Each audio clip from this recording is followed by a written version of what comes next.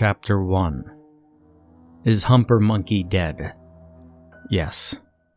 He died during a particularly brutal year in our family. We lost 2 of my sisters, 2 of my brothers, including Monkey, an uncle. My mother suffered multiple strokes, and my son got his leg blown off by an IED. We had to sell the family property to cover medical bills, funeral expenses, and make sure the widows and the kids were all taken care of. Monkey's son died of an overdose not too long ago. Was the second 19th story true? Well, first, there were only 20 of us in the barracks when it burned down. Tandy vanished, to be found that spring during RTEP. The barracks that replaced the burned down one was plagued by electrical and heating problems.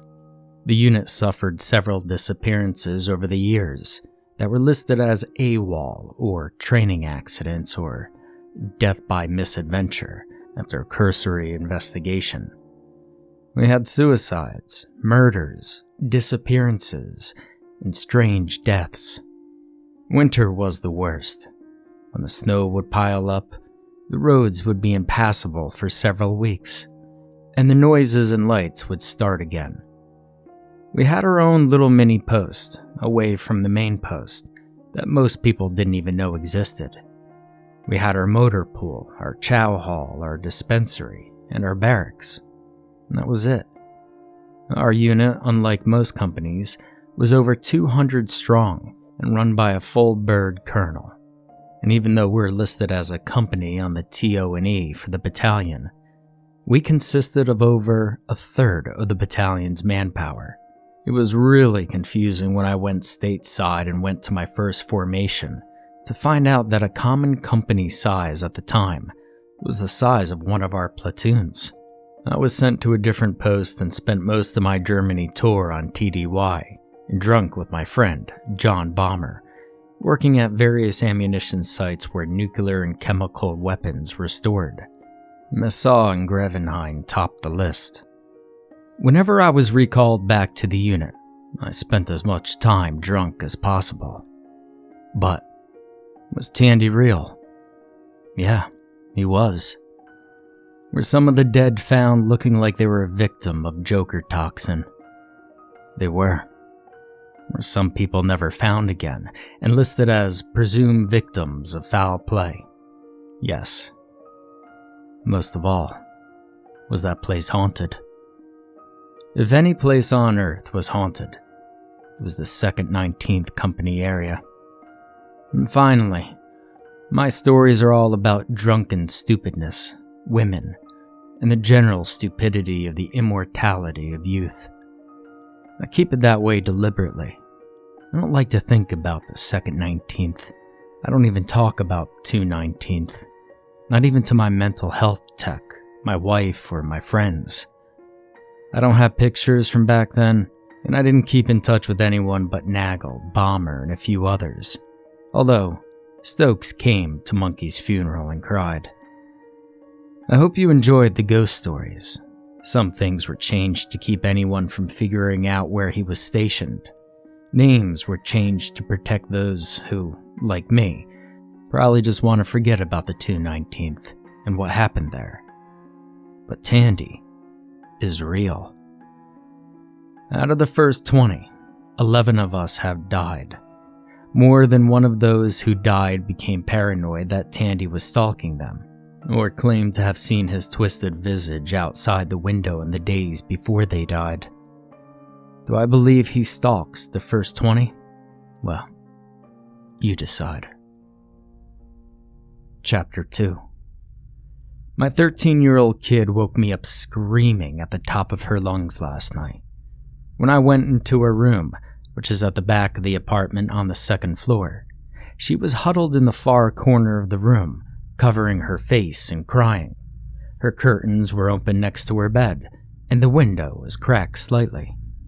As soon as she saw me, she ran to me and threw her arms around me, crying hysterically.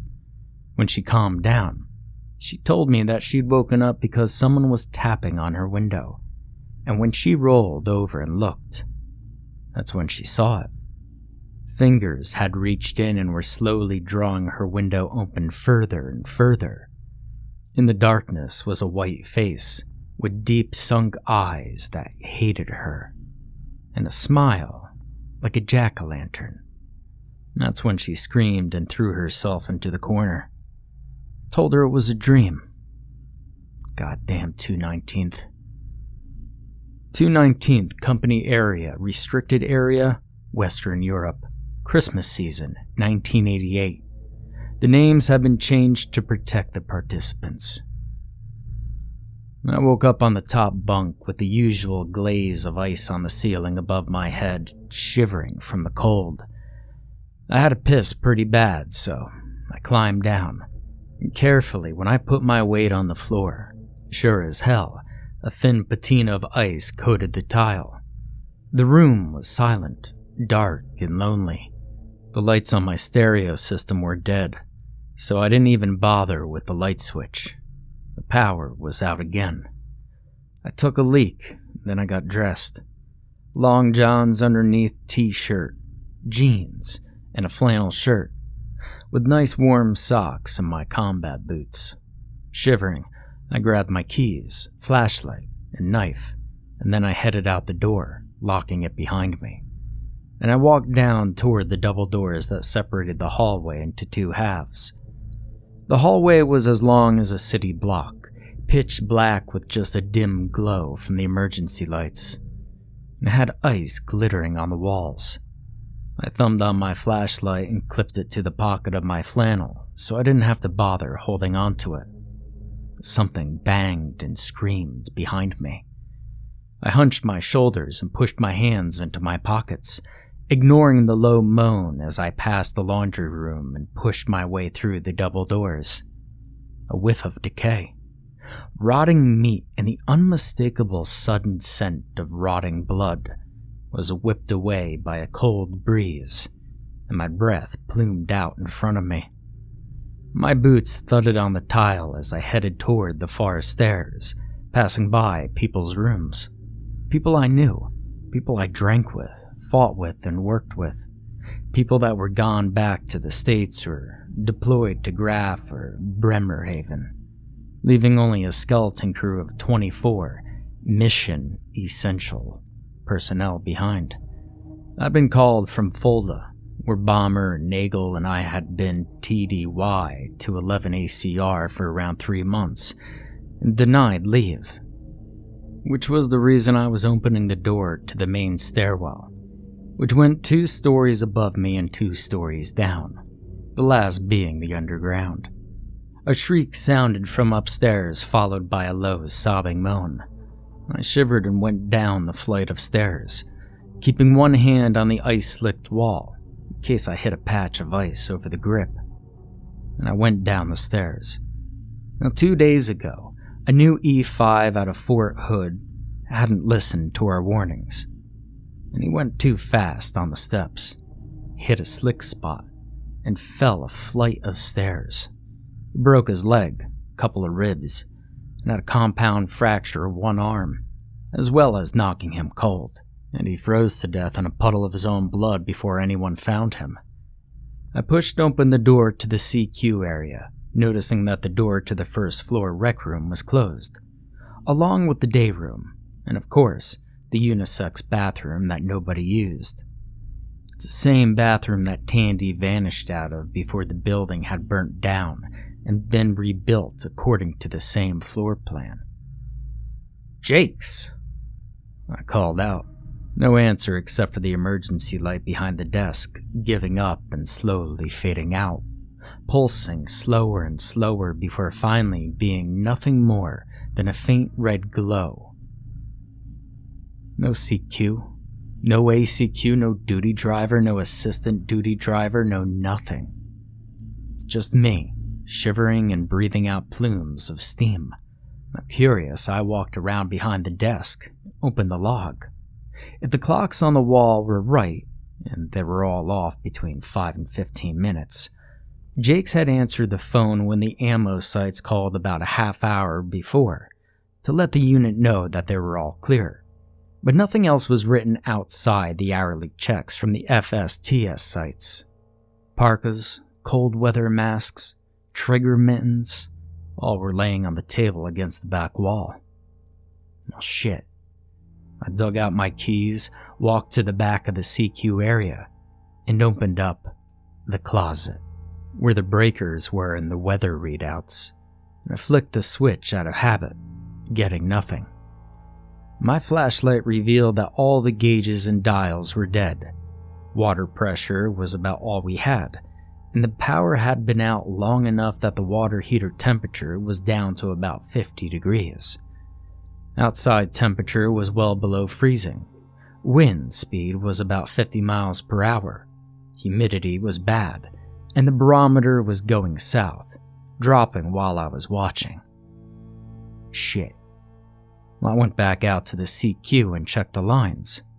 2 were dedicated lines, one to V-Corps, the other to the Rangers. The other 4 lines were standard phone lines used to make normal calls. The other 2 lines were only for emergency. All but one of them were dead.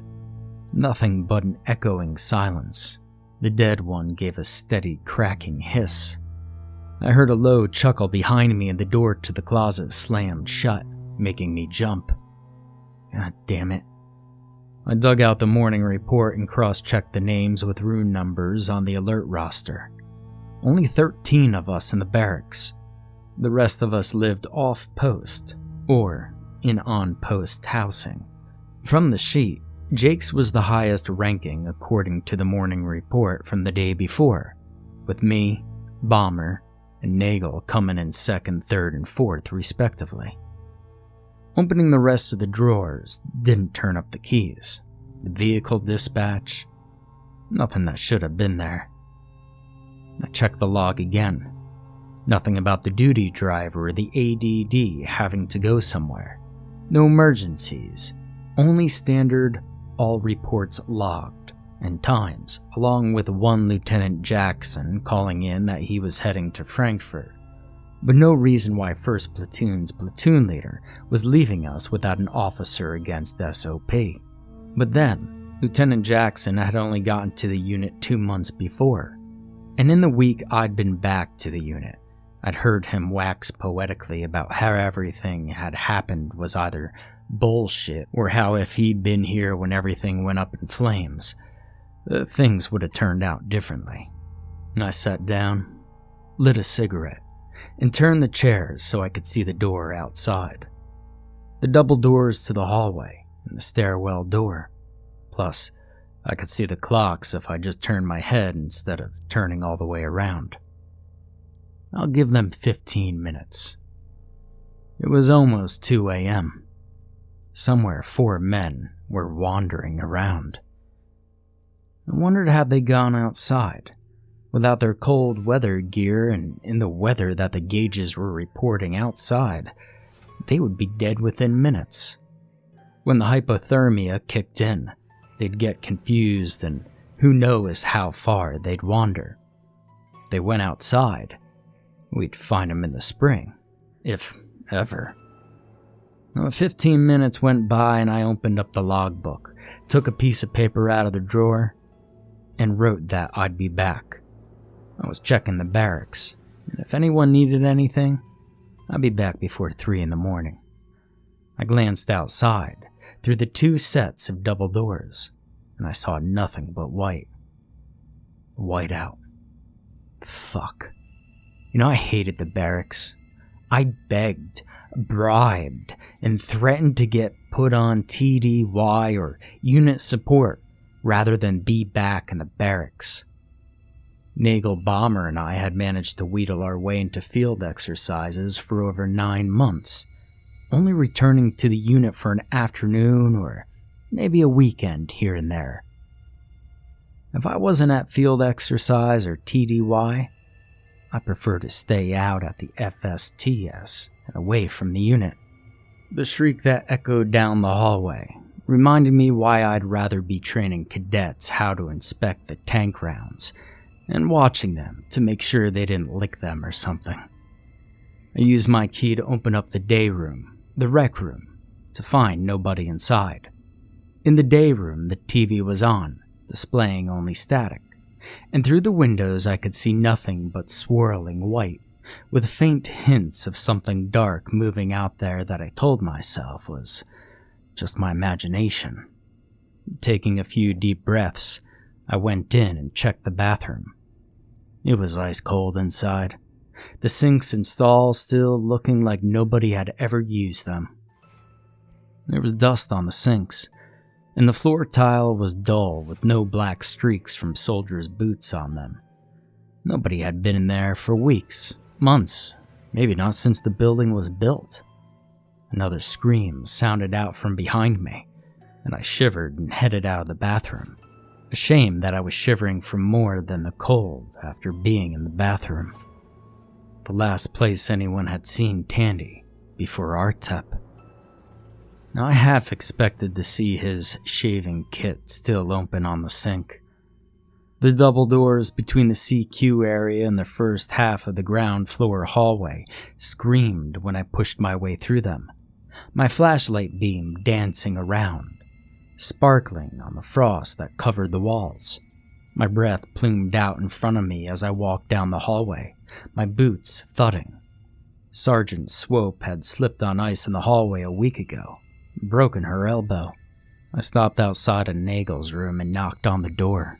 It took a few minutes and a few more knocks, but Nagel answered, wrapped in a nightgown, fuzzy robe and a blanket with her fuzzy bunny slippers, wearing a look that combined irritation and sleeplessness. "What the fuck do you want, Aunt?" she snarled and yawned. "Go beat off, I'm sleeping." "Hey, CQ crew is gone. Can't find them. Power's down," I told her. "Go away. Don't care," she answered and went to slam her door, but instead it bounced off of my boot. "Get dressed, Nancy. I'm gonna grab Bomber." I smiled and held up my keyring. "Don't make me come in there." She grumbled behind me as I walked off and she closed the door. Through the double doors, take a left, up a flight of stairs, take another left and head toward the end of the hallway. Ignore the screams, ignore the sobs, ignore the cold chill down the back, ignore the whiff of burning flesh and jet fuel. God, I want a drink. I didn't bother knocking on Bomber's door. I just used my key and walked in. For some reason, when keys were handed out, see, I came back after everyone else had moved into the barracks. Well, they'd handed me a key which turned out to be a master key. You named it in the barracks. Well, my key opened it. If it wasn't a secure area with a heavy security door and locks. Now, I should have turned it in. I probably should have reported it, but for some reason, well, I kept it. Bomber was curled up under his blankets, so I just grabbed the edge and whipped them off. 219th was required to be extreme cold weather survival certified by order of the post commander. Before you could move into the barracks, you had to attend the class. You learned how to survive in the cold, and one of the most important parts was how you sleep. While a person is sleeping, they have a tendency to sweat. That sweat can create ice between the blanket layers, in the sleeping bag, or on top of your blanket fart sack. So, you had to sleep in a simple way. Naked. And Bomber, sucking his thumb, just like always. "Hey, get the hell up, you Texas retard," I yelled at him, throwing the blankets back on top of him in order to spare my eyes any more view of Texas.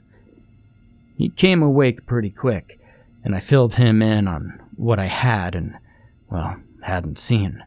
He cursed, both at the situation and me, but he didn't refuse to come with me, just bitched and called me a chicken shit for not doing it all by myself. While he got dressed, I stood and looked out the window. It was nothing but swirling, thick white.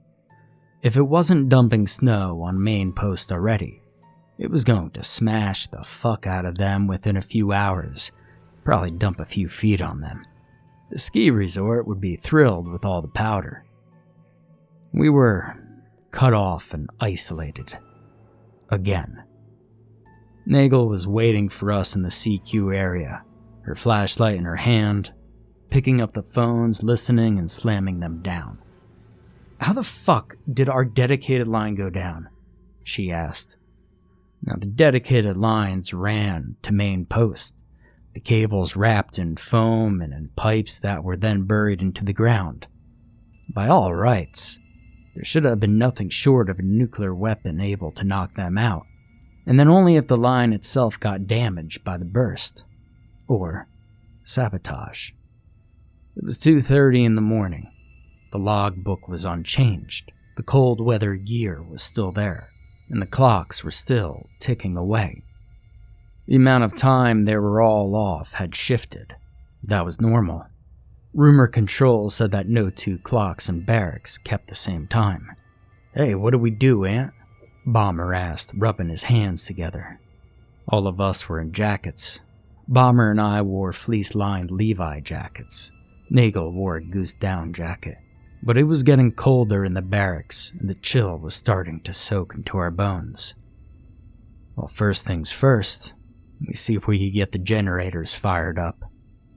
It was straight out of the handbook. We hit the middle stairwell and went down to the basement, the darkness seeming to get thicker as we went. My flashlight started to dim, the beam getting more and more yellow the further down the steps we went. Our footsteps sounded muffled, and the wind had managed to slither into the stairwell and pluck at us with icy fingers. The generator room was down in what used to be the sub-basement, which we had to access by going into the furnace and water heater room. I unlocked the door, and my flashlight went dead. Bomber and Nagel waited for me to switch the batteries in my flashlight. You never go anywhere in the building without extra batteries. Always store the batteries wrapped in paper, and then wrapped with tinfoil. Then we opened the door. The massive hot water heater sat silently against one wall.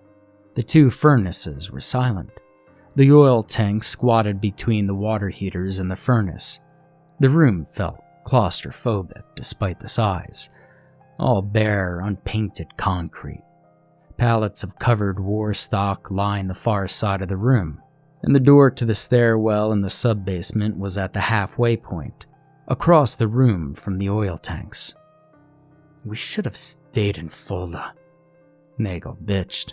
"I'm so cold my fucking nipples are gonna fall off." I grinned at her and, well, we went in. We stopped by the switch boxes and moved the big handle switches from external power to internal, bitched for a few minutes about how cold it was, then walked over to the door, quickly unlocking it. When I hauled the door open, the smell washed over us. Decay. The sub-basement always smelled like there was something dead down there, no matter how much time had passed, no matter how well it was searched with nothing found. It always smelled like death. We went down the stairs and I unlocked the door to the generator room, ignoring the other 3 doors in the short hallway. All of them contained additional war stocks for use in the barracks. According to the inventory sheets and rumor control, the generator room contained 4 5K generators and 2 60K generators. 6 fuel tanks were outside the building, 2 down in the sub-basement. Like the oil tanks, they were inside the building to prevent slurry or freezing in the pipes or lines. The generator room, like the other 3 rooms, could be accessed by the large hallway that ran behind them. Now the barracks sat on a hill, which meant that the ramp from the hallway to the doors that opened out to the surface was a fairly gentle of an incline. The war stocks and the generators had been moved in through the doors, into the hallways, then into the correct rooms via large double doors at the far side of the room. I'd never seen them, but I'd checked the door a few times on CQ to make sure it was still locked. You just checked it. If it was locked, you signed off the sheet by the door. If it was unlocked, you locked it and then you noted it on the sheet before signing off. Well, we'll fire up the generators and then we'll sweep the barracks and see if we can't find Jakes and the others, I said. Bomber grunted and Nagel just nodded. I pulled open the door to the generator room, already thinking about what order I'd need to fire them up, looking forward to then getting the water heaters and furnaces running.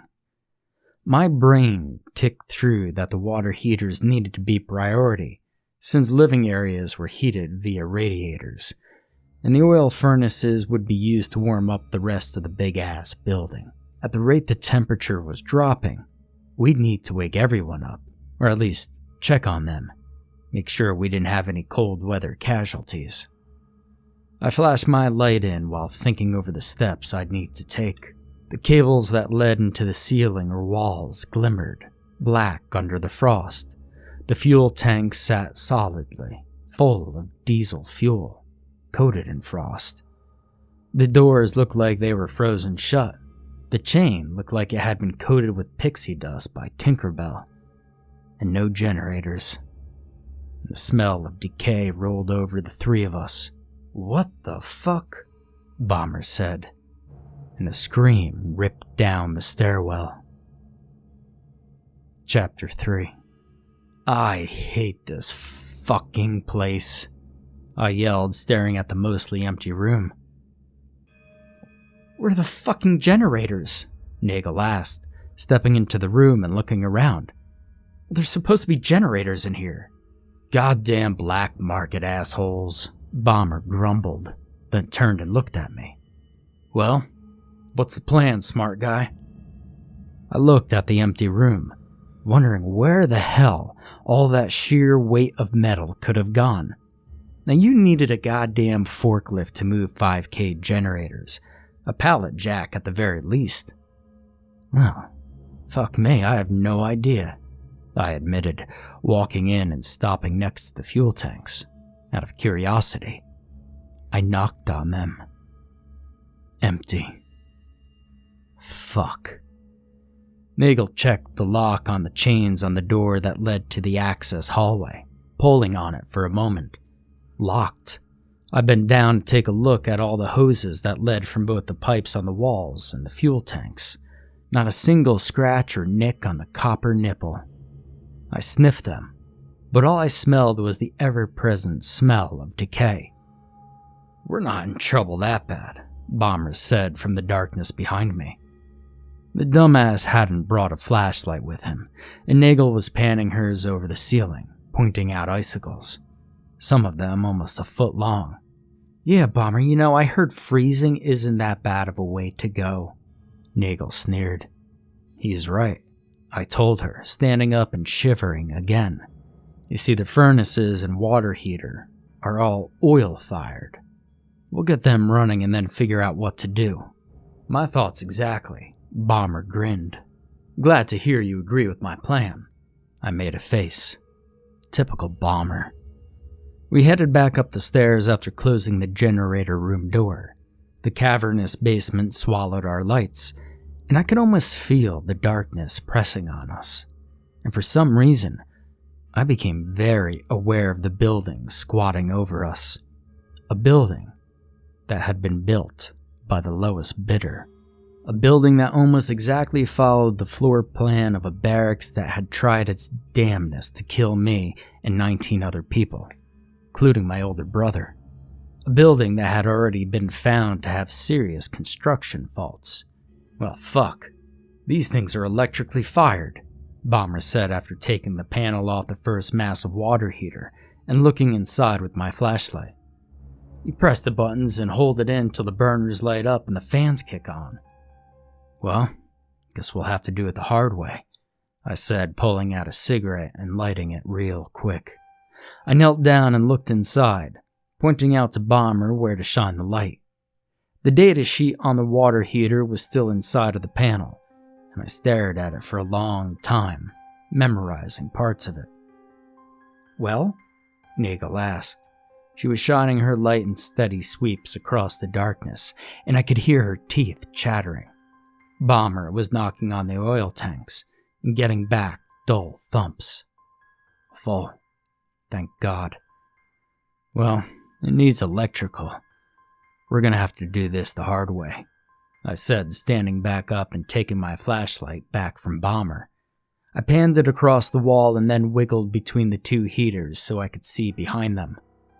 And a scream echoed through the basement, raising goosebumps on my arms. I was suddenly very aware that I was pinned between and slightly behind a water heater that probably weighed about 2 tons, without water. What the fuck does that mean? Nagel snarled. She was in a bad mood, cold, tired, and if she was anything like me, well, a little scared. Well, we need to find a generator, I told her, then kicked my boot. Bomber, pull me out. Hey, Aunt, in case you didn't notice, the generators are gone, she said as Bomber grabbed my ankles and pulled me out from between the hulking metal behemoths. Well, in the generator room, yeah, Bomber said, and I nodded. Well, let's check the inventory sheets. We went to each tarp-covered stack, pulling the inventory sheets out of the clear plastic envelopes, and quickly scanned them. Body bags, uniforms, boots, sleeping bags, TA-50s, tools. It was all broken down by platoon and squad. Everything we need to fight when the Soviets rolled into the Fulda Gap. Except fucking generators. What about the war stocks room? Nagel asked when we finished. It was getting colder, even down in the basement, which meant that it had to be colder than a witch's ass on a brass broomstick in the rest of the barracks. No key, I answered. Jake's has the key, and they weren't in the CQ area. Well, how many of us are left in the barracks? Bomber asked, shivering. All of our teeth were chattering, and I started walking toward the stairwell access. Well, CQ is all from the barracks tonight. That leaves 10 people we need to find if we count them. If we don't, well, we need to find 6, I answered, remembering the morning report. That's if nobody else is missing. Well, yeah, if.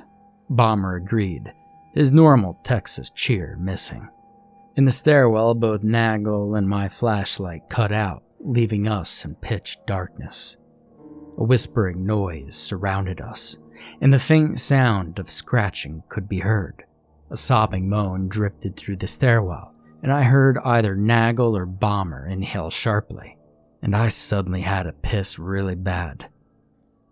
I could hear Nagel unscrewing her flashlight, and I did the same, almost racing her to get it open and drop in new batteries. I stripped the tin foil and paper off of them and dropped them in, then sighed with relief when it lit back up. I still remembered my flashlight batteries cutting out and new batteries not getting my flashlight restarted one fateful night. We started up the stairs, reached the midway landing, turned to go up, and stopped in our tracks. Staring. Nagel screamed. Bomber cursed. I just stared, mouth open. Dark red had oozed from the edge of the ceiling that was formed by the second-floor landing, running down the wall next to the first-floor door, and freezing solid. Our flashlights glittered off the frost that covered it, and my brain just refused to process what I was seeing.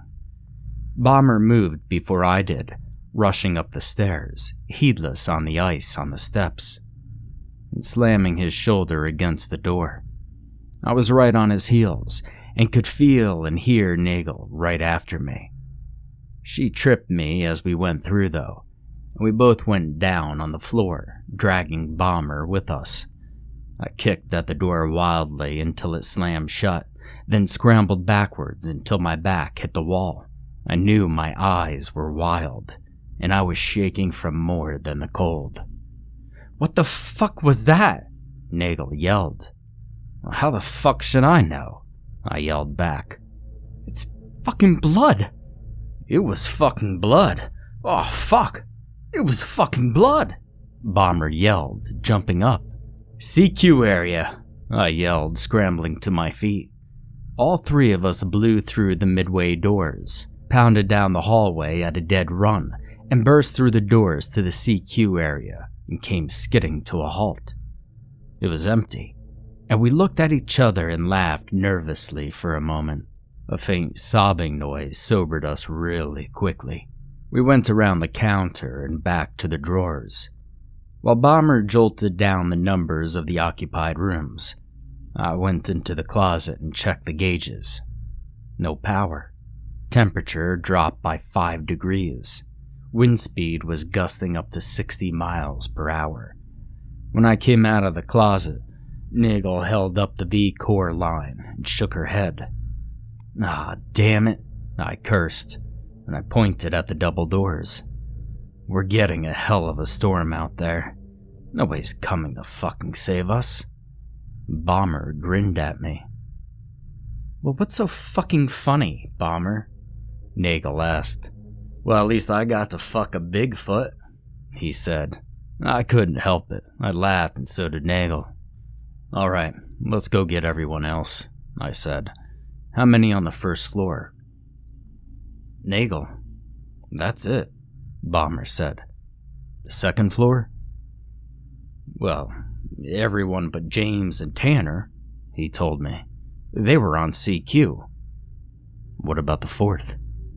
"Well, there ain't nobody on the fourth floor." "Good. Listen, Aunt, I'm not going back into that stairwell," Nagel said. "Well, you want to stay here by yourself then?" I asked. "No."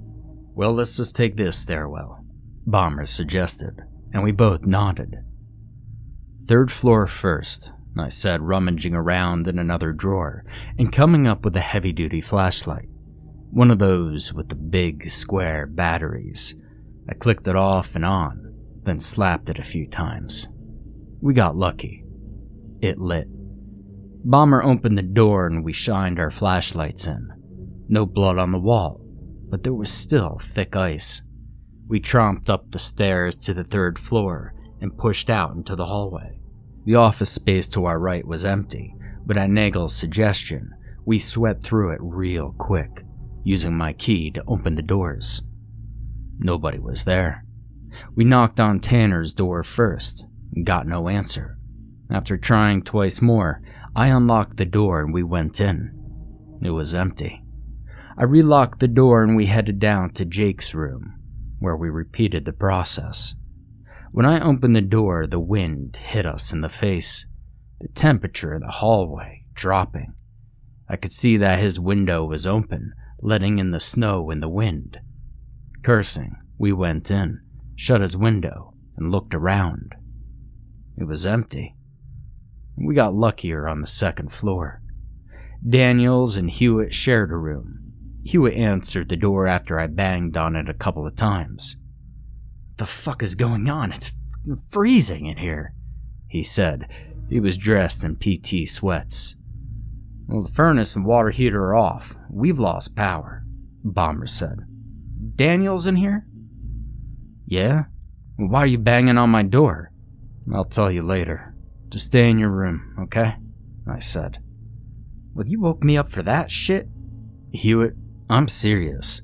Don't go anywhere just yet, but wake up Daniels and get dressed," I told him. "Well, why?" he asked. "'Cause I'm taking a head count, and then we're gonna figure out what the hell to do," I told him. "You know what? You're an asshole," he answered and slammed the door. I was tempted to kick in his door and beat his ungrateful ass. Hernandez answered his door, wrapped in his blanket.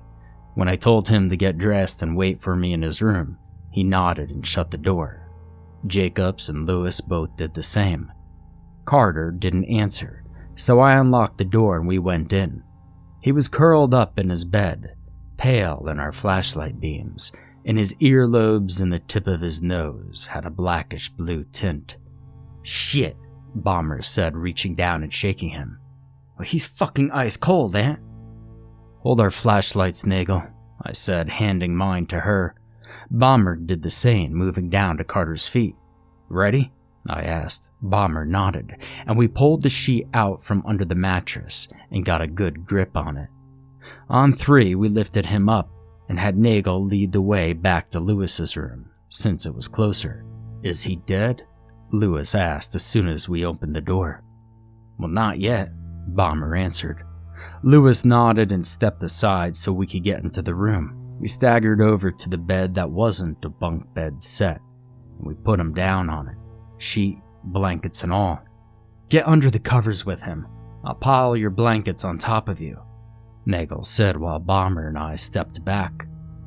Lewis had been to Arctic survival just like us, and knew that this was pretty much the only chance Carter had.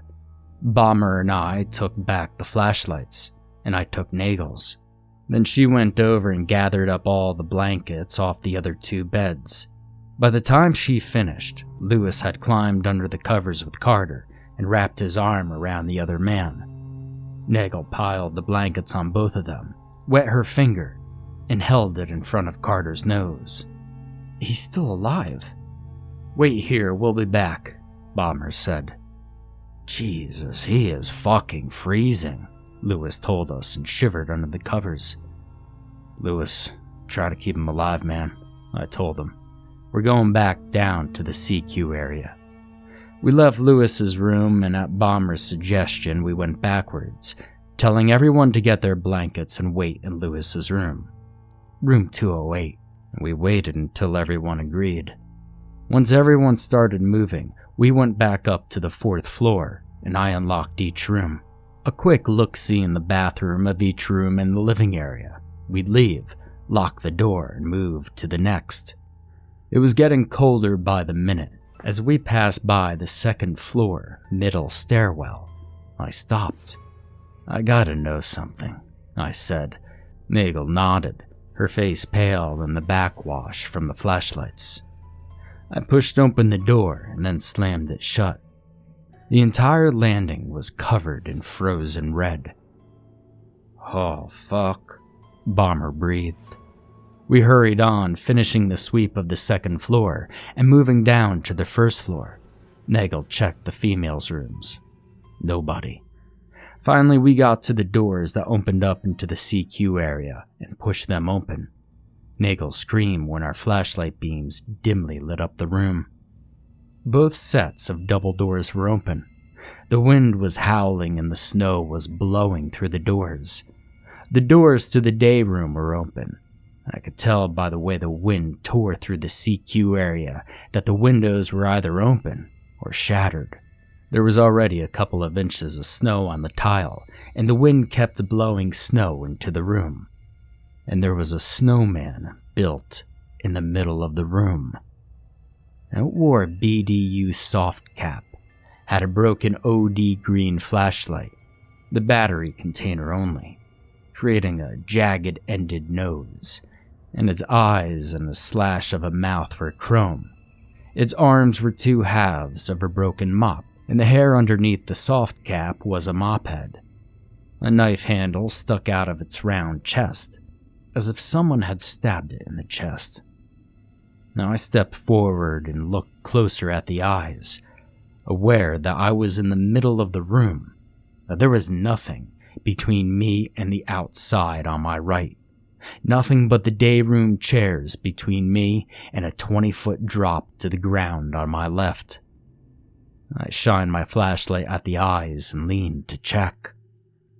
They were chrome with black edging. Dog tags. Dog tags with rubber silencers on them. My dog tags. From where I'd left them hanging in the bathroom in my room. The mouth was a broken-off knife blade. The hilt in the chest matched my blade. A hilt I recognized. It was one of the knives out of my desk. The red emergency light clicked on, turning the snow crimson, and the snowman bloody. Outside, in the storm, came another scream. A long, drawn-out scream. The red emergency light strobed for a second, and cut out. Chapter 4. With a snarl, I plucked my dog tags out of that snowman's face. Then I kicked it down, cursing and snarling the whole time. I was vaguely aware that I was hovering on the edge of losing control, that I was wavering between panic and going apeshit. I could smell jet fuel and burning bodies. I could hear screaming, and the scars across my back had ignited. My brain registering the freezing wind howling around me as my shirt charring on my back. "I'll fucking kill you," I screamed, turning and taking a step toward the door. Before I could take the second step, Bomber had me around the neck, pulling me back in a full Nelson, while Nagel moved in front of me, grabbing my face in her hands. Don't go out there. Please, Aunt, calm down," she said. Suddenly, she leaned forward, kissed me. The taste of her lips, the feel of her tongue darting into my mouth, the pressure of her mouth against mine suddenly bringing me back to reality. "It's what someone wants," slithered through my brain. I relaxed and Bomber slowly let me go. I dropped my flashlight in the snow, and when Bomber let me go, I picked it up slowly, anger still making my head pound. "What the fuck is going on?" Nagel asked, walked over to the outer doors, kicking the chops up so that she could close them. Beyond her, in the snow, dark shapes moved around just beyond the reach of my flashlight, as if they were edging toward her, but unwilling to brave the light. 4 shadows, my mind insisted. Once the doors shut, the wind cut down, and Bomber went into the day room to shut the windows in there while Nagel shut the inner doors. I simply stood there, next to the ruined snowman, shaking with the after effects of too much adrenaline. Whoever had done this had been in my room, had gone through my stuff, and had done this knowing that I'd find it. "We've got a goddamn psycho," I said. Nagel and Bomber turned and looked at me. "Well, shit," Bomber said, looking around the CQ area, panning his flashlight. Snow was thick on the floor. Wind had scattered the paper from the bulletin board everywhere. He walked behind the desk and stopped. When I shined the light on him, his face was bloodless. "What?" Nagel asked. Bomber wordlessly held up the phone receiver, the black plastic looking unclean in his hand somehow. 3 inches of curled cord dangled from the receiver. "Shit." "Well, what about the log, Bomber?" I asked. "That's gone." "What do we do?" I asked. My brain was spinning, running through the logic chains and permutations. The majority of the decision trees ended up with all of us dead. "Shit, I don't know, Aunt. What do you think? Punt?" Bomber came back around the counter and stood right next to me. Nagel was on the other side of me, keeping her flashlight on the doors of the hallway and the rec room, and the bathroom. "We need to get back to the others. We'll have to form up in Lewis's room. I don't want to move Carter," Nagel said. I nodded wordlessly, trying to figure out our next move. No matter what we did, we were in danger. Roll the dice, or play it safe. "Yeah, roger that," I said. Bomber led the way through the doors, the wind shrieking in the door hinges screaming in protest. Our shoes left snow in the hallway as we walked in silence down the hallway. "Well, do we tell him?" Bomber asked suddenly, breaking the eerie quiet. "I don't know. This is way above my pay grade," I answered. "We need to tell them. There's a psycho loose," Nagel added. "Except for one minor problem," I added as we pushed through the second set of doors. I started to reach for the door handle to the middle stairwell and pulled back with a hiss. "Yeah, well, what's that?" Bomber asked. All 3 of us stood at the door to the middle stairwell. Above us, in the darkness, the landing was coated with red ice. On the other side of the door, the wall was coated with the same. Well, one of them might be the psycho, I told them. Shit, Nagel summed it up. Bomber nodded, and wordlessly we all started walking to the end stairwell rather than take the middle one. I led the way, checking up with my flashlight. Nagel came next, flashing her light down the stairwell, leaning over and looking all the way to the bottom.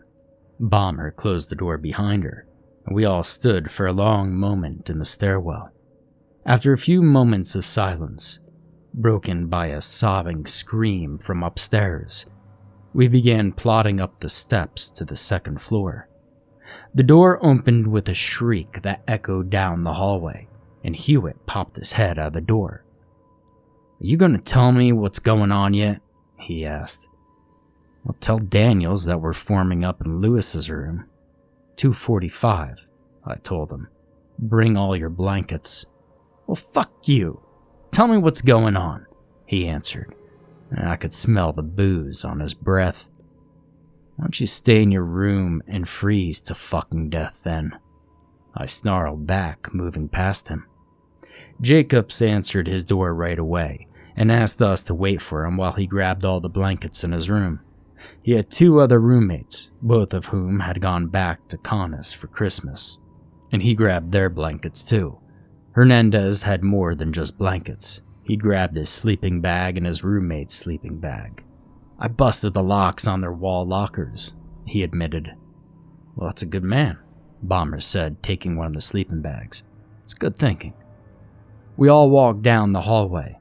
Outside, the wind was howling. Inside, moans and screams echoed throughout the dark hallways. I unlocked the door to Lewis's room with my key, and we all went in. I was half afraid that the room would be empty, except for Carter's corpse. "Lewis?" I asked into the darkness. "Yeah, I'm here, Aunt." I almost wept at the sound of his voice. "How's Carter?" I asked, moving further into the room. The others followed me. "He's shivering," Lewis answered. "I think he'll make it." "Thank God," Nagel breathed. "We're gonna form up in here. I'll explain when everyone gets here," I said. Nagel walked over and sat on one of the empty beds, taking a blanket offered by Jacobs with a wan smile and wrapping it around herself. The temperature in the barracks was still dropping. I was almost ready to go down to their room and drag them out when Hewitt and Daniels showed up. Hewitt wasn't carrying anything, but Daniels had blankets in his arms, including the quilt he usually kept on his bed. "What the fuck is going on, Aunt?" Hewitt asked. "Well, I don't know, Hewitt," I admitted. "Someone needs to go down and start the generators," Lewis said. Nagel barked a harsh laugh and held up her hand when everyone looked at her. "Sorry, it's just that ain't happening." "What do you mean, Nagel?" Hewitt again with the nasty tone. I caught myself looking at his hands. They were clean. "Well, the generators are gone," Bomber answered. "I don't think they were ever there, but even if they were, well, someone stole them." "Bullshit," Hewitt snarled. "You 3 are full of shit." "Well, then go check. High speed," I snarled back. Now I hated Hewitt since he'd gotten there in June. He was a nasty mouth fucking bigot who talked shit about people behind their backs, all while being all nice to them in person. During Reforger, he'd taken my Walkman from under my pillow and took it out to guard duty with him, and I caught him putting it back with dead batteries. "I don't need to know you're fucking lying," he sneered. "Why don't you call me a liar again?" I snarled, taking a step toward him. My muscles were still thrumming with the adrenaline from that fucking snowman, and my frustration and fear had built into a temple-throbbing rage. "You're a fucking liar, Aunt," he sneered. "What are you going to—" Dropping my flashlight, I hit him while his mouth was open, catching him right in the lower part of the jaw, and I felt it go under my knuckles. He started to spin with the blow, but I wasn't done with him. I put my left into his stomach, folding him up, and drove a knee into his face. Everything went red as I went with him to the floor into the darkness. Bomber and Hernandez drugged me off of him. I was shouting that I'd beat his ass for that goddamn snowman bullshit, and everyone was staring. Lewis was sitting up. It was obvious that both he and Carter were naked under all the blankets. Eyes went from me to Lewis. Hey, Lewis? Why are you and Carter naked? Daniels asked. Nagel was kneeling down next to Hewitt, checking his pulse. It's hypothermia, he said. I gotta warm him up or he's gonna die. He laid back down and pulled the blankets over the two of them. Oh, Daniels said. Then he turned to me. Aunt, what's snowman? I filled them in on what we'd seen so far. Hewitt woke up during the recounting, and his glare told me that he didn't think it was over. I hoped not. I wanted to beat on the racist cocksucker some more. Blood? No fucking way, Jacobs protested. Go look, Nagel said. Jacobs borrowed Nagel's flashlight and went out the door, and I locked it behind him. Less than 5 minutes later, he was hammering on the door. I opened it up and he rushed into the room, his face pale. There's fucking blood everywhere, he half yelled. Well, yeah, no shit, Sherlock, Bomber answered. We filled them in on the rest, including the snowman. Thankfully, Bomber omitted the part where I almost went charging out into the snow. There was a loud crash outside the room, and all of us jumped. Now, it's getting cold as fuck in here, Hernandez says. We got to do something. Yeah, I've got a plan, I said, and everyone turned to look at me. Bomber, Nagel and I are going to go out there, I said. Everyone stared at me. And just then, outside the door to the room, there was a long, drawn-out scream. Chapter 5. Bomber, Nagel, and I walked down the hallway, only my flashlight leading the way. Nagel and Bomber had given theirs to the few people left in the unit that were all gathered in Lewis's room. The barracks creaked and groaned around us, and a steady slamming noise could be heard coming from somewhere in the building. Frost glittered on the walls and floor, with patches of ice here and there. When we pushed the midpoint doors open, there was a crack of breaking ice and the swirl of wind around our legs. Once again, I caught the odor of something dead and rotting. Someone's opened some more windows, Nagel said when we paused on the other side of the doors. Upstairs, there was a scream of agreement that floated down the stairwell behind us. Who do you think it is? I asked. If it's someone from the unit, well, it has to be either the guys from CQ or someone from the unit that we didn't know was back, Bomber said, rubbing his hands together. Christ, it's cold. We kept walking toward my room, and I pulled my keyring out of my pocket. We stopped in front of my door. We'd agreed to grab the extreme cold weather gear out of our rooms before we followed through with my plan. A plan that held a little bit more than a trace of desperation. Sadly, it was pretty much our only hope, and it carried more than a little bit of risk. I reached out, put my hand on the handle of the door, and reached forward with my key. And my door fell inward, pivoting in my hand and smashing me across the shins, knocking me down and taking Nagel with me. I lay there for a moment, a little stunned by the fall, bouncing my head off the ice-covered tile, and the fact that my door had just fallen the fuck off. Bomber panned the light into my room as I looked up, and my heart sank. My roommates and my wall lockers were all open. The doors hanging half off the hinges, our TA-50 scattered around, down stuffing blowing out of the room and into the hallway. My desk drawers were yanked out, the 3-drawer chest broken, and my stereo and computer smashed. my windows open. "Well, shit, Aunt, looks like somebody kicked open your door," Bomber said as Nagel and I got to our feet. We went in and looked around. My blankets were ruined. The quilt my grandmother made me shredded. The cold weather gear was hanging from the end of the bunk bed, sliced down the back and stuffing pulled out, and my long johns tied into a noose and thrown over the chair in front of the desk.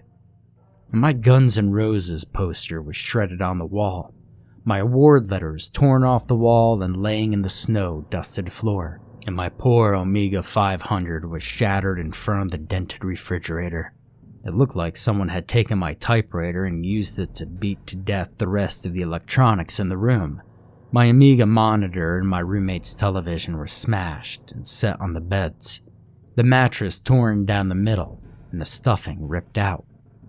Ice glittered where water had been poured on the beds. To top it off, all my roommates and my clothing was piled in the middle of the room. It was nothing more than a mass of ice and cloth. Someone had poured water on the clothing, or soaked it in the shower before throwing it in the pile in the middle of the room. "I think someone doesn't like you," Bomber finished, no trace of his usual good humor, and his Texas accent thick enough to smother someone. Nagel was moving through the room, staying in the beam of the flashlight, poking around in the wreckage that not too long ago had been my room. "You think, Bomber?" I asked. Someone had even cut the fingers off of my black gloves and torn up my trigger mittens, and then left them on my desk, a chunk of ice, just to mock me. My knives were broken, the hilts and the blades laid out nice and neat on my dresser. My Zippo lighter collection was destroyed, the lighters pulled apart and then crushed, and then set up nice and neat on the dresser, right next to the knives. 3.5 and 5.25 floppies were either broken and scattered around, or crumbled up and thrown about. My alarm clock was smashed, and then set back upright on my roommate's dresser, the hands pointing at midnight. Everything was gone. Everything I owned, everything my roommates owned, was destroyed. All 3 bottles of wild turkey had been broken and left on my bunk. "Well, let's go and try my room, Aunt," Bomber suggested after a few minutes. I nodded mutely. That was my wild turkey. I was trying to figure out who had done it. Why? I was coming up blank. We all walked a few doors down to his room, and we paused for a moment, listening to the banging noise coming from inside, beyond the door. Bomber gave me a smile that he usually got right before he clocked someone in the face. I smiled back and drew my knife from the sheath on my belt.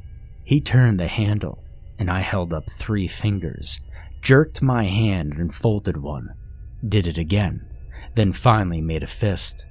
With a shout, he threw open the door and both of us charged into the room. Bomber's windows were open, wind whipping snow in. His wall lockers were open, the doors banging back and forth. The mattresses on the bunks were bare, his wall lockers empty, even the one with the civilian clothing. His walls were bare, his roommate's lockers were empty, and his TV was gone. Hell, even his rodeo buckles were gone off the walls. His room was bare. Only the desk, the dressers, and the beds. No 3-drawer chests, no desk drawers, no dresser drawers. Even his bathroom was stripped bare. It was as if nobody lived there. "My room?" Nagel said, and we looked at each other. Without bothering to search Bomber's room, we hurried to the stairwell, jogging in our haste to get there before whoever had ripped Bomber my room to shit got hers. Bomber went first, banging through the door and heading for the steps, flashlight casting wild shadows on the walls, and slipped on the first step. Bomber yelled and went face first down the stairs, bringing his arms up over his head as he pitched forward into the darkness, the flashlight flying from his hand. I thought he'd slipped on the ice, and I lunged forward to grab him, and felt my foot go out from under me right at the edge of the steps. I windmilled, reaching out and grabbing for the steps going up and swinging hard against the banister. Nagel screamed Bomber's name. Bomber cursed as he bounced off the steps. My knife fell between the stairs, vanishing into the darkness with a metallic clatter. I managed to keep from going headfirst down the stairs, holding on to the slick steps and breathing hard. Nagel had grabbed my jacket and was pulling me toward her, an action I was grateful for as I scrabbled for a toehold. It took a couple of seconds, but she managed to get me back onto the landing. Bomber was groaning on the halfway landing, so we knew he was alive. Nagel bent down and ran a hand over the edge of the landing, then reached down and felt the first step. "They're coated with ice. Like really thick ice," she told me. "Hey, I'm fine down here. Thanks for asking. Fucking assholes." Bomber groaned. Nagel and I moved down next to him, moving slowly.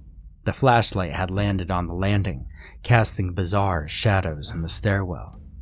Above us, there was another scream, almost mocking what had just happened. Bomber had slammed into a mop bucket that hadn't been there the last time we had been on these steps, and the sight of it told us that the ice on the steps, it wasn't an accident, that someone was supposed to go down the stairs and probably break their neck, or get knocked out or injured bad enough that they couldn't move and then freeze to death. "Hey, you alive there, Texas?" I asked him, squatting down next to him and rubbing his shoulder.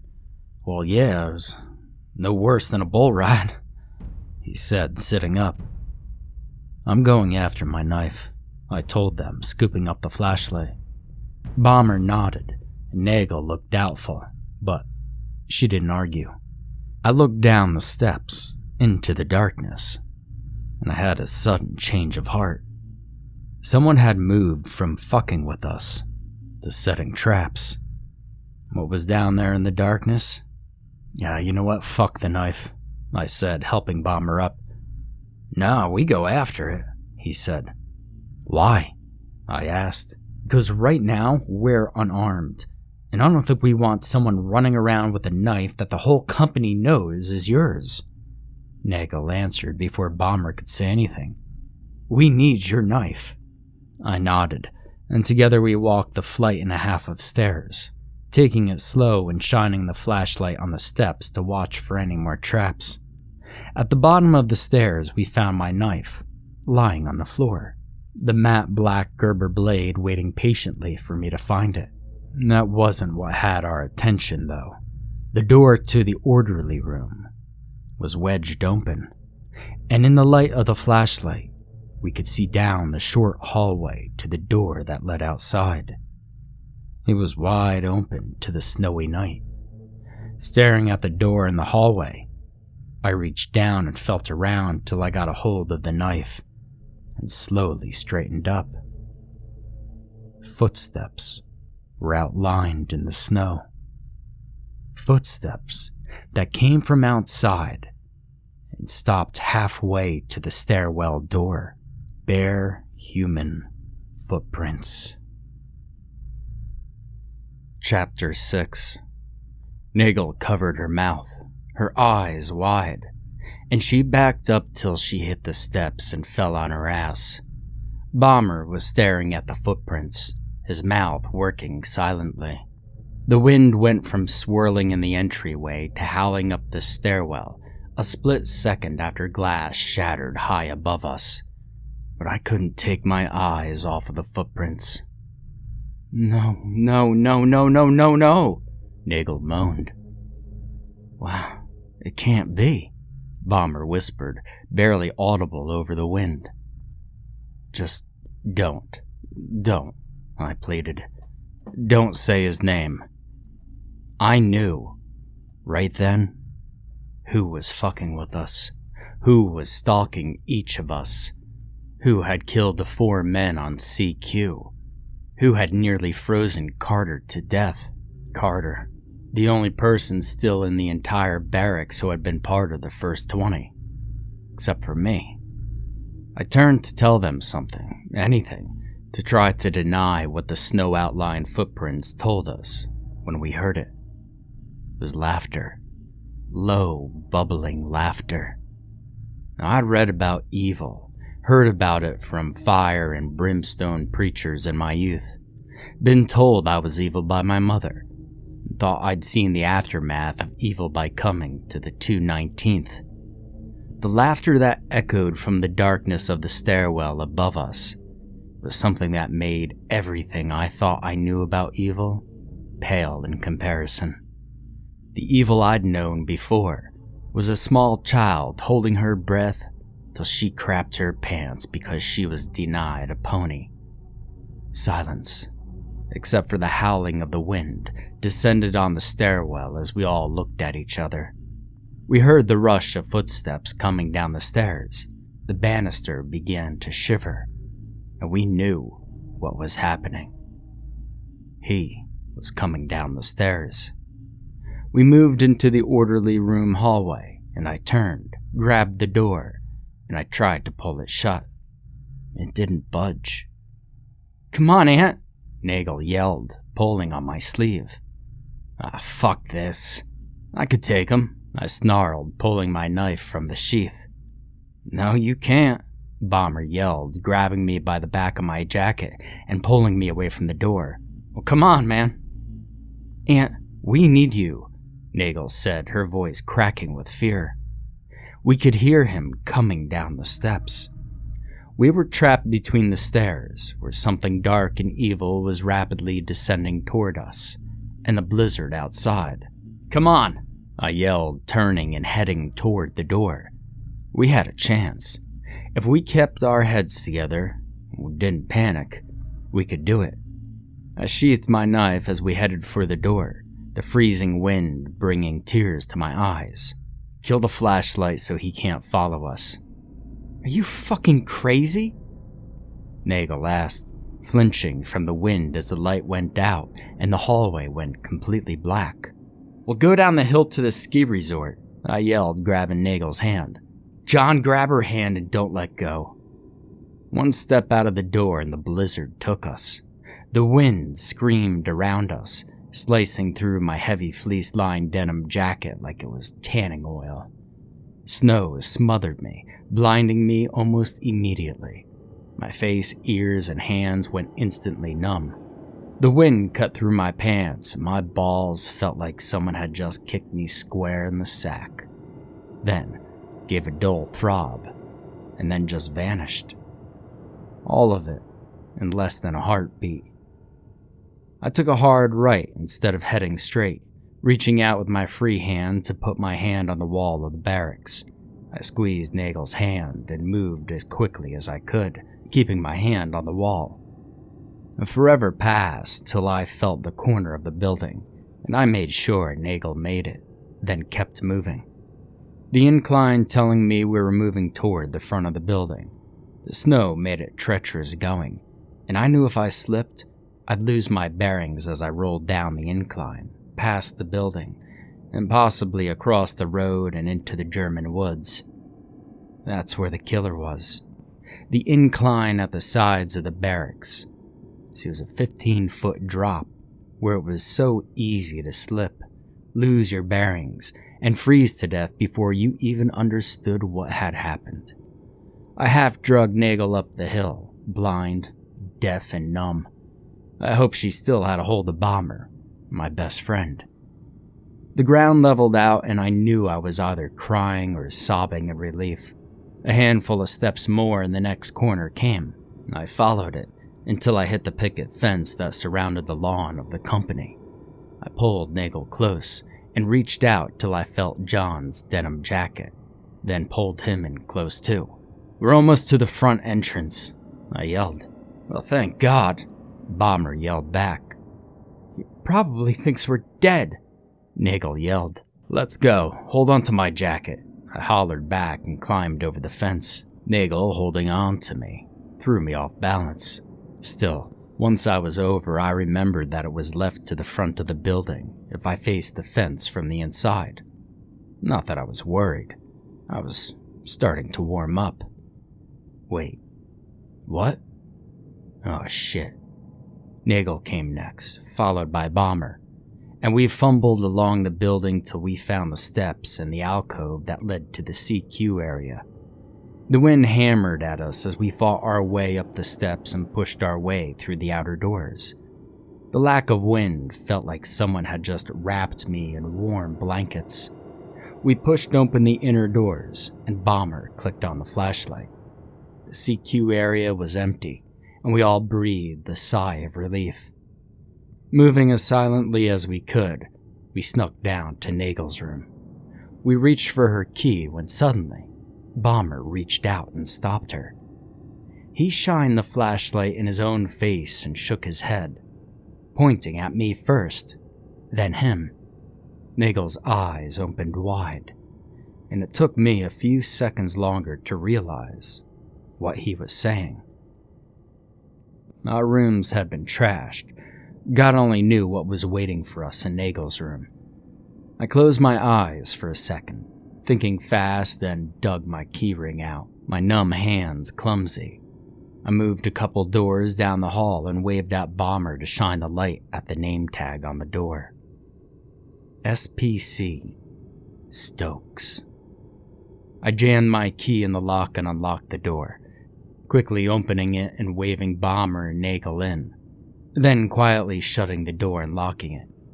Nagel grabbed a chair and drug it over to the door, putting it under the door handle to keep someone from opening it, even if they unlocked it.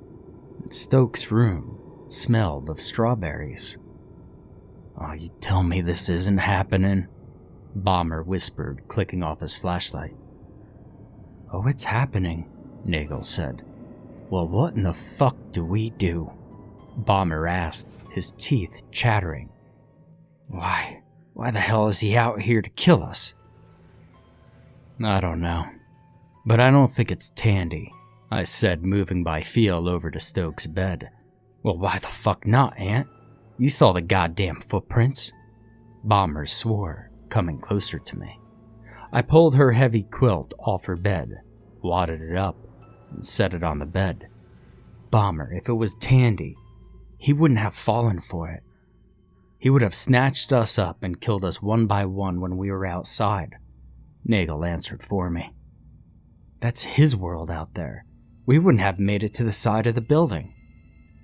"Bingo," I said, reaching out and grabbing Bomber by the jacket. "Come here, Nancy."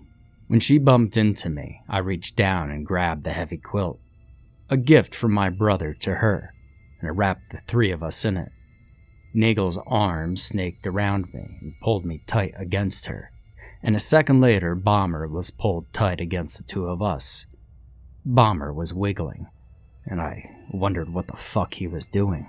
"Ain't nothing gay," Bomber said, and I felt his fingers unbuttoning my jacket and then my flannel, finally pulling up my shirt.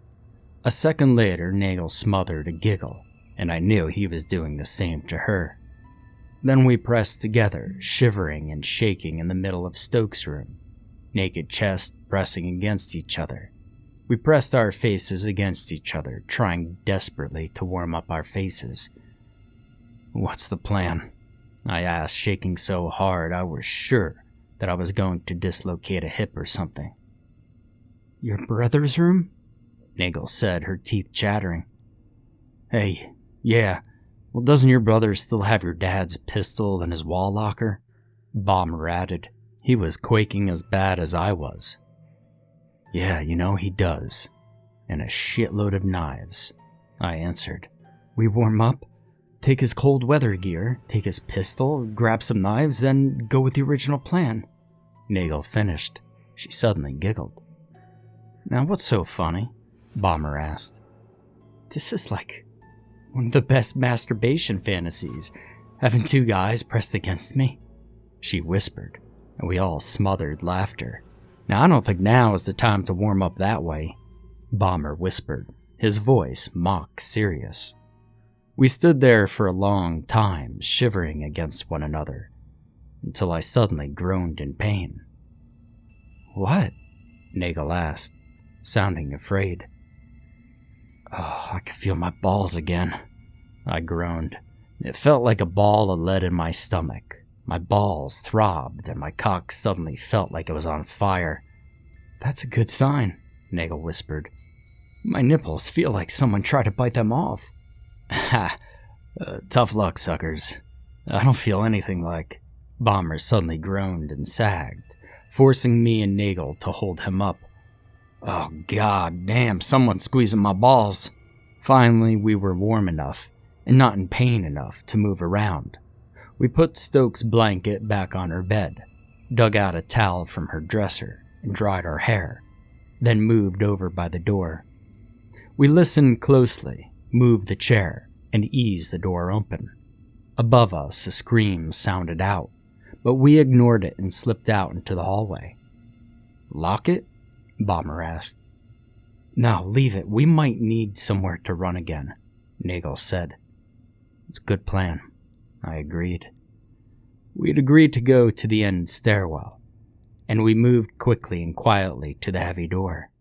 It was propped open and wind howled down the stairwell. For once, it was going to work for us. We slipped up the stairs, being careful to watch for ice or anything else, and snuck into the basement floor hallway. My brother's room was only a few doors down. I counted doors and waited for Bomber to catch up with the flashlight. He shined the light on the door nameplate, just to be sure. There his name was. I put my key in the lock and went to turn it, and it didn't budge. I tried again, both keys, but it didn't move at all. I went to pull the key out, and it slipped out of my hand. "What the fuck?" I asked. Bomber shined the light on the lock, and all three of us groaned at once. Clear, thick liquid had welled up around my key, a single drop slowly creeping down the face of the lock from beneath my key. Just to make sure, I reached down and touched the drop with my finger, then rubbed my finger and thumb together. They stuck. Super glue. Chapter 7. "Back, back, back," I hissed, and Bomber led the way, Nagel following him, and me pulling drag. We hurried as fast as the frost on our boots let us move quietly, ghosting down the hallway and into the stairwell. Bomber turned off the flashlight and we moved quickly and quietly down the stairs. The stairwell door was open still, but at least the door across from it that led outside was still chained shut.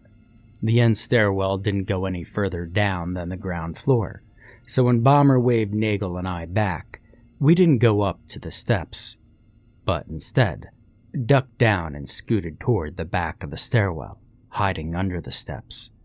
Bomber knelt down, then peered around the corner slowly, careful not to move too fast.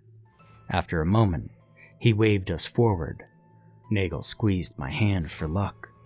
We moved as quietly as we could back to Stokes' room, slipping in and checking the room thoroughly with the flashlight. After, we put up a chair under the handle and locked the door.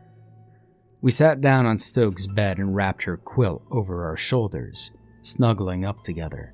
Nagel was shivering the worst, so once again she was between Bomber and me. The cold was getting worse, and we had 6 men upstairs who were counting on us to do something, one of whom was suffering from hypothermia already. "He's one step ahead of us," Nagel whispered, her teeth chattering. "This is insane." "Yeah, I noticed," Bomber answered. He had both hands jammed down his pants, and I followed suit, cupping my genitals and hissing in pain at the contact of my ice-cold hands on my already sore genitals. "We've got to do something," I said.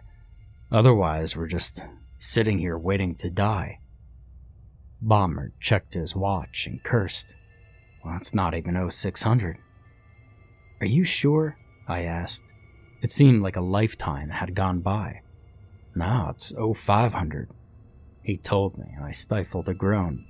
Sunrise wouldn't be until 0800, and the whole time it was just going to get colder. And sunrise wouldn't help. All it would do is turn the entire world white. If we tried to go outside during the daylight, we'd be in even worse shape. Put the blue lens in and hand me the flashlight. I'm gonna toss Stokes' room, I said, holding out my hand. Bomber took a moment, then handed it to me. I slipped out from under the heavy quilt and began checking over everything. Stokes was on leave, not at Graf or Bremerhaven. Her TA-50 would be there at least, and if we were lucky, her 2 roommates' stuff would be there as well. I hit jackpot in her dresser drawer full of panties. Keys. It looked like the 3 women had taken the spare keys for their locks and agreed to hide them in the room in case someone came home and had forgotten their keys, or one of them asked another to get something out of their wall lockers and bring it to them in the field. I opened up the wall lockers, shivering in the cold, and almost started crying with relief. Their extreme cold weather gear was there, and to top it off, one of Stokes' roommates worked in the motor pool, so her heavy coveralls were hanging in the locker. I brought out the coveralls, the parkas, the cold weather masks, the field jackets and liners, the parka liners, and the pants. In Stokes and her roommates' packs was the mandatory roll of 550 cord. In Stokes' 3-drawer chest, I found her Leatherman, and their flashlights were on their packs. When I found the vibrators, I gave silent thanks for big-pussied women. 3 of them were D-cell Hummers. I silently promised I'd never make any jokes about deep or wide women again. I promised that if I got out of it, I'd find a big-pussied woman and worship her for an entire weekend. Any woman who uses a D-cell vibrator was my personal goddess from here on out. I promised to sacrifice a virgin to a big-pussied woman, and I also promised to build an altar to them and dance naked around it on the full moon. We got dressed silently, layering on the cold weather gear, everything but the boots, which didn't fit any of us. We split up the flashlights and Nagel carried the extra one along with the batteries. My knife got transferred from my belt to hers.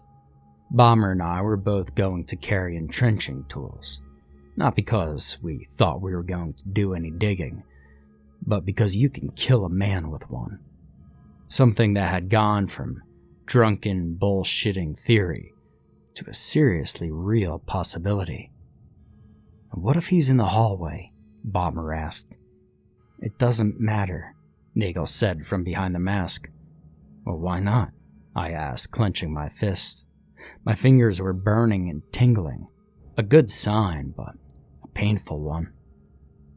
We're going out her window, Nagel told us, and Bomber and I nodded. We opened the window and jumped out, landing in the snow outside the barracks, trying to keep our balance. We were tied together by about 5 feet of 550 cord. One end of the cord was tied to the cross brace on Stokes' window, and I fed it out as Bomber led the way across the yard. We climbed over the picket fence, and I took care of something really quick. Across the street. 0 visibility. The pressure of the wind was forcing us off step. Breathing was like a knife in the chest. It was so cold. I was letting the 550 cord run between my fingers, keeping tension on it, and I heard Bomber curse as he ran shin first into the bumper of a car. I could tell he was moving about, checking something, and then he came bumping back, pulling Nagel into the clinch, so she could hear what he had to say. Flat tires, he yelled. Roger, I yelled back. We went past the cars and started up the short incline that led to our motor pool, 15 or 20 feet up, maybe 10 feet from the end of the car. The incline was brutal, but working together we managed to climb it. I kept tension on the 550 cord in my right hand. my hand dropping down to the D-ring I'd clipped to the parka to reassure myself it was there while I kept my shoulder against the chain-link fence. That was all that stood between us and the motor pool. Finally, I felt Nagel yank on the cord that connected us, and I knew that bomber had managed to cut through the fence. Ties on the ground and had lifted up the fence far enough for us to get underneath. I ducked underneath the poncho that bomber had put down to keep the ends of the chain-link fence from tearing through our cold weather gear while we crawled under the fence. I gave thanks to bomber's innovation and kept feeding out the 550 cord, keeping tension on it. Every few steps, I checked the D-ring just to make sure. Finally, the wind suddenly eased and I bumped into someone's back, stumbled to the side, and felt the side of the motor pool garage against my body. We'd gone less than 500 yards, and I'd felt like I'd run 10 miles in full combat gear. My muscles were trembling with exhaustion. I could feel the sweat running down my back, and I couldn't seem to get enough air. We skirted the motor pool building, looking for the door, until I bumped into Nagel's back. I stood there in the howling darkness, my feet freezing in my combat boots, so cold that they just painfully throbbed and with shooting pains in my toes. Finally, I heard a crash over the wind and saw a light pour out the suddenly opened door. All three of us rushed into the building. Bomber threw down the entrenching tool. It was bent wrong, the blade twisted and buckled, but it had done its job. I tied the 550 cord off on the door, then unsnapped the D-ring and set the assembly aside. I kicked the door shut and breathed a sigh of relief. We'd made it.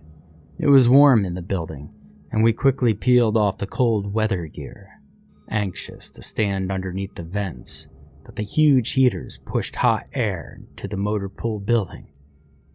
All three of us stripped naked, standing beneath the blowers. Nagel still held my knife. I still held onto the entrenching tool. And Bomber kept a lookout, the flashlight still in his hand.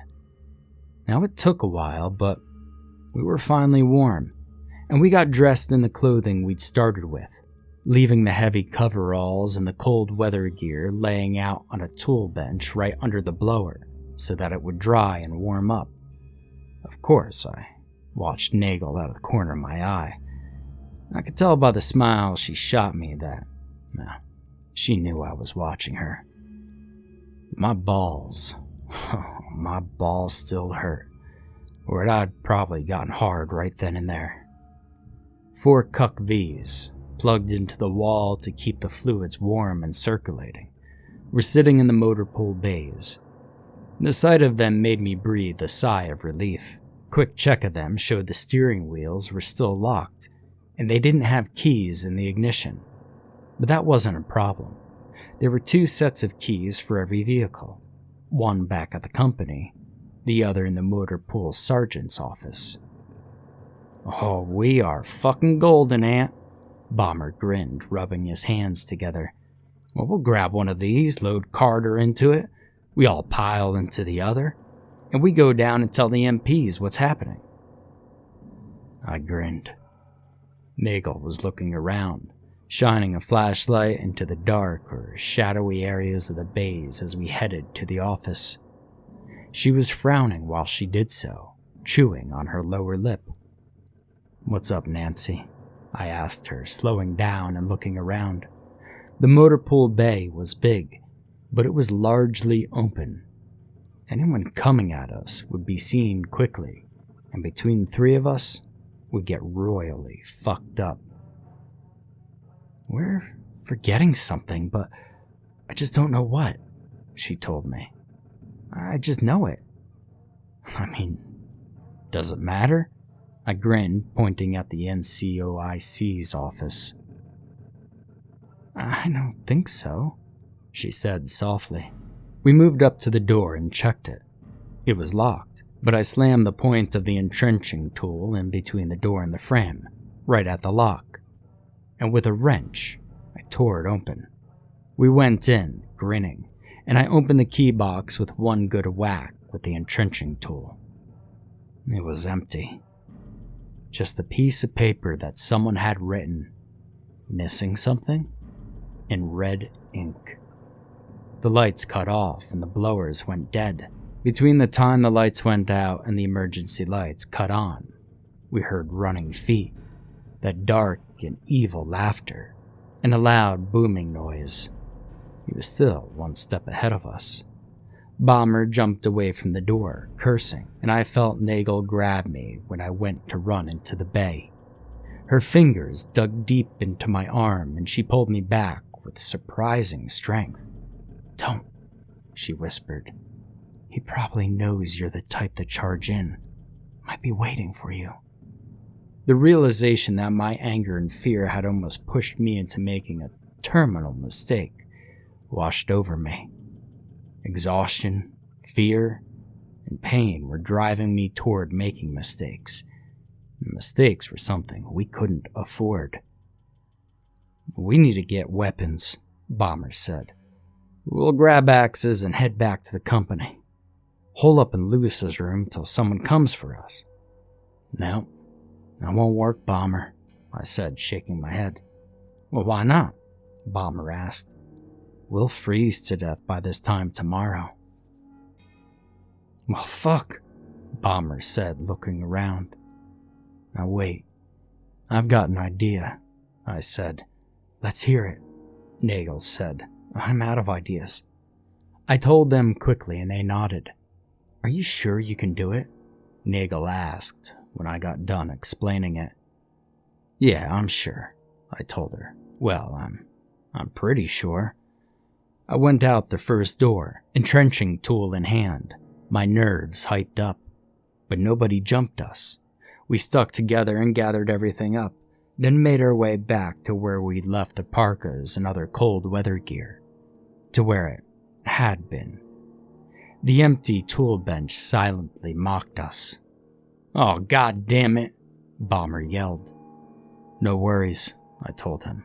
He looked at me like I'd grown a second head. "Come on, follow me." We went back to the offices, past the emergency showers, and into the locker room. While Nagel stood watch, Bomber and I began ripping open the lockers, one after another, pulling out the winter coveralls, any gloves left behind, anything we could use to replace our missing, stolen cold weather gear.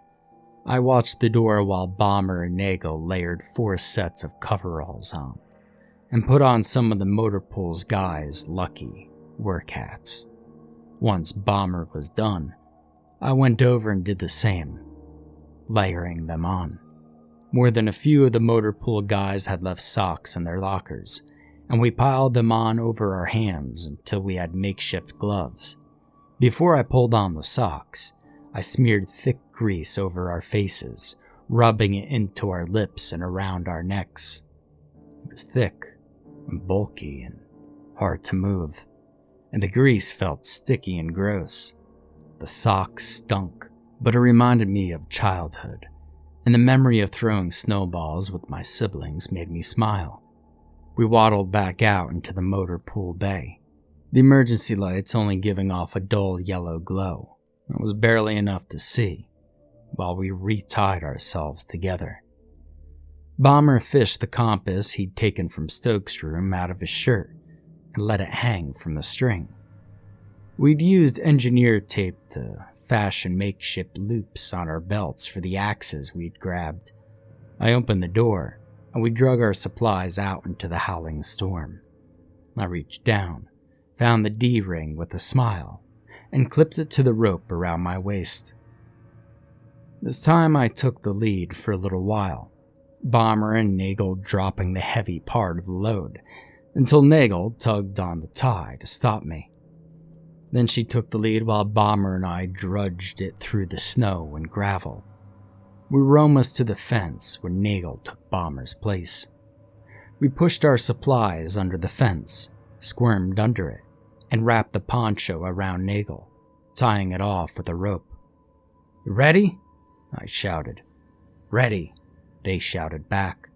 I I grabbed the 550 cord from where I'd looped it into the fence to keep tension and nice and tugged, and I felt it give.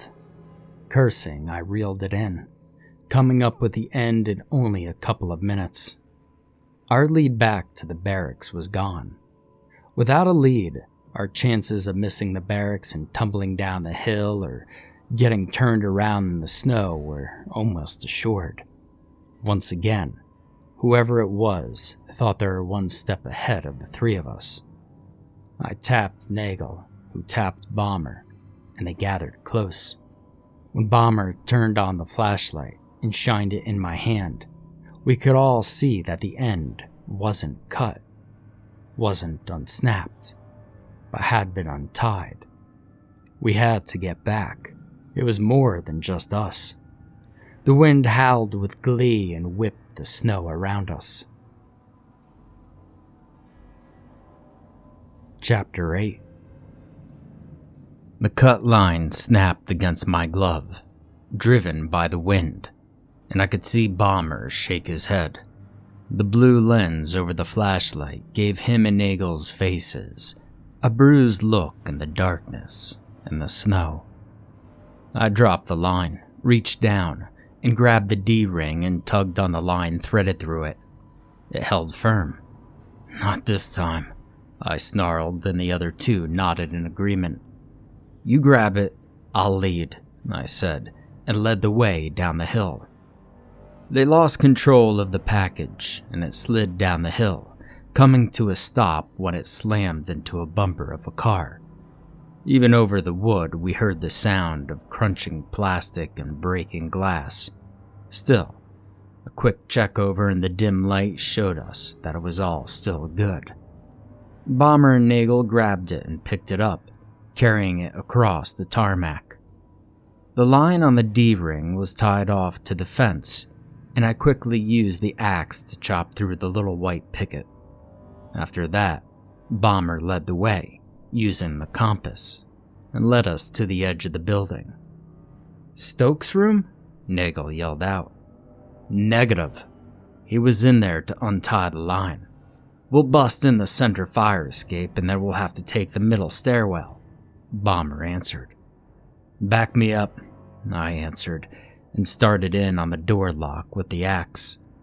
3 hits to rip through the steel lining of the door, and a few more to smash the lock up good enough to pull the door open. And the smell of death and decay rolled over me when I opened the door. The darkness beyond the door more absolute than the darkness I stood outside in. Snowflakes whirled and danced, vanishing into the gaping maw of the door. I clicked on the flashlight I'd stolen from Stokes' room, the beam muted by the snow howling around us, and stepped into the barracks. Somehow colder inside the building. To the right was the stairwell access door. Ahead of us, we'd have to go up in 3 steps. But we'd be inside the barracks proper, in the center hall that went through the entire length of the building. Nagel and Bomber followed, Nagel coughing at the stench that rolled over us. The wind outside didn't break it up, but seemed to compact it, to concentrate it somehow in the small emergency hallway. Once they got the package in, they shut the door, and we stood there for a long moment. "Well, when I find that bastard, I'm stomping a mud hole in his ass," Bomber said, cracking his knuckles through the socks. "At ease with that shit," I said, reaching down and grabbing the package. "Nagel, you lead. Bomber, let's do this." Bomber and I lifted it up. Nagel led the way through the side access emergency door, which opened with 2 quick hits with the axe. Then we moved carefully down the stairs with the package, trying not to lose our balance with how heavy and bulky it was. Our sock-covered hands wanted to slip, and the grease on my hands made the socks both tacky and slick, the metal biting into my fingers. The cold outside having numbed up my fingers and made them feel like stiff clay. And Nagel opened up the bottom door, and we ignored the shriek of rage from above us, ignored the sobbing wail that rolled down the steps, and pushed into the short hallway and stopped in front of the door of the furnace room. "Did you lock it?" Nagel asked me. I shook my head. Bomber was standing next to me, shivering, his teeth chattering loud enough for me to hear it. I pulled the door open, revealing the cavernous black beyond. A third of a city block long, and wide enough for 20 men to stand at arm's length from one another. It was supposed to be designed for our unit to hold formation in during the winter. Now, it was menacing. Something could be in the blackness. Someone could be waiting in there, wearing a pair of NVGs with a knife, pistol, or rifle in their hands, watching us in the doorway with a dark and evil smile. "Let's go." I broke the silence, bending down and lifting up the package. Bomber nodded and grabbed his side, and with Nagel leading the way, we headed back into the furnace room. It took us about 10 minutes to locate the water heater we were after. According to the data sheet next to it, the big fucking oil-fired heater was responsible for only one thing: the radiators. We set down the heavy load and stood in the darkness for a minute, stomping our feet and smacking our hands together to get circulation moving again. "John, go through the breaker for this heater on the wall. Nancy, why don't you come here?" John clicked on his flashlight, the red lens making everything blood-smeared, and disappeared into the darkness. Nagel came up as I stripped off the socks and glove liners. "This is gonna hurt." I grinned at her. "Shut up and do it," she said, unzipping the coveralls one by one and tearing open the 2 vests we'd all layered in till I could see her t-shirt. I slipped my hands under her shirt, sliding my hands underneath her breasts instead of cupping them, and the soft weight enveloped my hands. She hissed in reaction to the cold of my hands, and I gritted my teeth as the explosion of painful tingling engulfed them. I couldn't feel my pinky fingers, and I hoped the flesh wasn't blackened and dead. "Done," came Bomber's voice from the darkness after a few thumbs and a loud clack noise. "How you two doing?" "He's fucking freezing," Nagel bitched. "I can kind of feel them," I answered. "You still got the Leatherman?" "Yeah, well, I'm coming back." His footsteps drew closer, the swinging red light of his flashlight bobbing in the darkness. "Okay," I said, pulling my hands out from under Nagel's shirt. She quickly buttoned up while I kept talking. "Now, this thing is supposed to be a 440 system, but let's hope that this thing can provide enough power to get it to work a little bit." I kicked the side of the 1.5 kilowatt generator we'd hauled all the way down, with 2 5-gallon cans of Mogas strapped to it. We had 2 coils of electrical cord on it, along with one of the mechanic's toolkits that had been left outside of the tool truck. I was never so glad someone had broke reg in my life. "Nagel, you act as my light." "John," I said, accepting the Leatherman from him. "Yeah?" He turned and he was looking in the darkness. "Don't fuck around. Anyone comes at us, kill him," I told him. The reflected glow of the 3 flashlights was enough for me to see him nod, his jaw clenched. I used my knife and the Leatherman to rip the housing off the bottom of the water heater, cutting the wiring that led from the junction box to the heater itself, and then tracing it. The wind howled, creatures in the snow gibbered and screamed, and something off in the distance in the dark menace of our barracks kept slamming, and once we heard laughter echo through the room. And the whole time I worked as quick as I could, tracing the wiring and figuring out what needed to be connected and what could be abandoned, and deciding eventually that I didn't know enough about what the fuck I was doing, and I had to leave everything hooked up. Nagel and Bomber were silent, only the sound of their breathing once in a while audible over the wind. I started losing track of time. Once aware, I'd closed my eyes and drifted off to sleep. It was then that I realized that I had to get off the pot and hurry up, or I'd freeze to death laying on the floor, and John and Nancy wouldn't even know. John, my best friend. I remember drinking beer with him at Oktoberfest, watching the German women dance, and how he pulled me into the crowd just to push me at a thick-set blonde woman who caught me. She spun me around, danced with me, and her lips were sweet when we kissed while we were dancing. Nagel. What?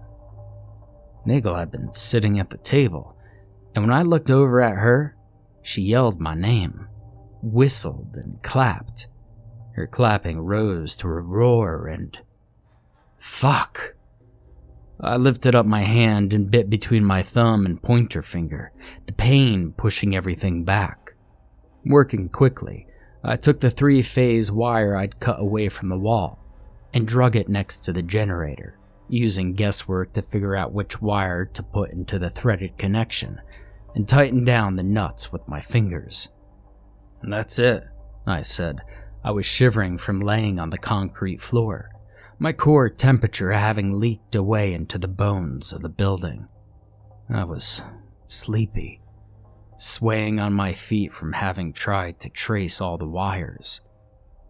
All that time laying on the concrete for nothing. "Aunt, here," Nagel said, wrapping me in her arms.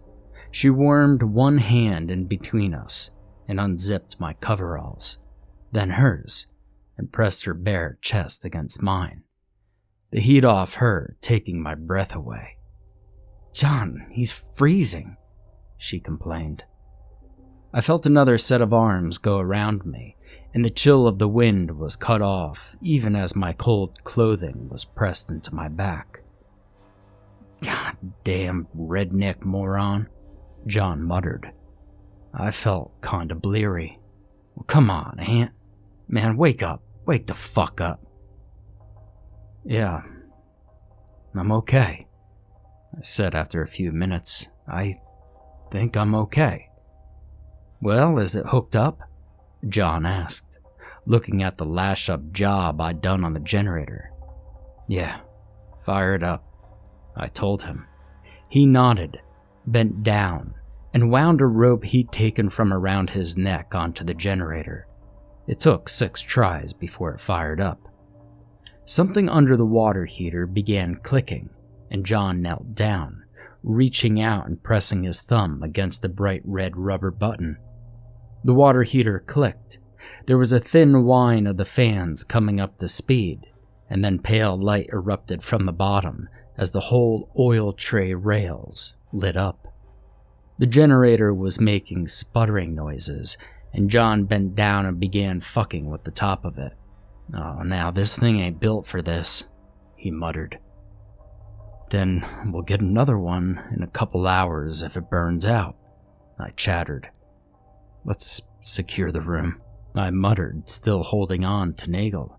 She felt like she was burning up with a fever, like she was made of hot coals. I'd almost killed myself. "Wait, Aunt, you're not ready," she told me. I felt Bomber's hand touch the back of my grease-covered neck.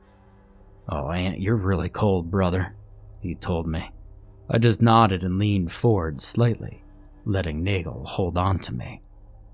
I heard John pick up the Makita drill and watched him vanish into the darkness, only the bobbing of the red-lensed flashlight giving him away.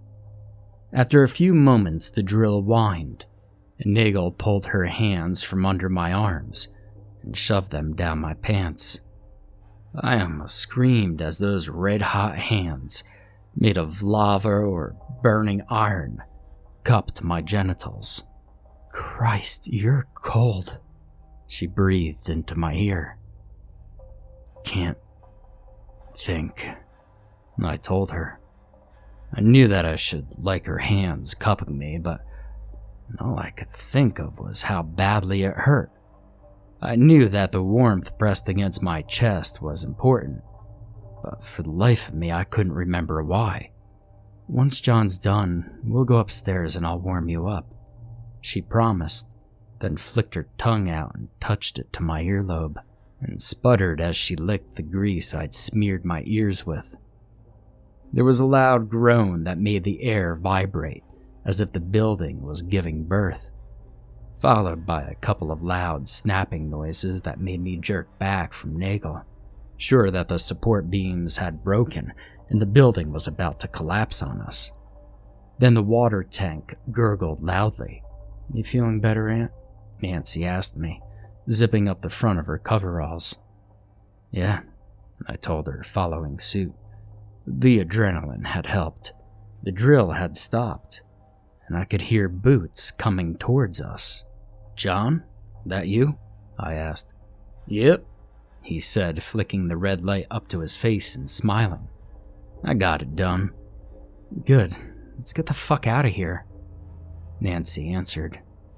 We grabbed the axes, dragged the extra stuff over to 2nd Platoon's war stocks, and hid them under the tarp, and hid one can of Mogus under HQ Platoon's tarp, and the other under Motor Pool Platoon's tarp. We headed back out into the small hallway, and Bomber shut the door. I slapped all 4 hasps shut, and Nagel threaded the heavy-duty vehicle locks into them. "Well, that should give us a little time," I said. John nodded, reaching up and tucking the 2-way radio behind the emergency light. The transmit button was taped down. "Let's head upstairs and check on the others," I suggested. Another long groan shook the air, this time followed by the sounds of 100 men hammering on the door, and the air inside the stairwell seemed to shimmer with the enormity of the sounds. The stench of decay rolled over us again. "CQ area?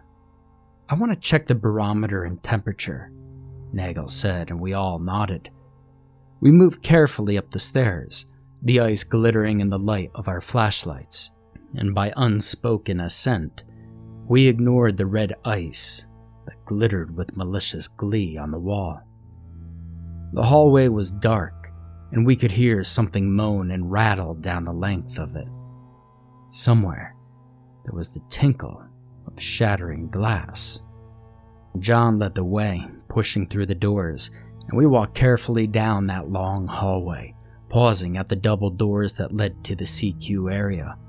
We all glanced at one another, knowing good and damn well anyone on the other side of the glass would be able to see our colored flashlights. All of us nodded, and John opened the doors, snow piling up as the doors swept it away in an arc. And we saw it. Flashlights had been set in the snow to perfectly illuminate the 3 snowmen sitting in the middle of the CQ area, surrounded by wind-driven snowflakes. All 3 of them had BDU soft caps. One had a rodeo buckle, another a black lace bra, and the third had a pair of broken knife hilts jammed into where the eyes would be.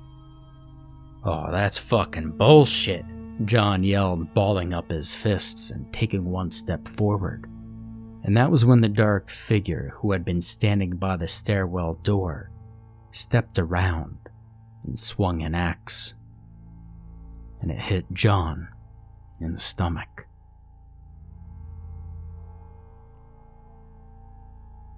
Chapter 9. John folded around the axe handle with an oof, pulling it out of the figure's hands and going face first into the snow. His hands at his midsection. The figure laughed.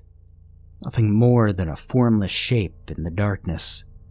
John's flashlight had fallen so it shone on the snowmen, who smiled at us with empty heads full of snow and secrets. "Motherfucker!" I yelled, lunging forward. The figure whirled, and I had a hand on it for a second, grabbing a handful of cloth that was torn out of my grasp as it darted into the stairwell. "Aunt, come back!" Nagel yelled, but I was past hearing her. The figure ran up the stairs and I followed, grabbing the banister on the landing and swinging around in a 180 to follow and maintain my momentum, and I ran into the heel of a boot. It smashed into my mouth and my nose crunched. Blood filled my mouth and sheeted down my face as I stumbled back against the wall. Then I threw myself forward again. Fury was filling me. A motherfucker killed my best friend. The figure turned, but I got a hand on its back, grabbing the cloth and pulling. They crashed into me in the darkness, and we both went down, them on top of me. An elbow hit my forehead, but I shrugged it off, trying to wrap one arm around the figure's throat, kicking with my feet as we struggled in the darkness of the stairwell landing. The elbow hit me again, this time in the nose, and everything went gray for a second, my hands dropping limply to the floor as I lost where I was. A blow hit my face, and pain filled me. The jet hit, and flames surrounded me, snatching the breath from my lungs, searing my flesh. I knew my hair was gone, and I squeezed my eyes shut, still pounding forward, trying to get out of the fire before it consumed me. With a roar, I opened my eyes again, seeing the figure sit up on top of me, long, inhuman arms reaching down and hands wrapping around my throat as they leaned forward and put the pressure on me. Their hands weren't quite seated though, but I could see the white of their teeth, pulled back in a maniacal grin in the darkness of the hallway. "I refuse," Nagel was yelling. The flashlight beam skittering across the stairwell silhouetted the figure's head, but not revealing who it was. 2. They figured they won. I was on my back. They thought I was dazed, laying on the stairwell landing. Die. My hands came up between their arms and swept outward, just as I'd been taught, collapsing their arms at the elbows. In the same motion, I grabbed the back of their head in my hands, and I heard them squawk in surprise. This. I brought my head up as I pulled them down, still roaring in fury. Around me, fire roared and people screamed, while the stench of burning jet fuel and roasted flesh filled my nostrils. God-forsaken. They screamed as my forehead hit their face, and I felt teeth cut my forehead. They punched at me as I let them pull back, and then it did the same, feeling something crunch against my brow. Place. I won't die in this God-forsaken place. They rolled off me, kicking, and the toe of a boot caught my shin even through the padding of the coveralls. I didn't care, and I drove my fist twice more into their head, neither one of them perfect shots, since they glanced off the person's head, but more than enough to keep fighting. "Aunt!" Nagel's voice was a scream. I saw the dim flash of steel reflected in Nagel's frantically searching light, and instead of going for the knife, I brought up one arm to block it. "First rule, son, is that if you're going to get cut," my father's voice echoed from when all of us boys were lined up learning another lesson at his knee. My other hand reached out, fingers finding the ear. The shock of the knife arm hitting my forearm made my shoulder groan in the socket. If he'd gotten me with the blade, I didn't care. My thumb pressed into the dent, and I crooked it, pushing as hard as I could, and I felt it sink into the socket, the eyeball squishing to the side. They screamed that time, the knife falling next to my head, and a punch drove my head against the tile, and I was surrounded by flames and dying again, and roared with rage back at whoever it was. Still, My arms dropped again, and I knew I was running out of steam. I yelled in denial as the flames surged around me, and I felt the searing heat on my back. I punched them in the face, aiming for the teeth I could clearly see, and bright pain burst between my knuckles. They fell back, and I rolled over, trying to get up, but they were faster and above me. They kicked me twice, scrambling up, and the second shot caught me under the chin, snapping my head back into the tile. I sat back up and drove a punch into the knee, reaching around behind me frantically. My hand had found the knife they dropped, the other one trying to block the kicks they were flailing at me, ignoring the ones aimed at my ribs and stomach and protecting my face. The boot thudded into my ribs and I yelled in triumph as my hands wrapped around the hilt. I brought it around and slashed them against the shin, but another kick caught me on the side of the neck and my already numb and bruised body jerked. I got the knife up and got ready to defend myself, but they were scrambling away, up the stairs, and I could hear them sobbing as I pulled myself up.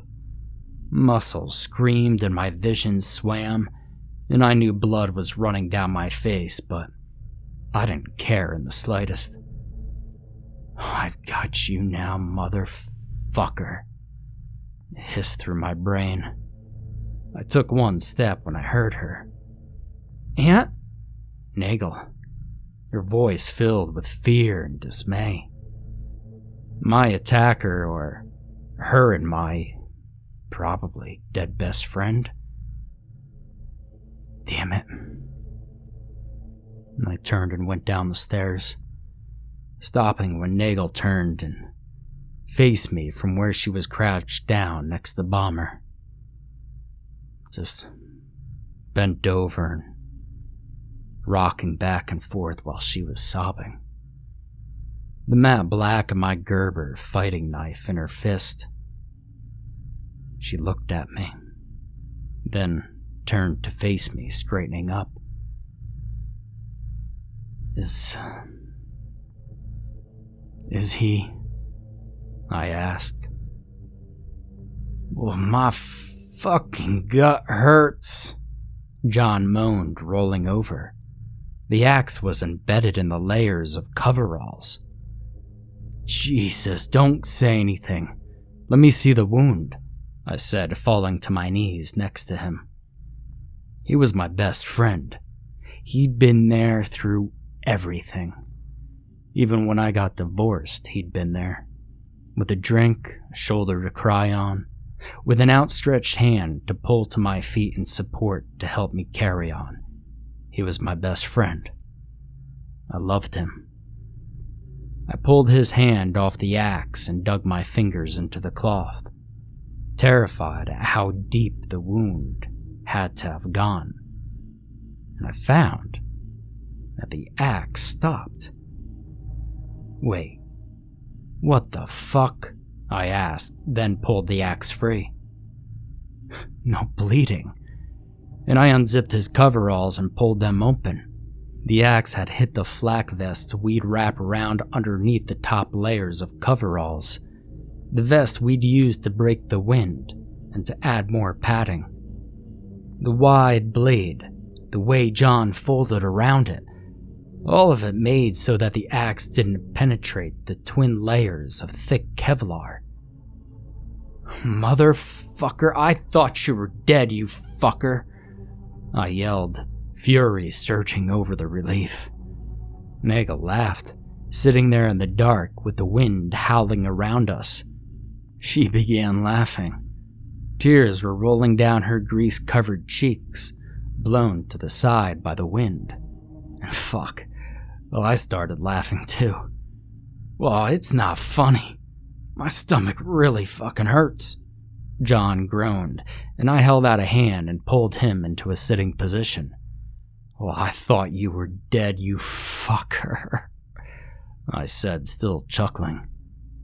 The wind agreed, chuckling as the gust wound down and it picked at us, plucking at our clothing and trying to worm cold fingers in with us.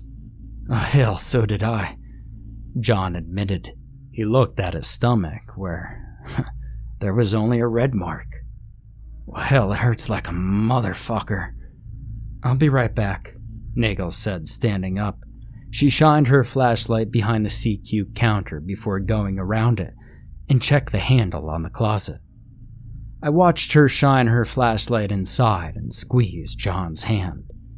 I hadn't let go of him. Part of me didn't want to. I watched the doors to the outside, both sets open into the night, and John kept an eye on the staircase door and the hallway door. Nagel came back, shaking her head. What? I asked. The gauges are smashed, so is the breaker box, she told us. I shook my head. It's not him, I told them. Whoever it was, well, there wasn't anything supernatural about them. Nagel shined the light in my face. Bomber whistled. Well, whoever it was fucked your ass up. Yeah, but if it's one of us, we're gonna fucking know, I told her, smiling. I wrecked him good up enough that he won't be able to hide it. Hey, listen, Aunt, we need to get back to the others, Bomber said, and I nodded, scooping up a handful of snow and pressing it on my nose. That made me hiss in pain. The pressure of my hand making sparks appeared in my vision. Just a second, Nagel snarled, and began kicking down the snowmen. I could hear her panting with exertion, but Bomber and I just watched. Okay, now we can go, she said, stepping back from the massacred snow people. Bomber and I nodded, and we went down the hallway, through both sets of double doors, all the way to the end stairway. The first stairway might have John's attacker or their friends in it. The second one had been booby-trapped before, but so far, the third one had been safe. We checked the steps quickly, shining our lights on the steps and then the landing, but we didn't find anything. Why isn't this one fucked with? I wondered. Well, they need one that they could use to go up and down quickly, John answered as we climbed the steps. He stopped and bent over slightly, breathing heavy. I think I'm hurt, Aunt. Drive on, John. It isn't much further, I told him. Nagel pushed by him and moved ahead to the landing, opening the door to the second-floor hallway, and looked out of it. Oh, shit, she breathed, freezing in place. Oh my God. Aunt. Bomber, she whispered, and the tone held something I'd never heard from Nagel in the years I'd known her. Terror. I moved up and looked out into the hallway. And there was another snowman that faced the stairs, right in front of us. Its arms were sticks, taken from the trees outside. The buttons were Class A brass buttons. It wore a BDU soft cap with an E5 rank on it. Its mouth was made of something that glinted wetly. Its nose was a shattered flashlight. Its eyes were surrounded by pink snow. Its eyes were blue and covered with a thin sheen of ice. Its human eyes. Chapter 10. The blue eyes stared at us, hugely round and pushed into the face of the snowman, whose smile mocked us with good cheer. The wet strip was a strip of uniform, too dark for water, that glittered in the light. It hadn't been here before we'd headed for the motor pool. Let's go, Nagel said, her voice only a little unsteady. I looked at the snowman's face again and swallowed around a huge lump in my throat. Quietly, she hissed. She led the way into the hallway, moving slowly, shining her light carefully on the walls, on the floor, and on the ceiling. Bomber and I edged by it, the blue eyes staring at us as we went by, surrounded by pink snow. Human eyes. Icicles hung from the tile ceiling and from the plastic covering the fluorescent light fixtures. Bomber suddenly fell against the wall and vomited, everything he'd eaten the day before coming up in a steaming rush. Bile splashed on the wall and the door, steaming in the cold, and he started to fold forward. I rushed forward and grabbed for him, pulling him to his feet. "Come on, John, keep moving," I whispered. "Oh, hell, I'm really hurt, Aunt," he moaned as I threw his arm over my shoulder. That axe had hit him hard. He'd gotten his arms in the way and managed to half catch the axe handle. He'd folded around it and bled away some of the force, and the Kevlar had kept the bit from ripping into him. But I'd seen that swing. Nagel just stayed in front of us, sometimes looking back as we took forever to stumble halfway down the hallway. Just a quarter block. Finally, we were at the door, and Nagel knocked on it and waited. She knocked again, this time harder, and still we waited. Footsteps thudded above us, heavy, deliberate thuds that went from behind us toward the other end of the building. And a scream echoed down the hall, the wind making my eyes water. The doors that divided the hallway in half were open, or the stairwell door was wedged open. That was the only way the wind could be that strong. "Who's out there?" came a voice. "Hernandez." "It's Nagel, Aunt and Bomber. Open up. Bomber's hurt," she said.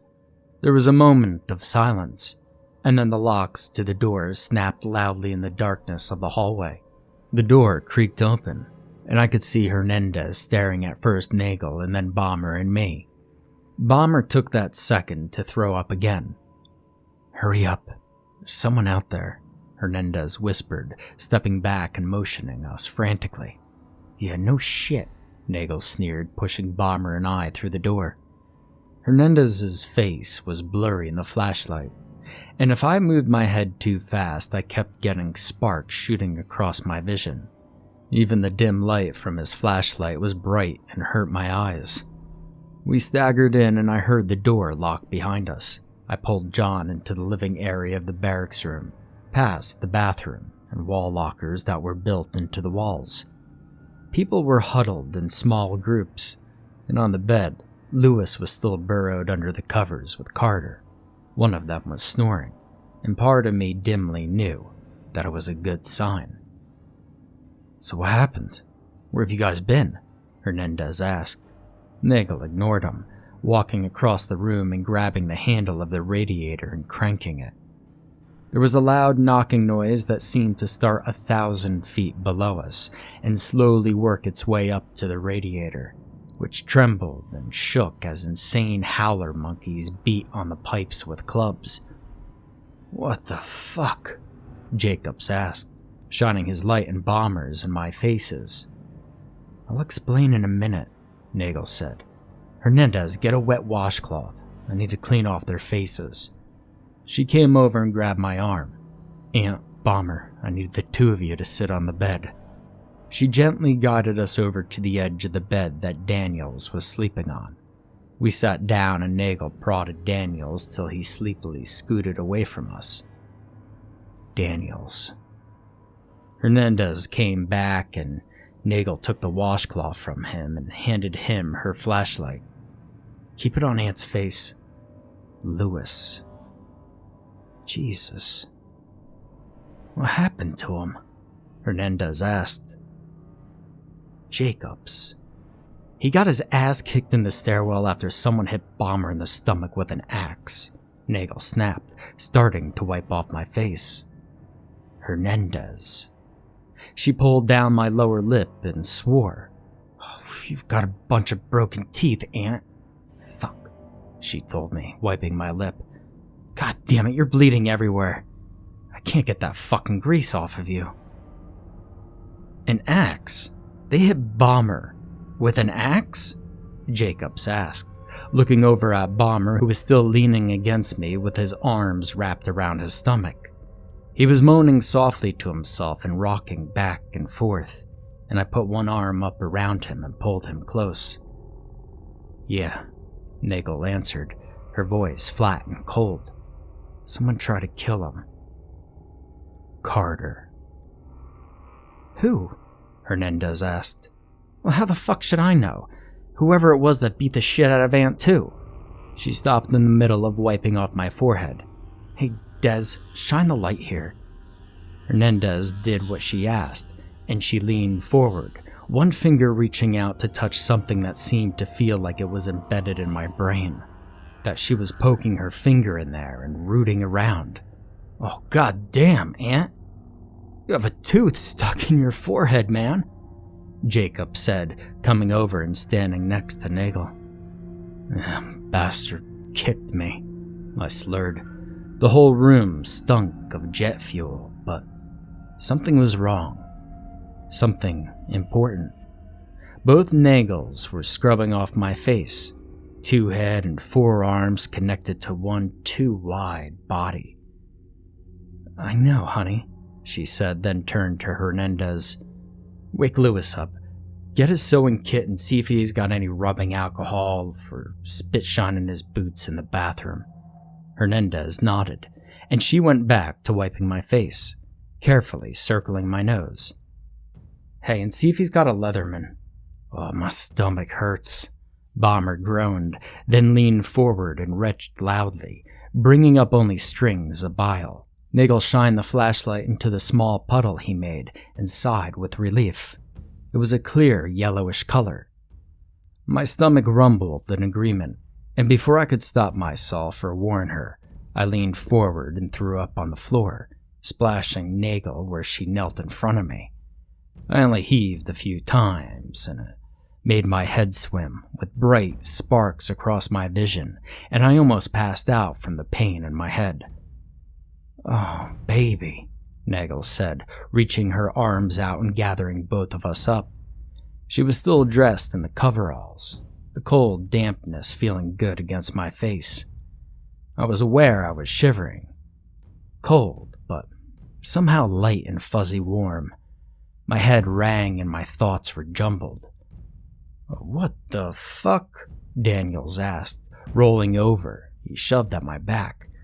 "Get the fuck off my bed." I collapsed against Nagel, closing my eyes. My head hurt really bad. "Get up, Daniels. Aunt Bomber fucked up," Jacob said. "Christ, he's bleeding everywhere."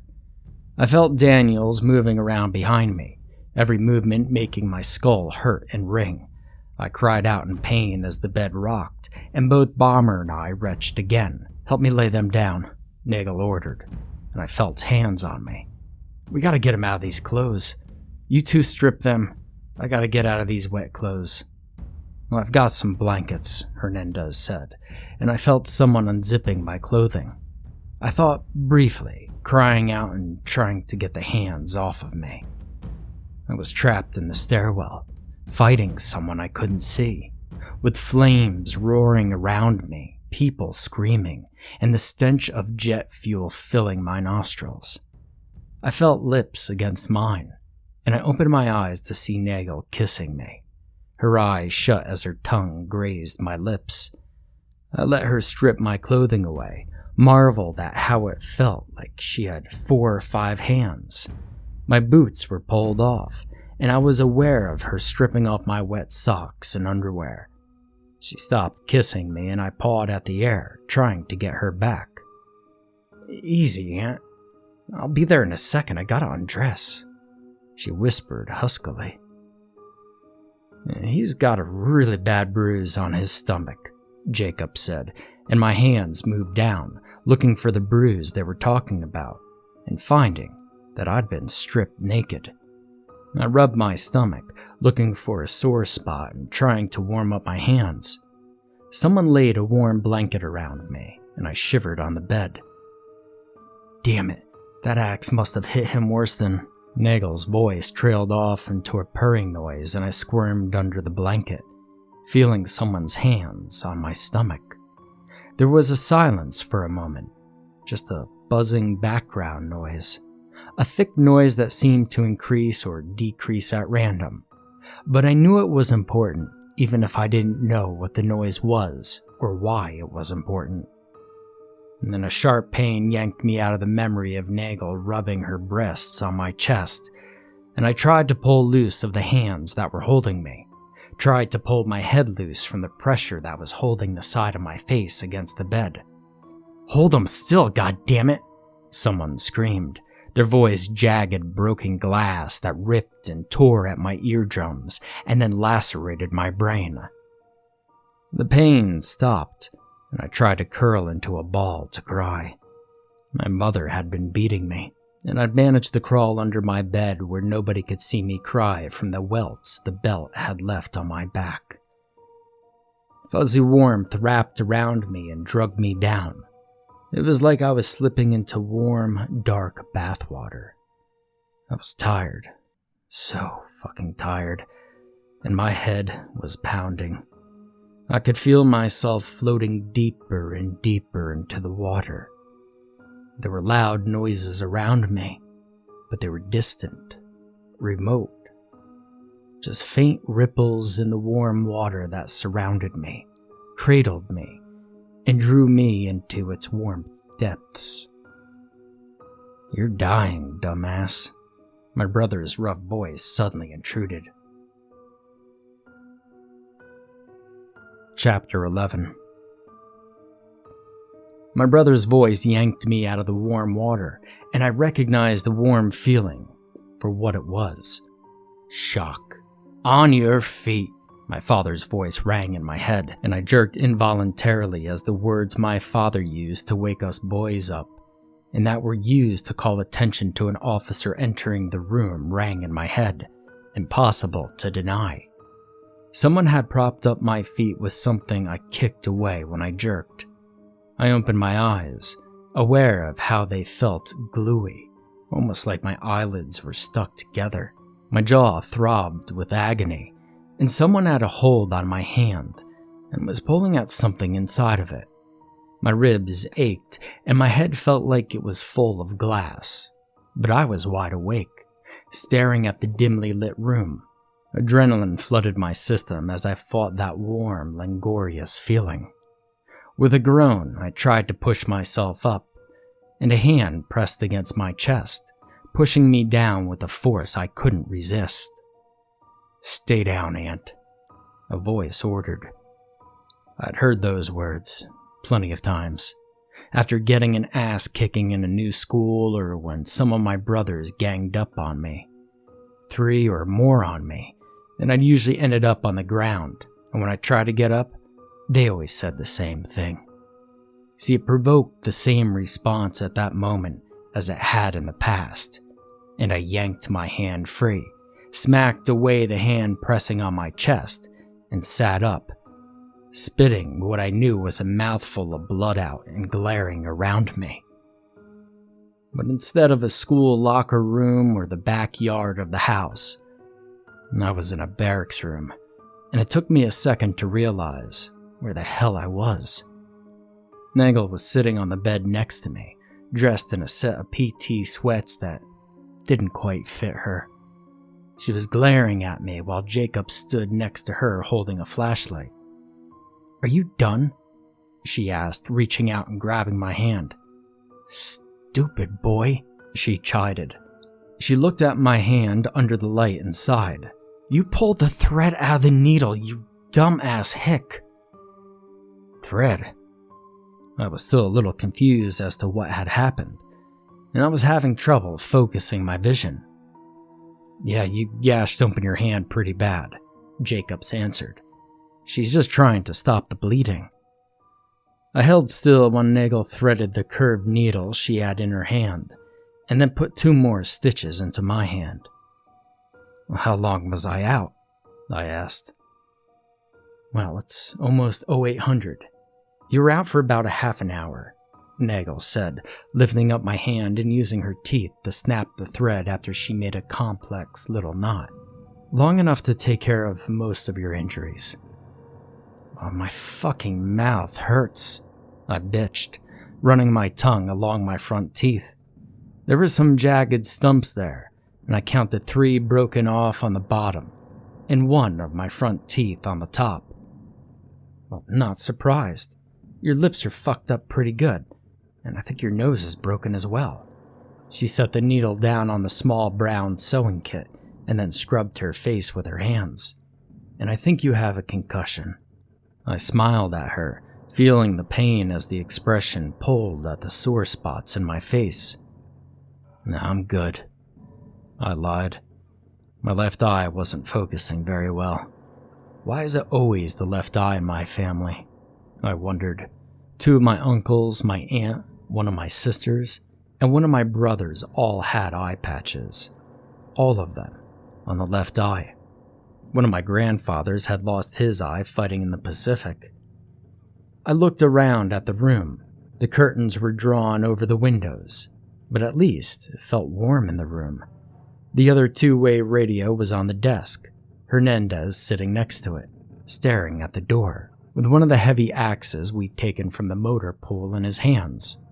Lewis and Carter were still snuggled up on the bed across from me, but I could see that Carter's face didn't look so pale, even if the 1 earlobe I could see looked blackened. That reminded me. "Hey, how's your nipples and your toes?" I asked Nagel. She flushed and then smiled. "Well, my nipples are sore, but okay. But you, me, Bomber, have frostbite on our ears and toes," she told me. "Your pinky looks like it's in bad shape." There was a crash from above us, then another, and then a scream. I looked at Nagel and tried to lift an eyebrow, but stopped when the pain in my forehead spiked. "Yeah, that's been going on the whole time," Hernandez offered. "Well, how's John?" I asked, turning to look at him.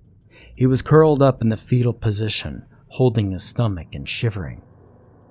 "I think that hit busted up something inside of him," Nagel said, shaking her head. "He's got a bad bruise on the right side of his stomach." "Well, he's lucky," Jacob said, towing the pile of clothing in the middle of the floor. "Should have split him in half." "Not down yet," Bomber groaned and tried to sit up. I held out my arm and let him use it to sit up. The thing that had been bugging me suddenly crystallized as John sat up. Where's Hewitt?" I asked, looking around. He wasn't gathered up in the room, and I doubted he was in the bathroom taking a shower or leaving a dump. Nagel looked around and swore.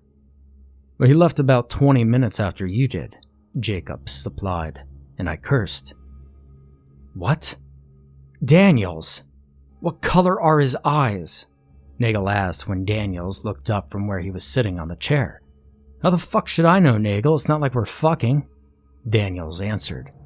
"Why?" "No reason," Nagel lied and I nodded. "So, anyone got a plan?" I asked, swinging my feet off the bed and slowly standing up.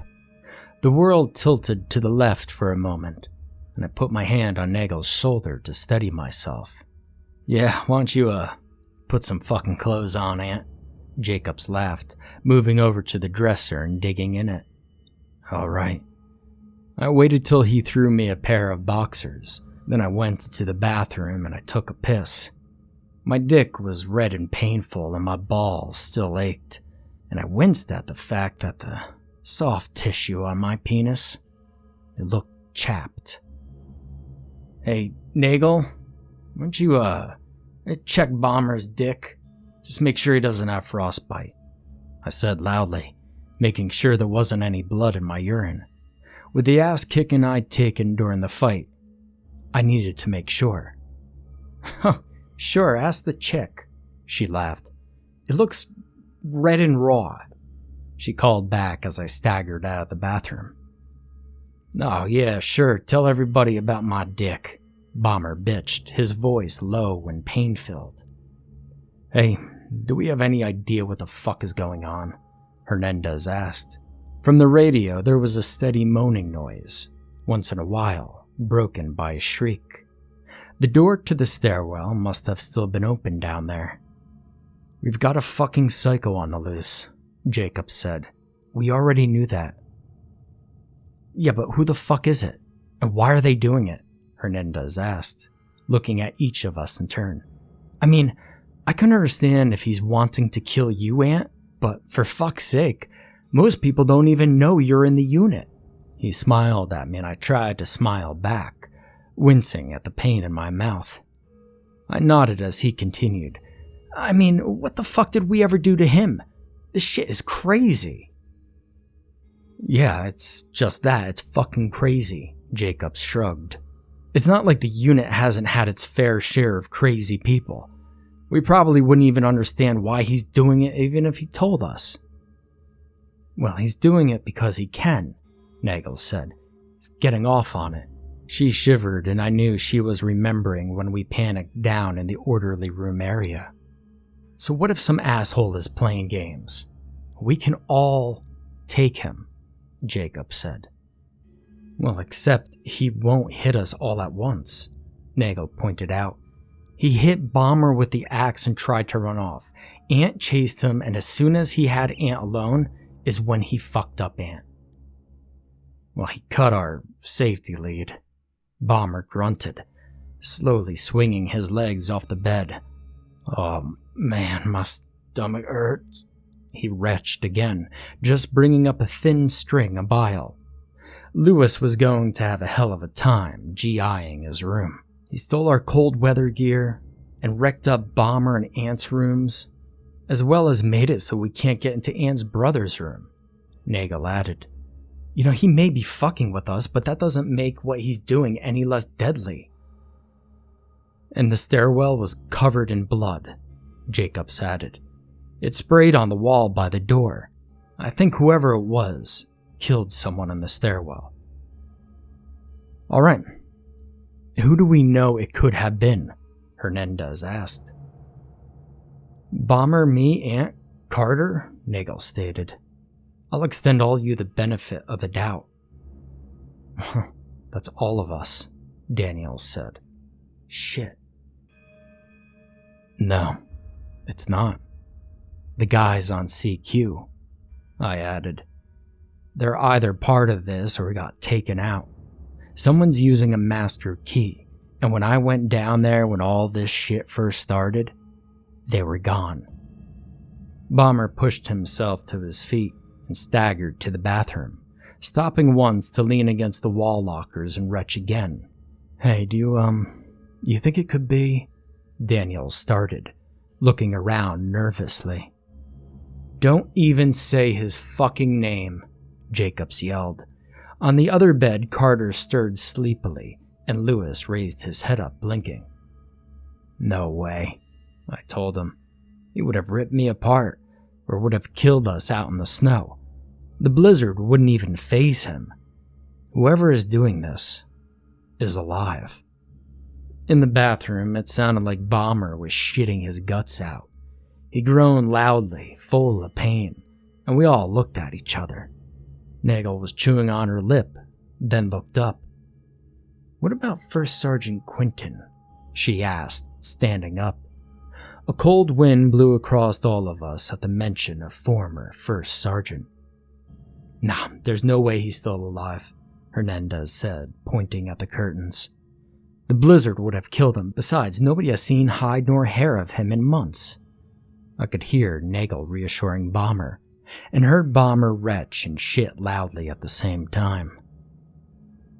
"Yeah, but he was never found either," Lewis piped up, looking around.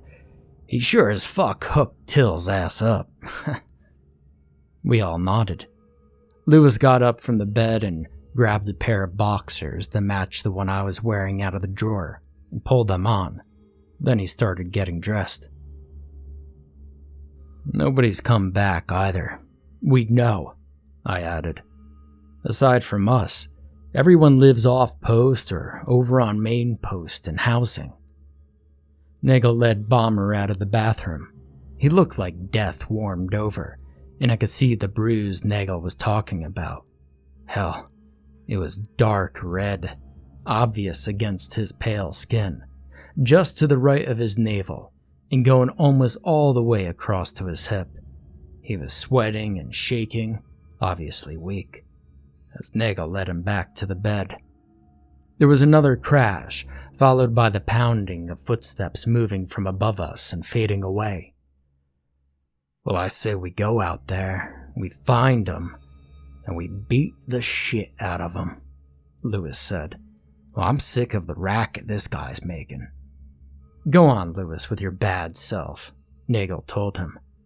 My head throbbed and I sat back down next to Bomber, who had curled up into a ball after Nagel had tucked him in. I was waiting for the dizziness to pass, but it seemed to be getting worse, and my stomach clenched with nausea. I spit blood on the floor and tried to ignore the way my teeth throbbed. "Ah, Aunt, come on. I gotta clean that shit up. Don't spit on my floor," Lewis yelled. "Yeah, sorry, buddy," I said, laid over on my side. "I'm not thinking." I closed my eyes for a moment and felt someone press something in my hand.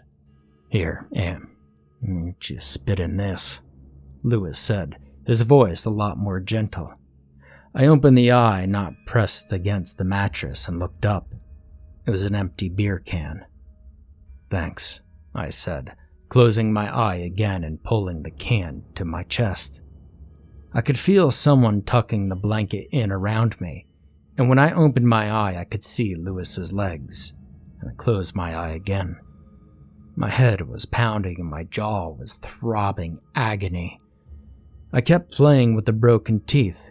Each time my tongue touched part of them, it sparked agony throughout my mouth. I could feel the splits in my lower lip, all three of them, and the splits in my upper lip at the corner.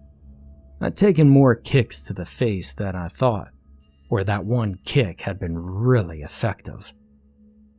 I remembered the feeling of the heel of the boot crashing into my mouth. Waking up every hour or so, Nagel yawned. "I'm gonna take a nap. I'm fucking exhausted. Keep an eye on Bomber. Wake him up when you wake up, Aunt. Keep an ear out for noises on the radio." "Roger that," Jacob said. I heard some rustling and some bed springs squeak. I knew that Nagel was curling up on the other bed, and briefly thought about pushing myself up and snuggling up with her. "And hey, don't leave the room," Nagel finished, yawning again. "He's out there, and he knows where we all are." A loud crash from somewhere in the building made me twitch. He knows. Followed me into sleep. Chapter 12. My dreams were full of pain, and I kept getting woken up. I just wanted to sleep. Fuck, I was exhausted. My fingers, toes, nose, and ears burned like fire. My cock hurt, and my mouth and head felt like someone was kicking me in the face repeatedly. I kept dreaming of my 18th birthday, of fire and flame. In the dreams I inhaled, and the fire streamed into my mouth and swirled around my skull. When the light shined into my eyes again, and someone was calling my name, I managed to roll over on my side and push myself up into a seated position. "Easy, Aunt, easy," a voice said. "Jacobs." "I'm good," I said. My head was ringing, but my vision wasn't as blurred as it was. My brain felt like it was working again. I'd gotten my ass kicked by someone on the stairwell pretty good because I'd charged into an ambush. That was nothing new. I'd had my ass kicked before. Hell, my own mother had almost caved in my skull when I was 13 by slamming a cast iron skillet against the back of my head. "The hell you are," Jacobs answered. "Your face is one big fucking bruise, and you weren't too good a little bit ago." I looked up and noticed that the room was lit up. The curtains opened to reveal nothing but swirling white outside that was glowing with proof that the sun had risen while I was sleeping. "You were crying in your sleep," Hernandez added. I looked over at him, pain in my face telling me that I was snarling. He saw my look and raised a hand. "I'm not calling you a pussy, dude, I'm just telling you." "Yeah, I've been told that." I sighed and then went to rub my eyes. My head exploded in pain and I jerked my hands away with a hiss. "Is Hewitt back?" "Nope," Hernandez shrugged. "Think he's gone?" "He's fucking toast," Jacobs answered and I nodded. I looked around and noticed that a few people were missing. "Where's Nagel?" I asked. "Her, Lewis, and Carter went down to refill the generator," Jacobs told me. "Well, how long have they been gone?" I asked. There was a thump outside. Jacobs went to answer when there was a banging on the door, and we heard Nagel yell for us to open the fuck up. By the time I got to my feet, Jacobs had the door open so that the others could get in. Jacobs slammed the door and locked it behind them. "How's it look?" I asked, moving over to Nagel and grabbing her in a hug. She was ice cold, and I held her for a moment while she shivered. "It's bad, but there's not much snow on the ground out there, but the wind is awful," she told me, stripping off the parka she was wearing and dropping it on the floor. "I looked outside. We've got zero visibility out there. Temperature's up, but not by much." She folded the parka up and rubbed her hands together. "And I've got good news." "What?" I asked, pausing on my way to the bathroom. Lewis was waiting outside the bathroom door, and I figured Carter was in there. "We grabbed some MREs out of the platoon's war stocks," she said, and my stomach rumbled. "How's your mouth?" "Oh, it hurts," I admitted, stepping forward when Carter came out of the bathroom carrying his parka, and Lewis went in. "I'm going to check on Bomber," she told me, and I waved to her. I heard another thump and started to turn around when Lewis came back out, buttoning up his pants. I took a leak and noticed that my dick looked like it was peeling, and then I came back out. Everyone but Nagel and Bomber were tearing into the MREs, Lewis and Carter arguing over ham slices. I looked over and Nagel was waving me over. "He's in trouble," Nagel told me when I bent down to her. "Feel." She took my hand and pressed it against his forehead. He was burning up. When I took my hand away, he muttered and went to roll over, crying out in pain. His eyes opened for a moment, rolled back into his head, and he went limp again. Outside, the thump sounded again. "I think the hit with the axe ruptured something inside of him," she whispered. "Well, we gotta do something," I told her, sitting next to her. Nagel smiled sadly and wiped the bottom of my lip. Speaking had split open my lip and I could taste blood. "Well, what are you gonna do? Carry him on your back to the main post?" she asked, wiping my chin again. "Damn, Aunt, he really did a number on your face." "Well, could have been worse. He could have stabbed." My voice trailed off and I looked around the room, pausing from where I was picking up my clothing from the night before.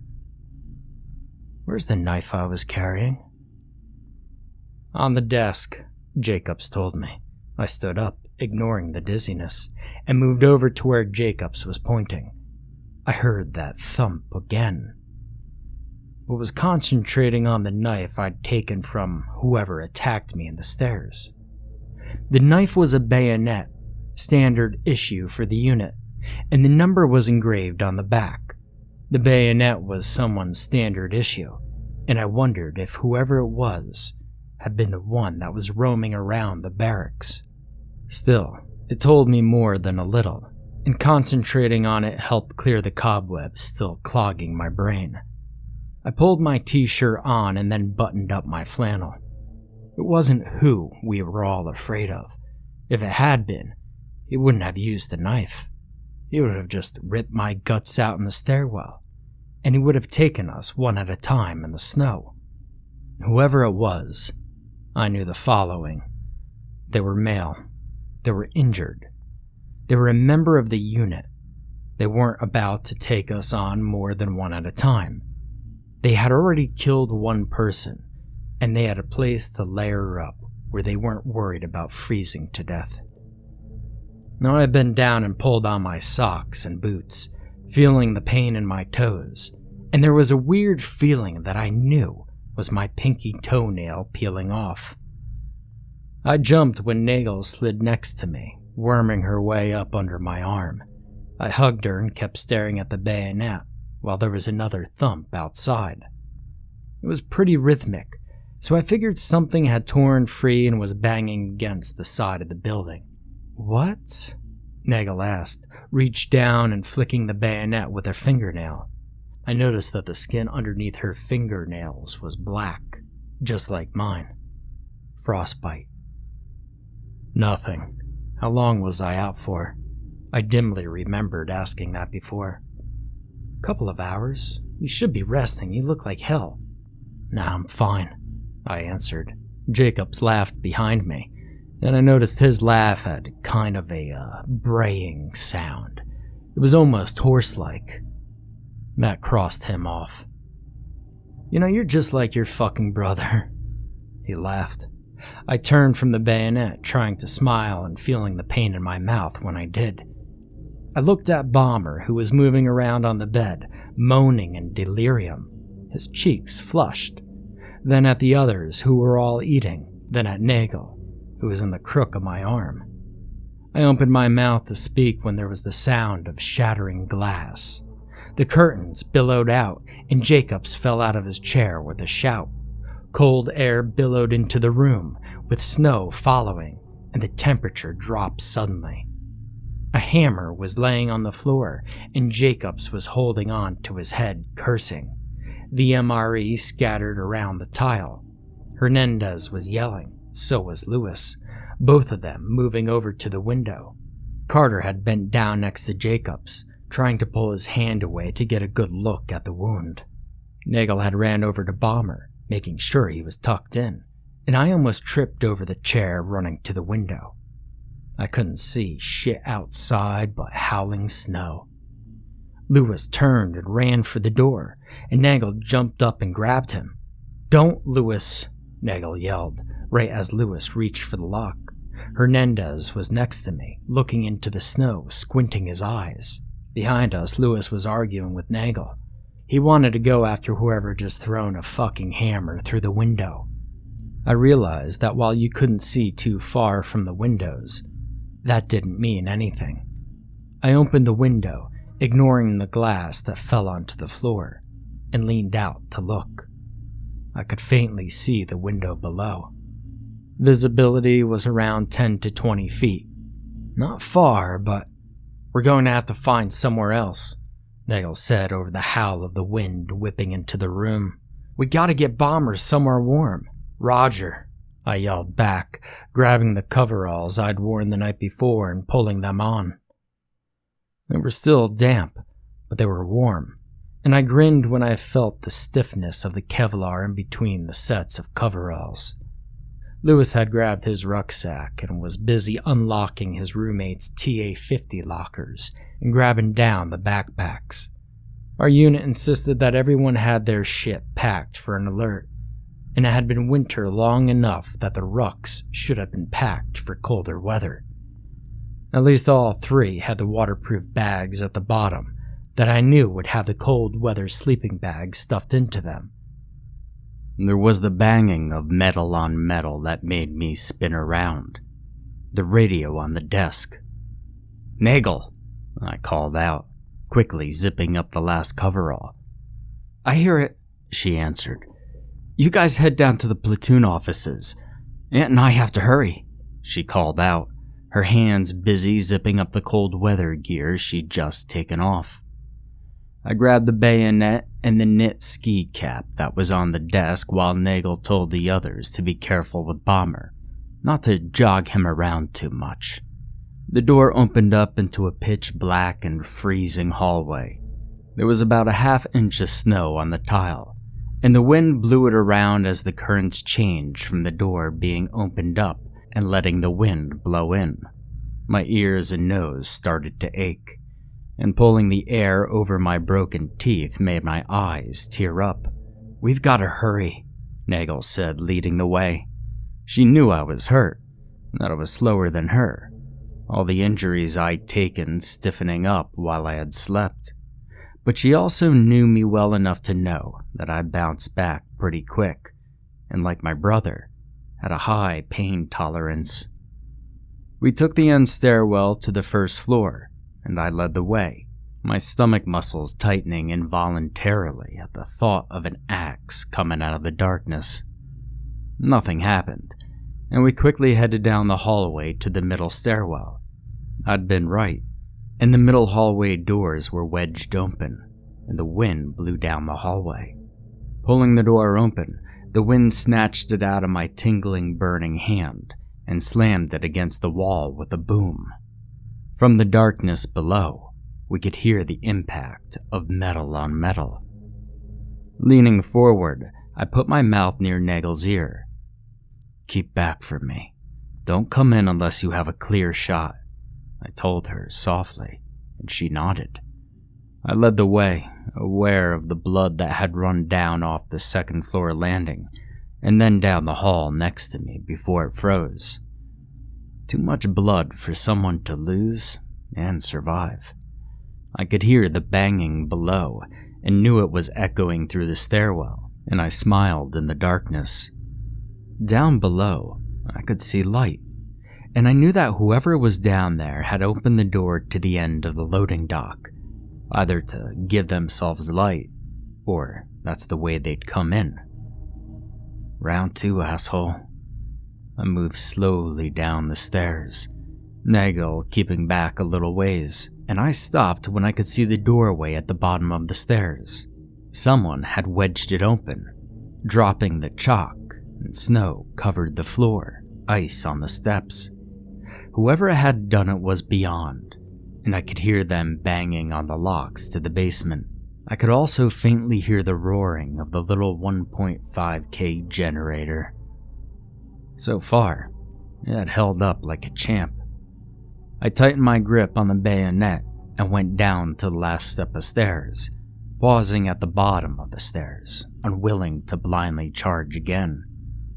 A parka with a hood up, stained with something dark, Mickey Mouse boots, heavy gloves, and an axe being swung with both hands at the last 2 locks on the 4 Bomber had installed into the heavy security door.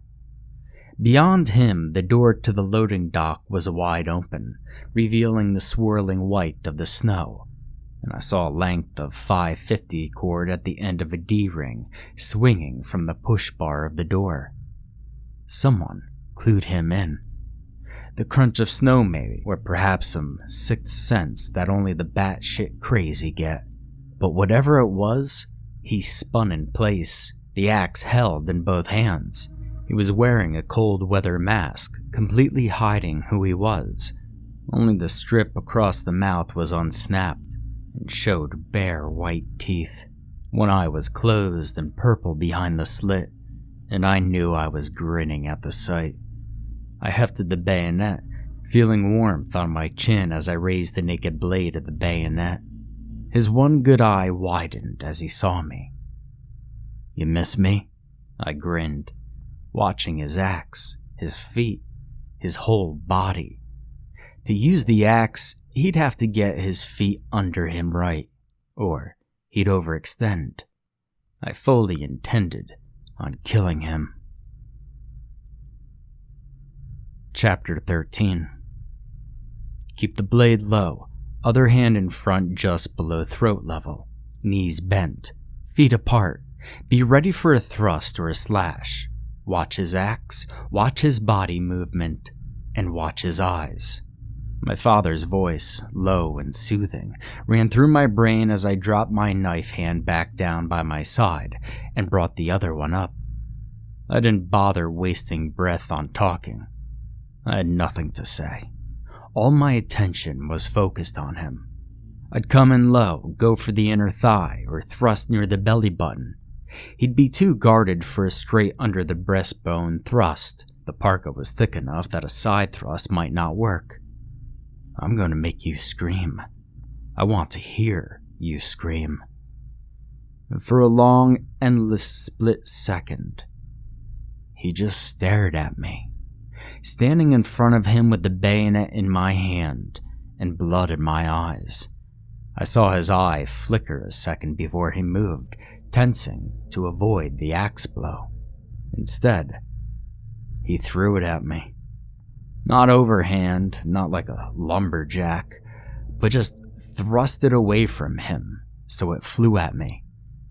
I dodged it for the most part, but the end of the axe handle popped me in the mouth, sending it spinning behind me. I heard Nagel curse, but I didn't pay attention. Everything locked down on the man in front of me. He whirled and ran, heading toward the outside in the loading dock. I knew better than just to try to throw the knife. Even during practice when I was a kid, I usually missed the target or the knife hit hilt first, usually to my siblings' laughter and my father's frustration. His hand snaked out and grabbed the D-ring right before he plunged into the whiteout. "Aunt, don't!" Nagel yelled out, thinking I was about to plunge after him. "Nah, fuck that. He's mine," I bellowed, sliding to a stop next to the door. I made a keep-going motion at Nagel, who hurried up to me. "Aunt, come back," she shouted out the door. "Where are you?" I yelled outside. "Aunt, wait, I'm coming for you," she called out, then turned and looked at me. She reached up and wiped my chin. "You're bleeding again." We shouted a few more times to convince him that once again we'd run out into the snow, and Nagel gave a pretty convincing scream that she let trail off. We headed back toward the door, and I looked at the locks. He'd managed to smash 2 of them off the door, but the other 2 still held. "That was a good idea," I told her, jerking a thumb at the emergency light, where the radio that matched the one upstairs was hidden. I realized that there was nothing to do about the locks, but I hope he didn't get through when we weren't looking, and we headed to the stairwell. "He wants us to suffer," Nagel said while bent down and grabbed the axe. "Motor Pool Platoon 219 was burned into the handle." I showed her and she nodded. I handed it to her and led the way upstairs. I was feeling no pain. My vision had sharpened up, even though things were a little blurry at a distance. The pain had just flowed right out of my body, and while I was a little cold, I sure as hell didn't feel the way I had when I had woken up. We paused for a moment at the first floor stairwell and looked at one another. Faint light was leaking in through the shattered windows of the stairwell, with snow blowing in. The liquid on the wall was still red in the daylight and had frozen up by the top, with long trails down the wall, longer toward the edge of the landing. The top step had blood icicles hanging down from it, and matching small chunks of hardened blood underneath them.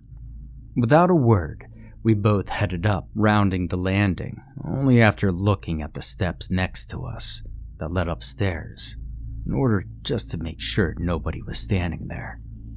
Each step was only about 2 inches thick or so, separated from each other by metal supports on each side and in the middle. Snow and ice crunched under our boots as we got closer, blood covering the first step down and completely coating the landing. Blood sprays were on the far wall, having run down the wall before freezing. The wind from the broken windows sliced through our clothing as we stood there, silent, looking at where someone had been murdered. And then had their eyes cut out. "Oh, Christ, Aunt. Who do you think it was?" Nagel asked me, bending down to reach forward and touching the blood with her fingertips. "Well, it's probably someone from CQ," I answered. Blood smears were frozen in place, where whoever had been murdered had been drug away, and I turned to look up the steps heading up. Frozen blood streaks were on the steps. Whoever had been killed had been drug up the steps, to the 3rd or perhaps 4th floor. "Check it out or head back to the others?" Nagel asked me, keeping an eye on the small window at the door. "Up," I grunted, wiping my chin and ignoring the blood I left on the sleeve of the coverall. Breathing hurt, the cold air making the whole front of my face throb. Nagel nodded, and I led the way, keeping the knife in front of my chest and checking the stairs that led up from the midway landing, just to make sure there wasn't another boot waiting to introduce itself to my face. Only our boots crunching in the snow and ice made any noise beyond the wind screaming through the broken windows. Both of us were breathing quietly, and I knew that Nagel was straining to hear anything out of the ordinary like I was. The barracks, of course, showed its hatred of all living things as we rounded the landing. Something slammed, and a scream echoed down the stairwell, followed by a rhythmic hammering that made the air vibrate and punish the eardrums. There was a loud groan, like some huge beast giving birth, and the stairs shuddered under our feet. On the 3rd floor, we found the door opened, and a glance down the hallway showed that there was almost 2 inches of snow on the floor. The doors between the halves of the hallway were laying on the floor almost covered by snow, and I could see the wind whipping the snow around in front of each doorway. Someone had opened every door on the floor. "Up," Nagel said, her voice barely audible over the creaking and snapping of the building. I glanced at the steps and saw that the blood trail continued up, and a bloody handprint was frozen halfway up the stairs. I knew I was smiling again, and I knew that my lips had cracked open from the cold and from my smile, but I didn't care. We headed up and paused at the door. It was almost completely dark, and the last window in the stairwell about 5 feet below our boots. Still, we could make out the landing in the dim light. There was another bloody handprint beside the door, and the door handle was smeared with blood. There was a large smeared mark, and I knew that whoever was doing this had laid the dead man down long enough to open the door. "You're up here, aren't you, you son of a bitch?" I pulled the door open and saw a figure in the darkness in front of me.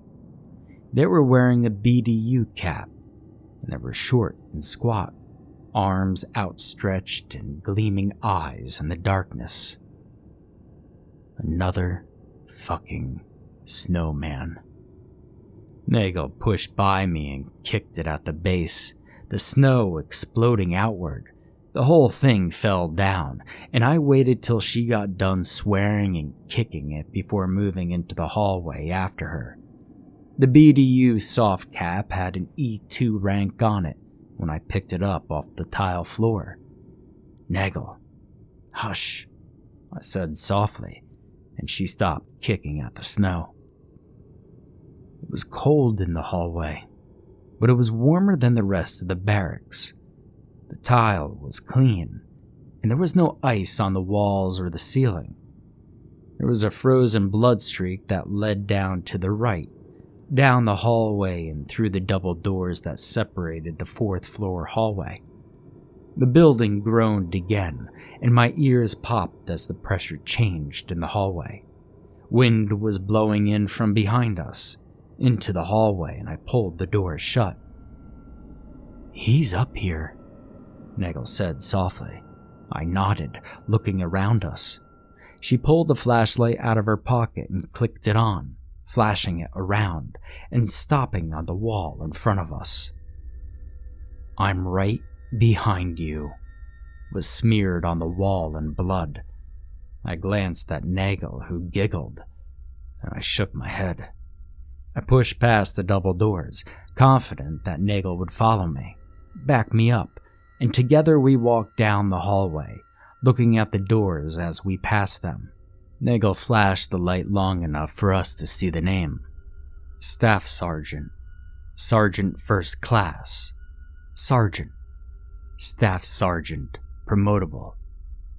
This was NCO country.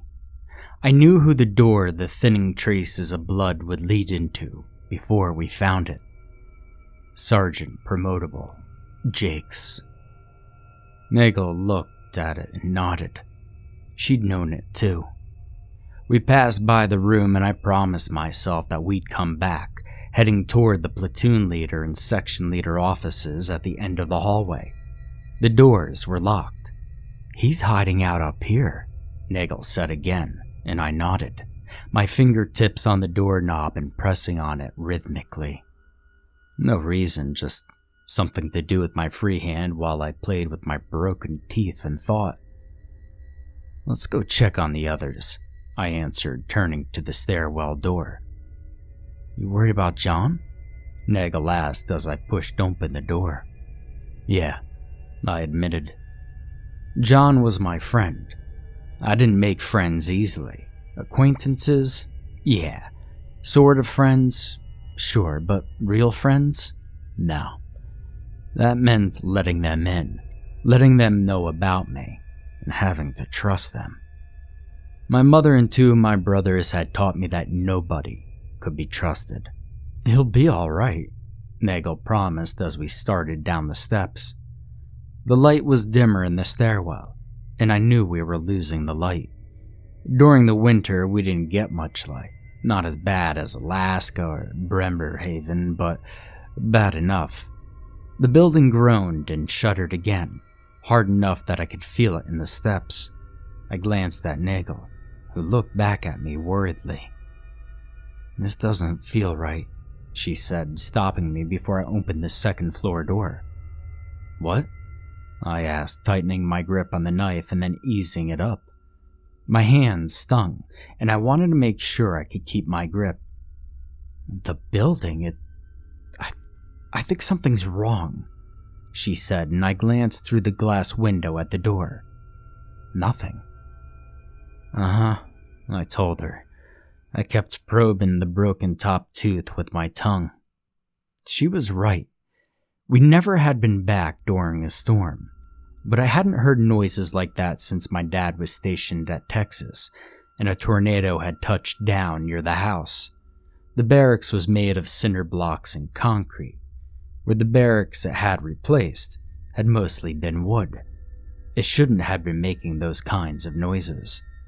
The second floor hallway was dark and cold, with wind screaming through and pushing the thick snow around. Footprints marred the snow, and the door to the platoon area was jammed open. Light from the windows made it bright enough to see, but I could tell that we were losing the light fast. Looking around, I noticed that the prints all went to 1st Platoon's area. "Back me up," Nagel told me, walking over to the closet and opening it. She shined the flashlight inside and pulled out a broom. She quickly swept the floor, pushing all the snow to the edge of the room before putting the broom back.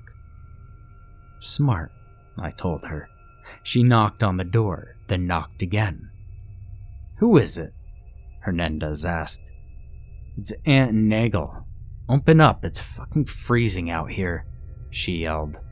Hernandez opened the door, revealing where 1st Platoon hung out when they weren't off working. Desks and tables with large windows opposite of the door. Smart to use this one. It was off to the side, and instead of the window only being about 20 feet off the ground, it was around 80 feet if you backed up far enough to throw something. Starting about 5 feet from the edge of the building, it was a sharp drop-off of almost 50 feet.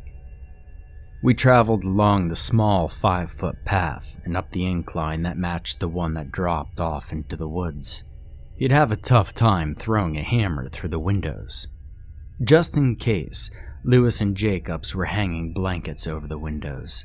Bomber was on top of a mattress that had been put on a table. Hernandez locked the door behind us, and Nagel and I quickly stripped off what we were wearing for cold weather gear. Nagel walked over to where they'd put the MRE box on the table, next to the radio and a big pile of blankets. while I went over and stood next to Bomber. He opened his eyes and looked at me when I reached down and felt his forehead. He was burning up. "How you doing, John?" I asked. "Well, hell, you got blood on your chin," he answered me. "You eating raw meat again?" "No, man, I cut my lip. How you feeling?" "My stomach hurts." "You got any beer?" he said and tried to sit up. He cried out and fell back, his eyes rolling in the back of his head. I checked his pulse. It was fast, his heart hammering. I went and got a chair, pulled it over next to him, then sat down and held his hand. "Eat," Nagel told me, dragging over another chair and handing me an MRE before she sat down. She handed me several applesauce packets. "The guys saved these for you." "Thanks," I called out. When Lewis and Jacobs turned around from where they were stacking the tables against the blankets, I waved the applesauce packets at them. They nodded and went back to work. Nagel pulled the blanket back while I ate, looking at Bomber's stomach. The bruise was a deep, dark red, about 2 inches wide at the middle and narrowing down to a sharp end at both sides. She gently pressed on his stomach, starting up by his ribs and working down. He was covered in sweat, and the scars he'd picked up during his life were in stark contrast to his flushed skin. He was breathing fast and stirred slightly when she pressed down on his ribs. "Oh, his ribs aren't broken," she sighed, then moved lower. I looked at his "Don't Mess with Texas" tattoo and remembered when he got it. You see, we'd been drunk as hell, and it was the weekend after he'd fucked a Bigfoot, which explained the furry foot beneath it. Now, I'd thought about getting a tattoo, but I'd passed, preferring to watch him get it and laugh at his expressions. Nagel's fingers traced down his stomach on the left side, and he just stirred a little when she pressed on the left side all the way up to his balls. She grabbed his penis, which was peeling, the same as mine, and pushed her fingers into his testicles, feeling around. "He's not herniated," she told me, and I nodded, squeezing the applesauce into my mouth. "Where did you learn to do all that?" Jacobs asked from behind me. "Books. I think I know what's wrong with him," she said softly, then reached over and pressed her fingers hard below the bruise and held it. Bomber just moaned slightly and shifted. "Hold him down," Nagel ordered, her fingers still pressed deeply into his stomach. I nodded and grabbed his arm, dragging it to his side from where he was trying to push at Nagel and leaning on it. Jacobs walked around and grabbed his other arm.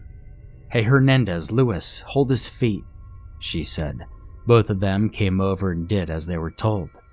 She whipped her hand back and John screamed, long and loud, his voice full of agony. He fought briefly to get loose. His eyes rolled in the back of his head, and he kicked and fought. Then he collapsed, going limp. We all looked at Nagel, who was staring at John with an expression of sadness on her face. "What?" I asked, my stomach clenching. "The axe blow ruptured his appendix." Chapter 14. The light was dimming in the room. We were all silent, gathered around the table Bomber was laying on. We had him wrapped up in blankets, laying on a mattress, on a table on the other side of the room against the wall. His skin was flushed and he was sweating, his fever strong enough that I could feel the heat rolling off of him. His eyes would flutter open and he'd mumble before lapsing unconscious again. I'd heard him whimper for his mother, whisper his sister's name, and say both Nagel and my own name. I ignored the way Lewis and Jacobs looked at me, ignored Daniel's snicker when Bomber kept repeating my name till I reached out, took his hand, told him I was there. Nagel glared at them when I sat there crying, and when I raised up my head and glared at them, they all went away and left John and me alone. When I went over to grab another MRE, Carter came over and stood next to me. "Hey, you doing okay, Aunt?" he asked me in a low voice. With the wind howling outside, making the windows shake, and the screaming and booming sounds inside the building, I knew nobody would hear us talking quietly. "No, he's dying, man," I said. "He's gonna die right on that fucking table." "He'll be alright, you'll see," Carter told me, squeezing my shoulder. "Someone will come soon." No, they won't," I told him. "Today's Friday. It's a 4-day weekend before Christmas next week. Nobody's going to think anything bad has happened." "Now, come on, don't be like that," he told me. "And you're forgetting about the psycho outside," I told him. "Why the fuck were you sleeping in your room with the windows cracked open?" I asked him. "What? No, I wasn't. I keep my windows shut," he told me. No. When I found you, your windows were cracked open. You damn near died of hypothermia," I told him. "I know. I'm the one who found you. Bomber and I carried you into Lewis's room." "Thanks, I guess." He was quiet for a moment. "You think it's—" "Don't say his name," I interrupted. "He's the last fucking thing we need right now, with a goddamn psycho on the loose." "Well, he's out there, you know," he said. "Oh, I know," I answered him. We were quiet for a second, while I tore open the MRE and dug out the jelly. "You know what happened, don't you?" he asked me. I had the jelly in my mouth and was squeezing it out and back into my mouth. I raised an eyebrow and he went on. "His body disappeared from the morgue." I swallowed the grape jelly and glared at Carter. "Will you shut the fuck up about him?" A rumble that shook the whole building stopped him from saying more. Squeezing a packet of peanut butter into my mouth, I turned away and went to sit next to my best friend, leaving Carter standing there with the MREs. Nagel sat next to me, reaching out and putting her hand on my thigh as I ate and stared at Bomber. He kept tossing his head back and forth, moaning with delirium, and all I could do was stare at him like a monkey doing math. I wish Monkey was here right now. He'd know what to do, I said, shoving the wreckage of the MRE into the brown plastic bag. "We need to think," Nagel said, her face barely visible in the dimming light from outside. We were losing the light fast, maybe 15 minutes until the world went dark again. "Well, what good is it going to do?" I asked her, squinting. Things were getting fuzzy again. "Does your head still hurt?" she asked me, pulling her flashlight out of her pocket. "Oh, mostly my teeth," I admitted. She covered my eye, shining the light in my face, then uncovered it, repeating it twice. "Looks like you slept it off," she told me. "Your pupils are good now." "You sure things keep—" "Aunt?" Bomber called out, and I turned away from Nagel. "I'm here, man," I said, reaching out and grabbing his hand. "You know, I'd invite you home with me for Christmas, but you see, my sister wants to fuck you," he mumbled. He was staring at the ceiling.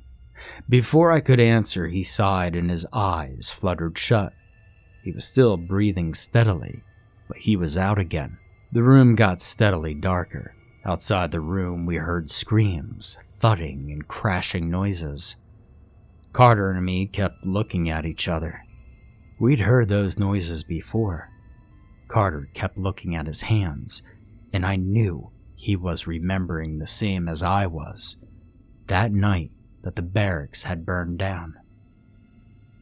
And we all packed up into the 2 Cuck Vs for the trip back, my brother unconscious in the back of the vehicle, Smith clenching his teeth and fists with the pain from his burns, Cobb coughing from smoke inhalation, and the fact that Tandy had vanished out of a windowless bathroom. I dozed off again, my arms on the mattress and my head on my arms. My teeth and head were killing me, despite what I told Nagel. I woke up later, the entire room dark and the sound of the wind howling outside. Nagel was leaned against me, her arm around my waist, and I leaned down in the darkness and kissed the top of her head. Bomber groaned in pain, pulling Nagel closer to me. I cuddled up and nuzzled the top of her head. She was my closest friend, aside from Bomber, and having her cuddled up next to me made me feel better. Someone had been murdered and drugged into Sergeant Jake's room. You see, there was only one problem with that. I remember that we had 3 Jakes in the unit, 1 female, 2 males. Sergeant Jakes, who had been on CQ, lived on the 3rd floor, since he wasn't promotable yet. The other Sergeant Jakes from Motor Pool was promotable, and he'd gone home on leave. I didn't know if those tracks had been in the hallway when I first woke up. We hadn't gone up to the 1st floor until Nagel and I headed up there. And what the fuck was going on with the snowmen? I shifted and Nagel lifted her head. Her hand came up and touched my face, feeling around for a moment, and then she kissed me.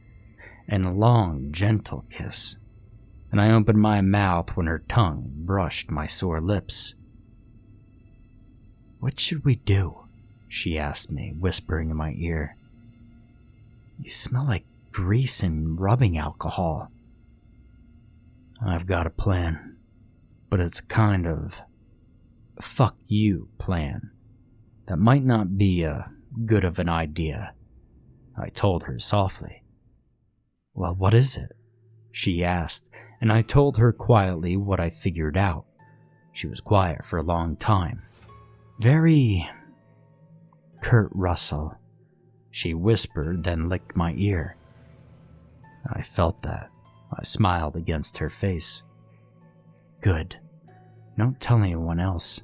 I overheard Daniels saying that for all they knew, you were the psycho. She told me. Daniels told the other that you could have gotten your face fucked up, and Bomber could have gotten hurt, while we were killing the CQ team. "Great. This is the last thing we need," I told her. "Shh," she suddenly whispered. Someone was walking around outside the door. Both of us stood up quietly and went over to the door. I heard a door open up, then shut, and the footsteps kept moving. The footsteps moved up to the door we were both standing up next to, and I pulled Nagel back. The handle jiggled, and the door pushed slightly in as someone tried it on the other side. I heard the key slide into the lock, and I waited until the door unlocked and the handle moved on. The door started to open slowly, and I got ready. When I heard a single footstep, I kicked the door as hard as I could. Someone cried out, and I whipped the door open on the rebound. Nagel turned on the flashlight, shining it into the room, and I saw the cold weather mask-covered face and the bayonet in the person's hand as they stumbled backwards. He whirled and ran, his footsteps thudding against the floor. But I didn't go after him. Nagel's flashlight had revealed the NVGs he was wearing. Everyone behind me was exclaiming. Daniels and Lewis demanded to know what was going on. Carter yelling that it was Tandy, and Jacobs yelling, "Go after him!" Instead, Nagel slammed the door shut and locked it again. "We go after him, he'll kill us," she said simply, turning around and shining the flashlight around the room, stopping at each person's face. "He's got NVGs, he's got cold weather gear, he's got the CQ keys or at least a master key, and not only that, but he's armed with a knife." She paused for a long moment, the silence broken by a shriek that shook the door. and unless someone has a plan, then I suggest we stay right here," Nagel said, then shined the flashlight into my face, then onto Bomber, who lay on the mattress. He damn near took out Ant, and he might have taken out Bomber, and all of you know he's a tough, bull-riding son of a bitch. Nagel reached out and grabbed my hand, walking back with me to the table where Bomber was laying. She sat down, pulled me into the chair next to her, and then pulled me face first into her breasts, holding me tight and shaking. The room was silent, except for the noises in the building, for a long time, till there was a rumbling that shook the entire building. The building groaned, and I could feel the shaking through the tile on the floor that made me look up from where I'd been relaxing against Nagel's tits. "What the fuck is that?" Daniels asked. "If it is what I think it is, we're in a fuckload of trouble," Carter suddenly spoke up. "What?" I asked, then winced as my teeth throbbed. "Avalanche," he stated, the word filling me with dread. "No way. The motor pool is between the snowpack and us," Lewis said. "Well, it doesn't matter," Carter answered. "The motor pool isn't that big compared to an avalanche, and the snow would have swept around it real easy." "So you guys ready to admit it wasn't me?" I asked. "Or Bomber?" "Nobody said it was you," Daniels spoke up. "Good. Well then let's keep it that way," I told him, pulling Nagel close and cuddling her. "Well, who is it then?" Daniels asked. "Because I sure as fuck can't think of someone who'd want to kill me." "Why don't you ask your roommate, Hewitt?" Nagel snapped. "Nobody asked you, bitch," he snarled back. "What did you call her?" I asked, standing up. "You know what, fuck you, Ant. I'm not afraid of you," he told me, and I heard a chair scrape in the darkness. "Guys, calm the fuck down," Hernandez barked. "It's bad enough we got someone out there trying to kill us. We don't need you two killing each other." "Well, tell that fucking psycho to step off." Daniel's voice was harsh in the darkness. "How about I break my fucking foot off in your ass?" I asked. "Now calm down now," Hernandez barked again. Silence fell, broken by the shriek of wind outside the windows. I felt a draft whisper by my face and frowned. "Who's near the door?" I asked. "I am," Lewis said. "Is there a breeze under the door?" I asked him. There was a silence for a second, and then Lewis started cursing. "Oh, god damn it, there is." "Throw a blanket in front of the door," Hernandez suggested. I opened my mouth to suggest something else when we heard it from the table over by the MREs. Metal on metal crashing together. And again, he was trying to bust open the door where our pathetic little generator was. "Aunt and I are going. Who else?" Nagel asked, letting go of me. She clicked on the flashlight and moved toward the table, where we'd left the cold weather gear we'd been wearing. "Yeah, I'll go," Lewis offered. We dressed quickly and silently, and I handed him one of the heavy axes as we headed toward the door. "Open it," Nagel said to Hernandez, who nodded jerkily. The radio was still letting us know that whoever was out to kill us was still trying to hammer his way into the furnace room. Hernandez pulled open the door, and Nagel's flashlight showed us an empty room. The wind hit us in the face like a hammer, and snow swirled around the room. I went first, Nagel following, and Lewis followed. Straight to the middle stairs, and we eased the door open. Nagel shut off the flashlight, and we all paused for a second. The sound of him hammering on the door with something floated up out of the steps, and I led the way down the steps, the naked bayonet held tightly in my fist. I planned on gutting him with the same knife he tried to stab me with. Leave him stumbling around with a confused look and his intestines hanging out.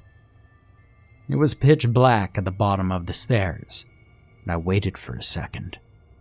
I could see a hint of motion in the darkness right before there was another crash of metal on metal. "I'll turn on the light. You kill this asshole." "One?" Nagel said softly into my ear. I felt a cold trickle of adrenaline down my spine. "Two?" I slitted my eyes so that I wouldn't be blinded when she hit the light. "Three!" she hissed, flicking on the light.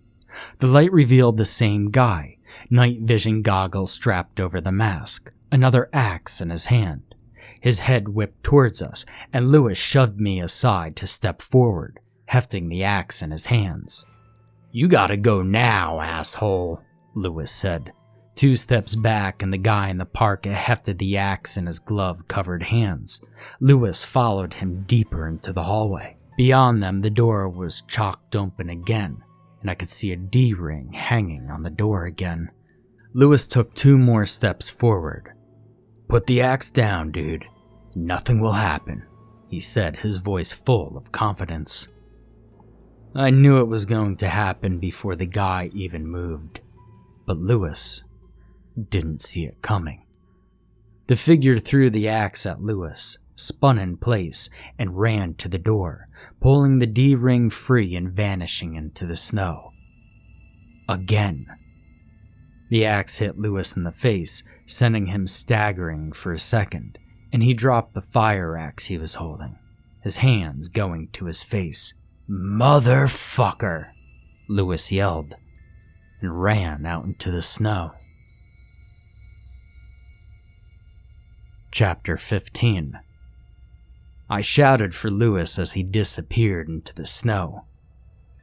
Nagel and I ran forward as a loud scream sounded out and skidded to a stop at the door. Lewis was still screaming, and the wind blew the snow into our faces from out from the darkness. Rich, deep laughter, full of something that made goosebumps raise on my back, rolled out of the darkness and over us, audible even over the screaming. Nagel and I looked at each other, and Nagel's eyes were wide with her pupils open. She looked vulnerable suddenly, and the idea of tough as nails, smart as a whip. Nagel frightened, chilled me even more. Nagel had been a rock to lean on since she'd gotten to the unit, and like John, she'd been there during my divorce, had been there when I was so hurt, and had held me as I cried from the pain and agony that filled me. She was tough, had 4 years in the military before I even met her, was braver than hell, willing to back me up when even some of the others wouldn't be there. Her being frightened made something in me turn small and afraid. Lewis screamed again, a sound of agony, and Nagel bit her lower lip as she looked at me. "Stay here," I told her, and she nodded, and got down on my hands and knees to start to crawl into the snow. Less than 10 feet into the snow, and I felt the edge of the loading dock. Lewis was screaming louder now, or maybe I was just closer to him. I slid off the loading dock, squinting my eyes as the snow blew into my face and numbed my cheeks, earlobes, and nose. I knelt down into the snow and crawled forward, reaching out with my hands. Lewis's scream jangled my nerves, and my imagination conjured the guy in the cold weather mask using the blade on him, carving on him with a bayonet, carving his eyes out. My hand bumped something, and Lewis screamed even louder when I grabbed it in the darkness and pulled on it right when my brain identified it as a shoe. He kept screaming, sobbing screams of animal agony as I moved up the leg. It was bent wrong, and I could feel something sharp and hard underneath the cold weather pants he was wearing. Moving further up, he grabbed my wrist, first trying to bat my hands away, then grabbing onto me and pulling onto me. "For fuck's sake, stop screaming," I yelled, grabbing him by the chest. "Oh, my fucking legs. Oh my God, my fucking legs," he screamed. I moved behind him, grabbing his collar and started dragging him back the way I'd come. He was screaming, begging me not to move him, pleading with the simple "don't," as I first drug him around and then pulled him through the snow. The loading dock should be behind me. I kept pulling through the darkness and snow, bent over and dragging Lewis, who lapsed into silence by the third step. I knew his leg had twisted around, but there wasn't shit I could do about it. Another little sliding half step, the wind trying to knock me over. I couldn't hear shit and started to lose where I was. I couldn't be too far from the loading dock, could I? I only crawled forward a few moments.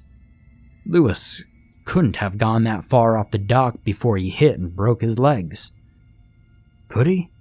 He couldn't have crawled far on those legs. Another step. Still nothing behind me. Fuck. Was I heading the wrong way? Was I going to suddenly lose my balance and fall backwards, roll down the hill and vanish into the woods? Was I crossing the parking lot away from the building instead of towards it? Had I killed both of us? Where was the goddamn loading dock? Another step, leaning back, and my ass hit something solid, bouncing me forward, and I lost balance in the dark and wind. I pitched forward, landing partially on Lewis. My hand hit something soft right before I went face first into the pavement with a bright white flash. Lewis jerked and screamed, punching me in the side, and I accidentally kneed him as I pulled myself to my feet. Keeping hold on his collar, he screamed weakly, and then he stopped. I slid my arms underneath him and lifted, my teeth pounding and making my eyes water. I heaved him up on the loading dock, and he rolled out of my arms, screaming and flailing. He backhanded me across the face and my knees went out, making me collapse on the ground. I twitched, confused, trying to figure out where the hell I was, and pulled myself up. Lewis's scream reminded me, and I climbed up after him and squatted down next to him, digging my hands into his collar. "Nancy?" I yelled. I knew my voice was half hysterical scream, but I had to find Nancy. "Aunt!" I heard, but I couldn't tell which way it came from. The wind whipping around me and pulling it away. "Nancy!" I screamed, pulling Lewis against the building. I couldn't feel my fingers or feet, and my face was completely numb. Only sparks of pain where my ears should be.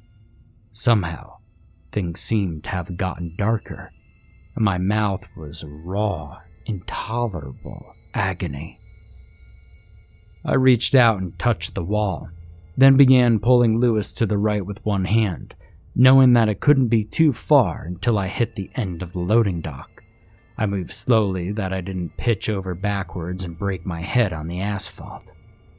"You've killed both of you, you fucking idiot," hissed through my brain. But I shook it off and took another step backwards. If he came at me right then, in the snow, he'd fuck me up, probably kill Lewis too. Probably before I'd even know he was there. My brain summoned him up coming out of the darkness at me, stabbing me in the kidneys, grabbing me and slitting my throat, burying an axe in Lewis and then me, pushing me backwards down the hill and letting the snowstorm take care of me. Suddenly, I realized that I'd just been standing there in the dark and snow, unmoving, while my brain played out all the ways the guy could kill us. A hand clawed out of the darkness, grabbing my collar and pulling me. I screamed, batting at it with one hand as I tried to drag Lewis away with the other, trying to lunge away from the hand and into the safe concealment of the snowstorm. But the hand had a hold of my collar too hard and dragged me toward the owner of it. Struggling with one hand against my attacker, I was pulled into the hallway, out of the snow, and into the light of Nagel's flashlight. She was staring at me, her cold weather cap pulled down to hide her auburn hair, and she pulled me close. I threw my arms around her, shivering with cold and relief, and held on to her tight. "Don't you ever do something that fucking stupid ever again," she growled into my ear, hugging me tightly. "I got him, Nancy. Fuck, look, I got him," I kept repeating, holding tight to her. "I found him out there." "Drag him in," she ordered, letting me go. I nodded dimly, bent down, and grabbed him before staggering a few more steps back, pulling him across the wet floor. In the light of Nagel's flashlight, I saw that he was leaving a streak on the floor, and that both of his legs were twisted wrong. I managed to get him clear. Nagel slammed the door shut with a boom before turning back to us. I kept dragging Lewis back, dimly trying to get him away from the doorway, not really sure where the hell I was going. When I looked up and saw the yawning opening of the furnace room, I jerked back, dropping Lewis and staring at it. I could smell decay thickly, and something moved further in the darkened room. An inhuman roar rolled out of the doorway and hammered at me. I screamed, backing away from the wide opening where some unimaginably large creature was roaring. Nagel appeared in front of me, shaking me, and I tried to fight her off for a moment, my head swimming and sparks shooting across my vision. She shined her flashlight in my eyes, then snapped it off with a curse. "Fuck.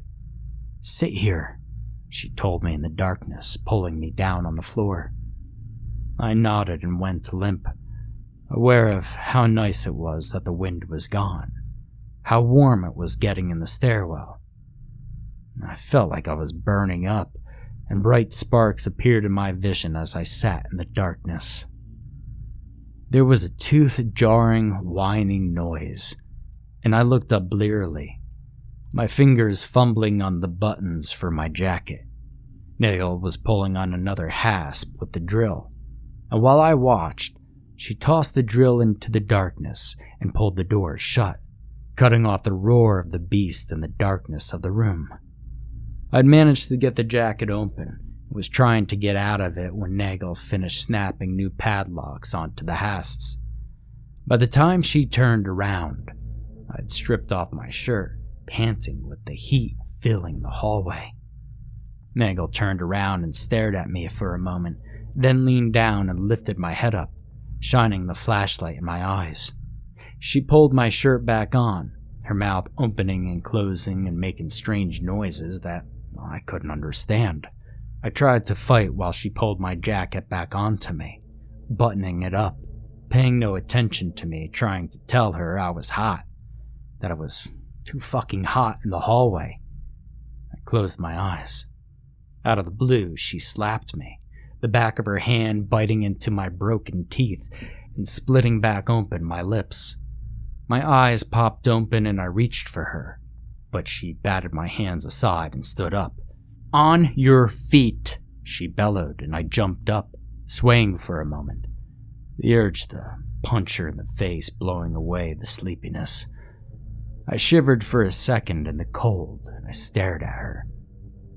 "Grab him up, soldier," she snapped. I glared at her. "Now!" Feeling anger dully pulse at my temples, I bent down and picked Lewis up, still glaring at the woman in front of me. She snorted and turned away, heading up a set of stairs. She turned and looked at me and then barked, "March!" at me. I followed her up, glaring at her back as she called out the steps. She held open the door and I followed her into the dark hallway, lit only by the flashlight she was carrying in her hands. Once we hit the double doors, she held them open long enough for me to stagger through with my burden. "March, soldier," she snapped at me, and I snarled at her as we headed down the hallway, passing open doors where wind and snow was blowing in the rooms beyond. The next double doors were held long enough for me to get through, and the wind almost knocked me over, making me stagger. But I followed her to the next door. "Open the hell up," The woman. Was she an officer? I mean, who the hell was she?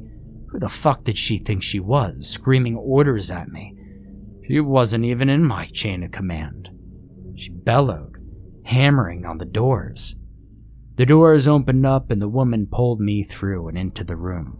Set him on the table, she told me, and I nodded jerkily. The woman was familiar, but see, I couldn't quite put my finger on it. I staggered over to an empty table and set the guy I was carrying down on it. The woman grabbed my arm and pulled me over, sitting me down in a chair. Aunt, do you recognize me? She asked, flashing a light in my eyes. I winced, mumbling at the pain. Aunt, do you know who I am? She asked again, and I shook my head. Doing that was a mistake, as I suddenly leaned forward and threw up all over the floor. My head was swimming. I would have fallen forward except for someone was holding on to me, holding me while each heave caused pain to explode in my head. I was vaguely aware I was shivering while someone was holding on to me. Someone wrapped something warm around me and I shivered as I suddenly became aware that I was freezing. I was being guided up, and after a few stumbling steps, I was aware of hands laying me down on something hard. Keep him awake. I gotta make sure Lewis survives, a woman said, her voice tearing into my ears and scrambling my brains. Sparks shot through my vision again, and I was aware I was shaking under the blanket someone had just put down on top of me. I kept trying to go to sleep, to let the warmth and darkness pull at me. But every time I tried, I got jerked back to half wakefulness by lights in my face, being shaken, which made me almost heave all over again. Someone was screaming, and I could hear someone else shout, "Hold him, goddammit!" over the screams. Then the screams finally broke off, and I was glad that whoever it was finally shut the fuck up. My clothing was stripped off and I was wrapped with a warm blanket that felt like someone had wrapped me in warm clouds. When the damp cloth touched my face, I tried to push the hands away, mumbling through my swollen lips and broken teeth. "Hold him down," I heard a voice, Nagel's voice order, and hands grabbed my arms and legs. I felt swiping motions on my face, and I was finally able to open my eyes when the cloth passed over them.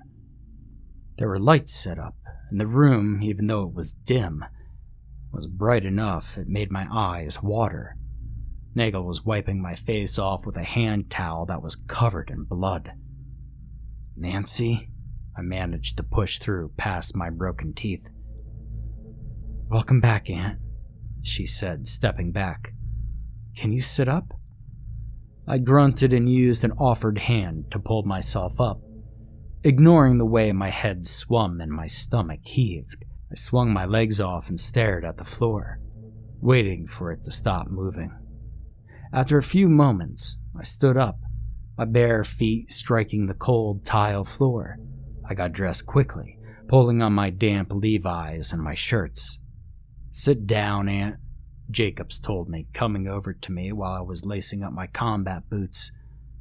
"How's Lewis?" I asked, staggering over to the chair I wanted and sitting down. "Nagel saved him," Jacobs told me. I grunted and reached out to touch Bomber's forehead. He was still running hot, his skin slick with sweat. "He broke both of his legs. What the hell happened down there?" "Well, he fell off the fucking loading dock is what happened," I answered, probing out my broken teeth with my tongue. "Who the hell's out there?" Jacobs asked. "Well, how the fuck should I know?" I snarled. "I mean, why the fuck wouldn't he go talk to someone else? I wanted to sit next to my best friend. Fuck everyone else." "Aunt, I want you to get some rest," Nagel said, coming over and putting her hand on my shoulder. Nah, I'm alright," I lied. The sparks were gone and my vision had settled down, even though the dim light made everything past a few paces kinda fuzzy. She held up 3 fingers. How many? 3, I answered. She nodded and smiled. Hold still, you got something on your lip, she told me. She leaned forward and kissed my lower lip, and when she pulled back, I could see she had blood on her lip. That hurt? Nope. I lied again, smiling. All right. I need you to stay here. Watch Bomber and Lewis, she told me, and then stood up. All right, listen up. We've got to shut some of the doors and windows, or we're not making it through the night. Who the fuck put you in charge? Daniel snarled.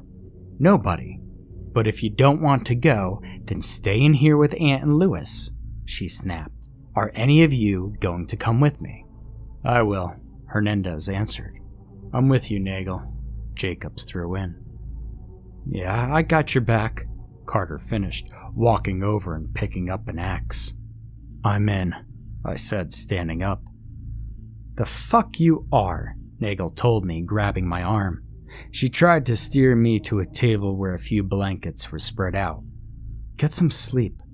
No, I answered, shaking her hand off my arm. Aunt? Nagel tried. No, he killed my fucking best friend. I stared at her. Give me my knife. She looked doubtful, but took my knife off of her belt and handed it to me. I clipped it to my belt and stared at her. So what's your plan? I asked. We go out, shut the windows and doors on this floor and the hallway doors. We've got to cut down the wind or we're going to freeze to death before morning, she told me, then looked beyond me. Are you guys ready? The others told her they were, and I nodded. Everyone turned on flashlights. I dropped mine into the top pocket of my Levi jacket, and Nagel moved over to the door. Stay together, don't go charging off, and watch very, very carefully, Nagel told them. This guy's strong, he's fast, and he's willing to kill us. I heard Daniel scoff in the darkness, and I had to restrain an urge to go back there and cut his fucking throat. Nagel opened the door, our flashlight beams lighting up the platoon area in front of us. The room beyond was windswept and full of wind-driven snow. I blinked my eyes, trying to keep snow out of them, as the wind drove the snow into the room behind me. Let's go, Nagel said, heading toward the hallway door. I stumbled after, and I told myself it was the wind pushing me off balance. Chapter 16. Why is this one shut? Jacobs asked, reaching toward the door handle. Don't, I told him, grabbing him by the wrist. I looked at the door. The shiver that ran through me had nothing to do with the biting cold. Aren't you going to check this room? Jacobs asked, glaring at me and snatching his hand free. Nagel said to check every room. Jacobs, you don't want to go in there, Carter said, stepping away from the door. I followed suit, watching as Jacobs looked at each of us. Well, what the fuck is in there? Jacobs asked, following when Carter and I headed into the next room to close the windows. We don't know, Carter answered, shutting the windows. There was no use taking the blankets on the beds. I could tell with a single glance. Water had been poured on the beds, turning the blankets into solid ice. It had been the same way in every room, clothing piled on the floor with water poured on them, the beds soaked sometimes before. It was a standard tactic of warfare, deny the enemy supplies and material. When we closed the door, Carter swung the axe and knocked the door handle off. I pushed at the door, but like the others so far, it didn't budge. Behind us, there was a knock at the door. All of us spun around and stared at the featureless door, only the room number and the door handle breaking up the expanse of brown paint. There was another knock from inside the door, hard enough to shake it. Jacobs reached for the door and Carter grabbed him before I could. "You don't want to do that," he told the other man. "Come on, let's finish the rest of this section." I could tell Jacobs wanted to ask about it, ask why we didn't go into the room or check at all, but he closed his mouth and followed when we went to the next room. Hernandez and Nagel were down on the other end of the hallway, doing the same thing we were, closing windows and doors and knocking the door handle off. Deny the enemy. I glanced back over my shoulder at room 221 when the knocking sounded again. Fuck that room. A little more work and we met up with Nagel and Hernandez. Nagel holding the axe and glaring around at the ice glittering on the walls. Hernandez was dragging a mattress with other mattresses piled on it. "We lucked out. He missed a couple of mattresses and I managed to find some blankets and sleeping bags," Nagel said. "We need to get back though. I need to check on Bomber and Lewis." I nodded, leaning against the wall. The whole front of my face hurt. "Well, why can't we just go looking for him?" Jacobs asked, looking around. "Because he's one step ahead of us the whole way," Nagel answered. "He's thought this through. He knows the people he's stalking, and he knows that some of our first instincts will be to go on the offense." She looked at each of us, her gaze lingering on me a moment longer. "He's not stupid enough to forget he's hunting trained soldiers," she finished. I nodded dumbly and followed when she started heading back. "We're down 2 men, 3 if you count Ant. He's killed 4 men as far as we know, and we're cut off and isolated." She paused at the doors to the platoon area and looked at all of us. "And every time we've charged after him, we've come out second best." She banged on the door, but nobody answered. She hammered on the door again.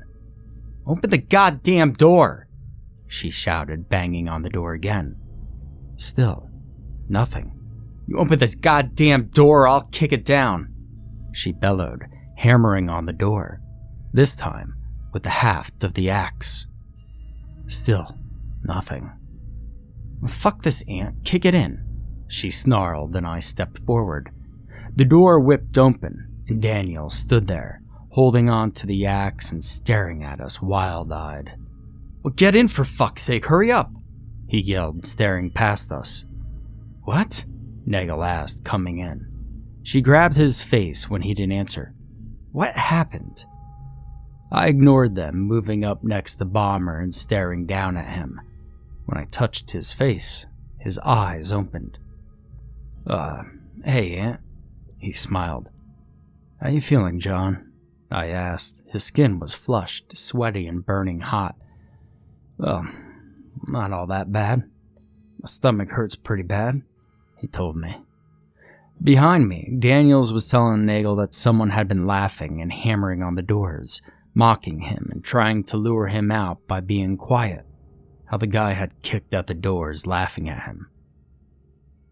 "John, you know your appendix burst, right?" I told him. "Well, fuck. I've got..."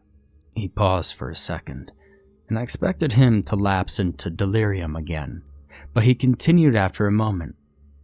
"Maybe 8 days from a burst." "Well, where do you get that idea?" I asked. "Well, my dad. He didn't know what was wrong with him. My grandmother didn't take him to the doctor for 8 days. John told me." He coughed and groaned. "You alright?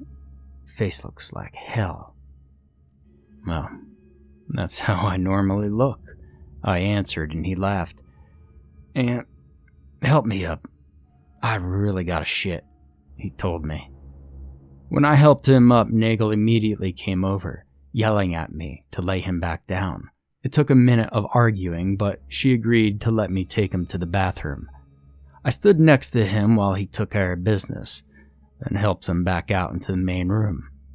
He was breathing hard, but had managed to straighten most of the way up. "You catch that fucker who hit me with the axe?" he asked.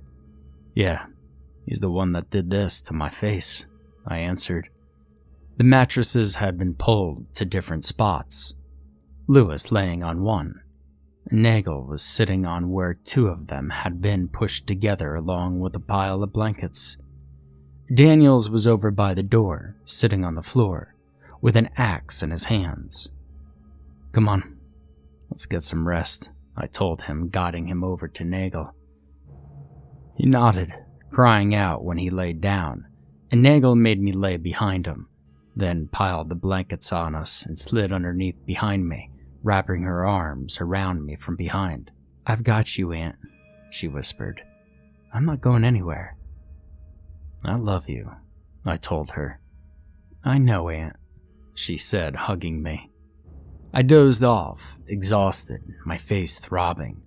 I'd barely gotten any sleep, and for the first time in as long as I can remember, nobody kept waking me up and shining lights into my eyes. Metal clanging against metal woke me, and I sat awake, yelling out, "Gas! Gas! Gas!" and grabbing for a mask that wasn't there. Adrenaline flooded my system, and I held my breath as I fumbled at my waist. Just the second before, I'd been struggling through fire and death, and the next second I was trying to get a mask on before the lethal toxins burned out my life in 19 seconds flat. The clanging noise was coming from the radio on the table. "Nagel?" I hissed, reaching down and shaking her. "Jerk off, Aunt. I'm not horny," she mumbled, rolling over. "On your feet," I bellowed out, climbing up. Bomber and Lewis both screamed as they tried to answer ingrained habit and get up. Bomber managed to get all the way to his feet, standing there, swaying, while Lewis grabbed his legs, sobbing in pain. Everyone else jumped to their feet, and I could tell that the clanging hadn't penetrated anyone's mind but mine. I moved over and grabbed my jacket, pulling it on quickly, and turned around, making sure my knife was on my belt. "He gets in there and kills our generator and we're dead," Nagel said, standing up. Her nipples stood out from her t-shirt, and I had an image of nuzzling them with my nose flash through my mind. "All right, who's coming with me?" I asked, buttoning up my jacket and grabbing one of the cold weather caps. "I'm with you," Jacob said. "I'll beat that motherfucker's ass." "Aunt, stay here," Nagel said, pulling on her fluffy jacket. "Stay with John and Lewis." "No, you stay back. They need you more," I told her. She opened her mouth and then glanced at Bomber, who was putting on his pants. "John, you need to lay down or you might tear something up in there," she said softly, moving over to him and touching him. John looked up, his face pale with red spots on his cheeks. His eyes were glassy. "I'm gonna help. Not down yet," he slurred. You could see the fever burning within him. "I'm with you, brother," Hernandez said, pulling on the parka. "Bomber, I need you to protect Nancy and Lewis in case he loops around," I said, and Bomber nodded. "All right, let's go," I said, and Hernandez unlocked the door and pulled it open. Outside of the door, a figure loomed, arms outstretched, leaning toward the door. Jacob stepped forward, swinging the axe he was holding, the heavy bit striking the figure in the chest with a solid thunk. As the axe went home, snow exploded outwards, and Jacob stumbled forward, cursing.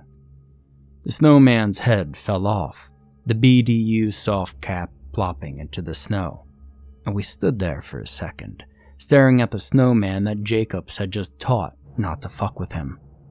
"What the fuck was that?" Jacobs yelled. "He's fucking with us. You see, it's supposed to scare us," I said, moving past the snowman's remains and scooping up the BDU cap. E3 rank. "We need to hurry." Jacobs pushed past me, slogging through the snow that had been blown in through the broken windows of the platoon area, his feet kicking up sprays and my flashlight. He pushed through the doors and into the hallway, and I hurried to catch up with him. "Jacobs!" I called out, and the other man slowed down, the axe swinging from his hand as he walked. The second floor landing is covered in ice and blood. Just watch out. Ice. Yeah, Jacob sneered. Is there anything else you want to tell me before we kill this asshole? Yeah. Be careful, and let's try to sneak up on him, I told him. Jacob scoffed as we approached the double doors. He pushed through and pulled open the door to the stairwell. The blood glittered darkly, and I tried to ignore it. Jacobs hurried down the steps, rushing ahead, the axe held in both hands. We went past the first door, the banging of our friendly barracks psycho covering our approach. Jacobs didn't pause at the next landing, swinging around the landing and stepping forward. He was grinning as he went to step down the first step and hit the wire across the step. The ice on the wall broke away as his foot caught the wire, and he yelled as he pitched forward, throwing out his hands to catch himself, the axe vanishing into the darkness of the stairwell. Jacobs! I yelled, Hernandez echoing me as I moved down the stairs. The banging quit. In the beam of my flashlight, Jacobs landed face first on the floor, stunned, his legs twitching. 2 steps, still yelling for him, and it happened. Jacobs had just lifted his head up, one hand reaching forward, his foot still kicking as he tried to get purchase. I was 4 steps down, risking taking 2 icy steps at a time. Hernandez was right behind me, trying to get to Jacobs and help him up. I thought the guy would take the chance to run, to disappear back into the snowstorm again. Throw the axe, whirl around, grab the D-ring off the door, and vanish into the blizzard to taunt us further. I was wrong. The axe blurred out of the darkness, coming from high up, through the doorway, the frost on it sparkling in my flashlight light. I could see the sharp edge of the axe, red, motor pool, 2/19th SW on the handle, and I see the heavy gloves wrapped around the end of the axe handle. It was frozen in time for a long second. Right before it hit Jacobs just below the neck, dead center in the back, the sound of the axe biting through flesh and shearing through bone, obscenely loud in the windy hallway. Jacob's feet jerked, and his hands scrabbled at the tile. I was yelling in denial, trying to move faster through the molasses that had seemed to crystallize around me. Hernandez was yelling Jacobs's name. Both of us trying to get down the stairs. The hands released the axe handle, and the wind shrieked around us, matching Jacob's strangled scream. My feet hit the landing and I jump over Jacobs, seeing the figure ahead of me in the beam of flashlight clipped to my jacket pocket. Once again, he had on the cold weather mask, NVGs, a parka, and heavy gloves.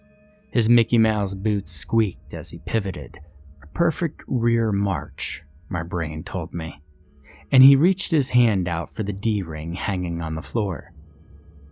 "Nagel, we need you down here now!" I bellowed in the split second I made my decision. I spun around, jumping past Jacobs, pushing Hernandez out of the way, brushing his hands off when he tried to grab me. "Don't leave us, Aunt!" Hernandez yelled as I ran up the stairs. "Come back!" Followed me as I spun around the landing that the guy had wired and pounded up to the first floor. "God damn you, Aunt, you coward!" Chased me as I kicked open the door, grabbing the door jamb to give me speed. I shouldered through the double doors and ran down the hallway, my knife tight in my hand, my boots thudding against the snow-covered tile. I snatched open the door of the first stairwell and jumped from the top of the stairs, hitting the landing and bouncing off the far wall to jump again, landing with both feet on the bottom floor. I yanked open the door to the orderly room, and my flashlight swung across the door to the far side, revealing it to be wide open, with the D-ring attached to 550 cord on the handle. I walked in, smiling wide enough I could feel my lips split. The wind was pushing snow into the orderly room hallway, slicing across my cheeks and making my teeth throb painfully. The 550 cord was shivering, pulling tightly. I stepped up in front of the doorway, resting one hand on the open door, the other holding tight to my Gerber. With the toe of my boot, I lifted up the chalk, holding the door open. He stepped out of the snow, lit by the flashlight, and his eyes opened wide at seeing me standing there. One eye was swollen shut, the other bloodshot, and I could see his teeth bared in a snarl.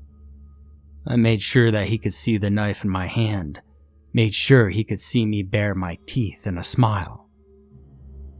"Did you miss me?" I asked.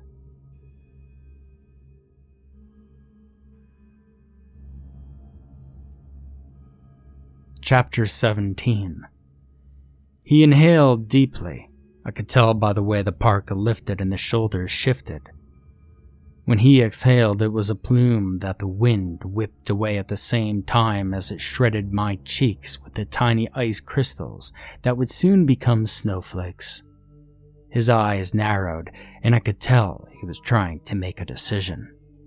He'd have to come through me to get into the barracks. I had a brawler's reputation, and the shit my brother got involved in splashed me and tarred me with the same brush.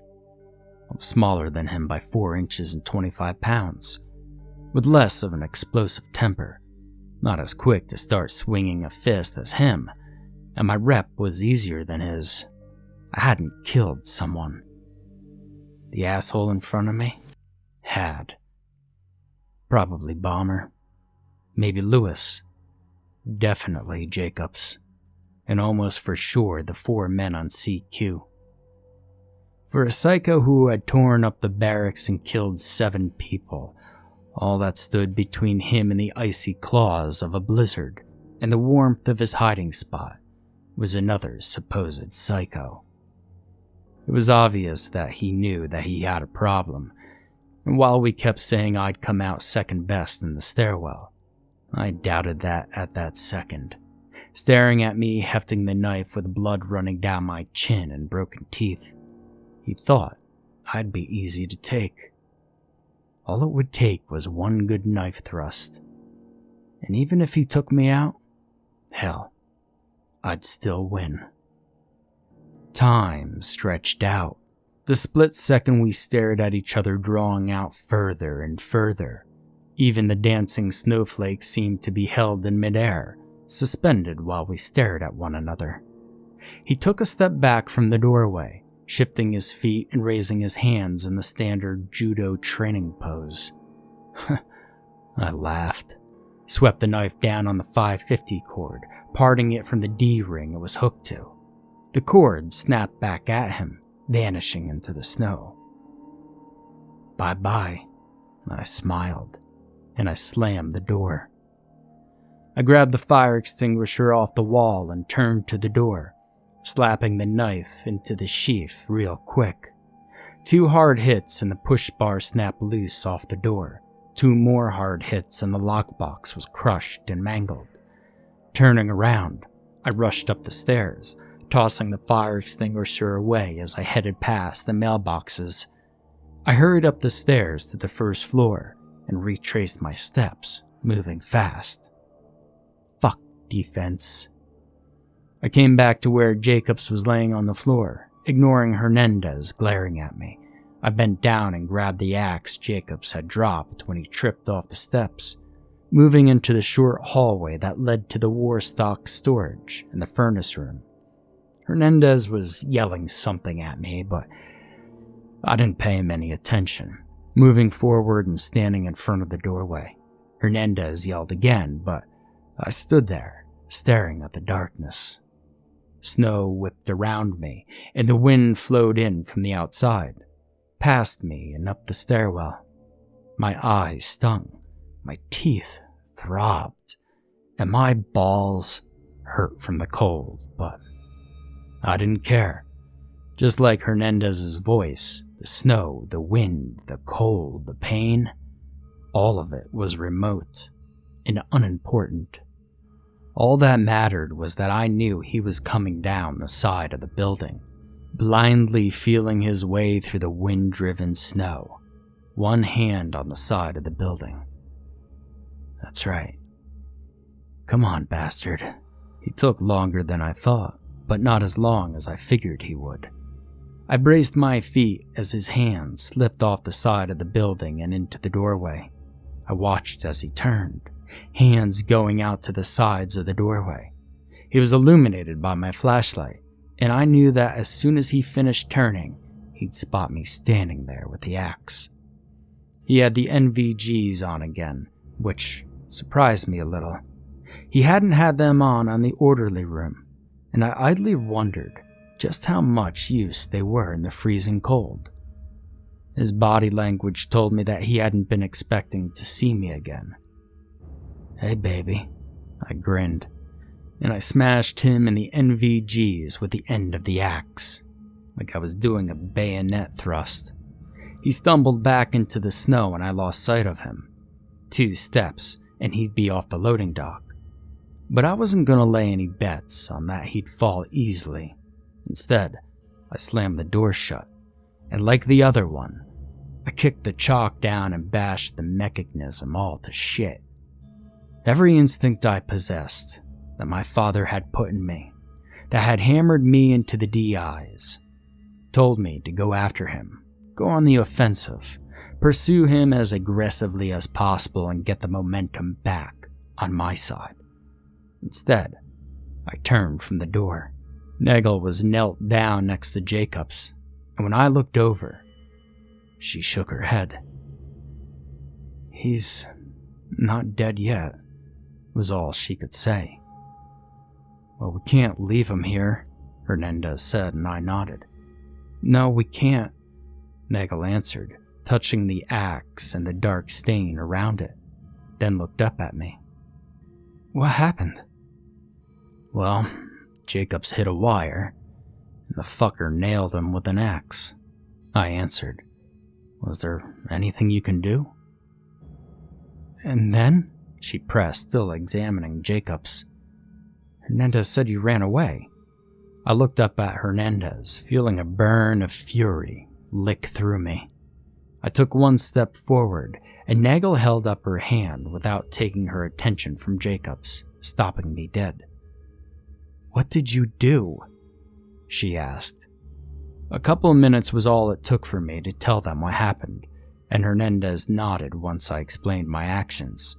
The whole time Nagel checked the injury, even checked the axe, shaking her head.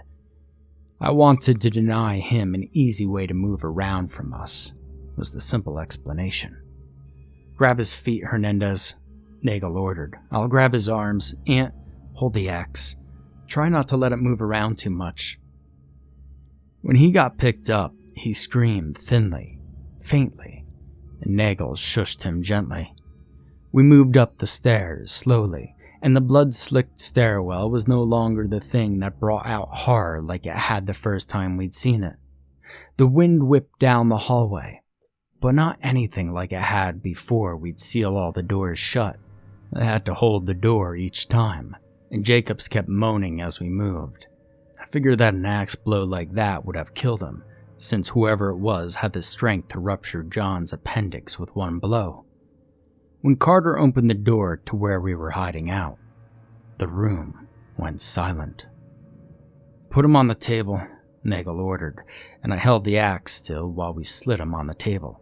Aunt, I need the first aid kit, she told me, and I went over and grabbed the first aid kit from where it sat on the wall. She pulled out the gauze, the tape, and other stuff. She took the rolled up gauze and folded it up neatly into 2 small packs the size of her hand, then climbed on the table, straddling Jacobs. Hold him down, she ordered, and held out her hand at Hernandez. Not you, Des, I need you for something else. All right, what? He asked while I grabbed one leg and Daniels grabbed the other. Bomber was trying to get up, holding his stomach and swinging his legs down. Lewis was watching with bright eyes, broken chair legs splinting his broken legs. Okay, grab the axe head, and when I tell you to, pull it free by pulling it straight up. she ordered. Hernandez nodded, and she looked to make sure that everybody was ready. All right. She took a deep breath, closed her eyes, and stared at the wound. Do it. Hernandez pulled it straight out and blood poured out of the wound. For a split second, I could see splinters of yellowish white in the wound before the blood covered up the splinters of bone. Nagel pushed the gauze into the wound, putting pressure on the wound, putting her full body weight into it. Jacob screamed and thrashed, and Nagel yelled at us to hold him tighter. Don't let him up. He's lost a lot of blood, Nagel said, slapping down a large gauze pad. I need strips. Give me the rest of the cloth strips, she snapped. All business. The oversexed and flighty version that everyone had come to know was gone. Instead, a hard, hatchet-faced woman, her auburn hair pulled back by a tie, hard-looking hands covered in blood, with a voice that refused to be ignored, had replaced her. Daniels let go of Jacob's other leg and grabbed the bandages off the table from where Nagel had bandaged and splintered Lewis's legs. He handed them to her, thrusting them at her as if he wanted to be rid of them. And Nagel just pulled them out of his hands and began laying them on Jacob's bag and measuring them, knotting them together quickly. All right, when I say, lift him up so I could slide these underneath, she ordered, and Hernandez and Carter nodded. She stared for a moment and then said, lift. When the other two men had lifted him, Nagel quickly looped the cloth underneath, then told them to set him down. She cranked the bandages as tight as she could against the folded cloth on top of the pad she'd placed over the gauze that covered the wadding she'd jammed in. Jacob's head went unconscious again, and Nagel climbed off the man. That's all I can do, she said, looking around. Anyone else think of anything? What about a chest tube? Carter suggested. I wouldn't even know where to start, she admitted. The building groaned and shuddered, the vibration evident under my boots. I looked around at the room, barely lit by the few fading flashlights placed at critical points to light up the room. Bomber was leaning against the wall next to the bathroom, sweat running down his face. Out, Lewis was propped up with 2 rolled-up sleeping bags, eating an MRE. Out, Hewitt had been missing since right before we left. Out, Jacobs was unconscious on the table. Out. 4 men on CQ. Out, out, out, and out. Out of 13 of us, 8 were out. All we had left was Carter, Daniels, Hernandez, Nagel, and me. My tongue kept probing the broken teeth, almost relishing the zing of pain when I hit the exposed nerves. Nagel came down and sat next to me, holding me my own MRE before wiping the blood off of her hands with one of the little wet naps out of it. I was glad, for the first time in my life, for the chicken a la king meal. Even though it looked like warmed over cat shit, it wasn't hard to eat with my shattered teeth. She finished wiping off her hands, then turned to me, put her arms around me, and began quietly crying. I held her, glaring at the others who had stared, and squeezed her tight. It took a little while until the sobs stopped, and she looked at me with reddened eyes. The tip of her nose was bluish and waxy looking, the same with her earlobes. She was missing her eyelashes and her face was peeling. Her skin was peeling on her cheekbones, and her face was harsh in the shadows cast by the flashlights. She was still beautiful to me. I don't know what to do, Aunt, she admitted. I don't think I could save Jacobs or Bomber. More tears spilled from her eyes. What do I do, Aunt? What you've been doing, I told her. I don't even understand what you're doing. She smiled, wanly. If Bomber dies, will you still love me? Her voice was a little girl's voice. It wasn't you, I said. You didn't hit him with an axe. I felt pain in my mouth and I knew I was snarling. You didn't kill him. Some fucking psycho did. We've got to stay here. Wait for them to come and get us, she said a bit louder. Well, what about Jacobs? Daniels asked, looking up. Nagel just shook her head. The barracks rumbled and groaned again. We've got to check on that, Carter said, standing up. I'll go, I said, letting go of Nagel. Anyone else? Carter asked. With Aunt? Nah, fuck that. So far, every time someone goes out with Aunt, they come back and they get all fucked up, Daniels said. Nah, I think I'm gonna stay here. You fucking coward, I spat. Hey, fuck you, Aunt, he answered. So, nobody? Carter asked. Oh, figures.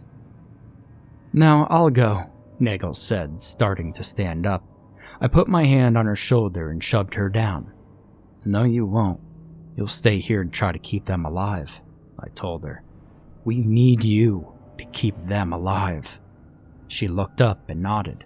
Daniels, come with us, Carter said. Hernandez and Nagel can hold down the fort. Fine, but so help me God, Aunt, Daniels said. Yeah, I sneered, touching the knife on my hip. We opened the door to the platoon area and stared. The broken windows had let in almost 6, maybe 8 inches of snow, and was blowing more into the room as we stood there. Holy shit, I breathed, looking at the snow coating the floor, the ice on the walls, and the complete lack of footprints. Even the ones we made when we hauled Jacobson to the platoon office were gone, eradicated by the wind and the new snow. The building rumbled again. We'll check the first floor, Carter said, and I nodded as he continued. We'll check the doors and see how far the snow has piled up. The stairs were freezing, with wind blowing in through the broken window, frost and ice coating the walls and ceiling. We stood at the first floor landing, the 2 doors leading out, one into the CQ area, the other into the first floor hallway. Carter pushed on the CQ area door, grunting for a moment before giving up. We went into the hallway to find the hallway doors pushed open by snow. The snow was at least 3 feet deep in the CQ area, and when we shined the flashlight, we could see that it had pushed through the doors, shattering the glass panes on either side of them, destroying the doors. We're dicked, Carter said, and I nodded. There was another rumble, and I saw the snowpack in the CQ area push a little deeper into the building. The whole building shook and groaned like it was in pain. Any ideas? Well, there's a med pack in the CQ area, Daniels said. We might want to dig it out of the snow. If we can't find it, we'll kick open the door to the headquarters platoon. See if there's any med bags in there, Carter said, ducking down and moving across the snow. It was only about 6 inches of packed snow on the far side, and the snow had only spilled over the counter enough to cover the counter, the phones, and the chairs that had been left.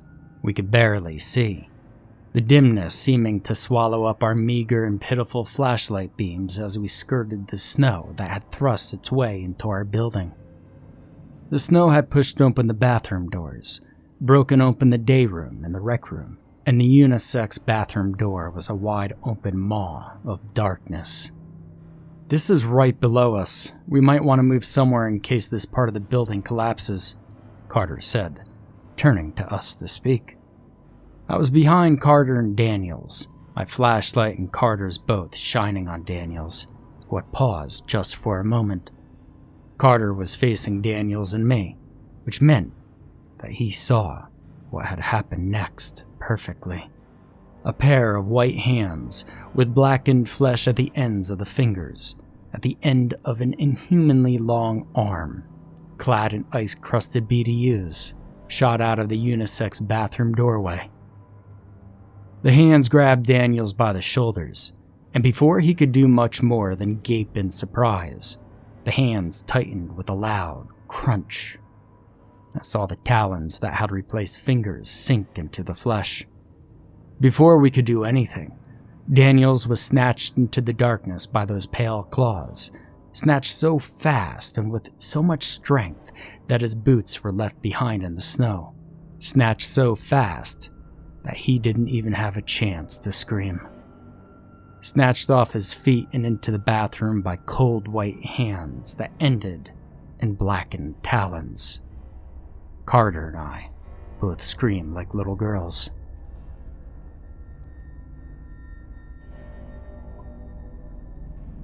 Chapter 18. In the bathroom, a scream sounded that suddenly ended in bubbling and gargling, and a lewd, crunching sound. Daniel's boots sat in the snow in front of the unisex bathroom door, steam coming from the dampness left by Daniel's feet before he'd been yanked clear out of them and into the darkness of the bathroom. The crunching went on as Carter and I screamed. "Run!" Carter yelled, his eyes bulging in the dim light from my flashlight. I whirled around and ran for the stairs, slipping in the snow as I scrabbled for purchase on the snow-covered floor.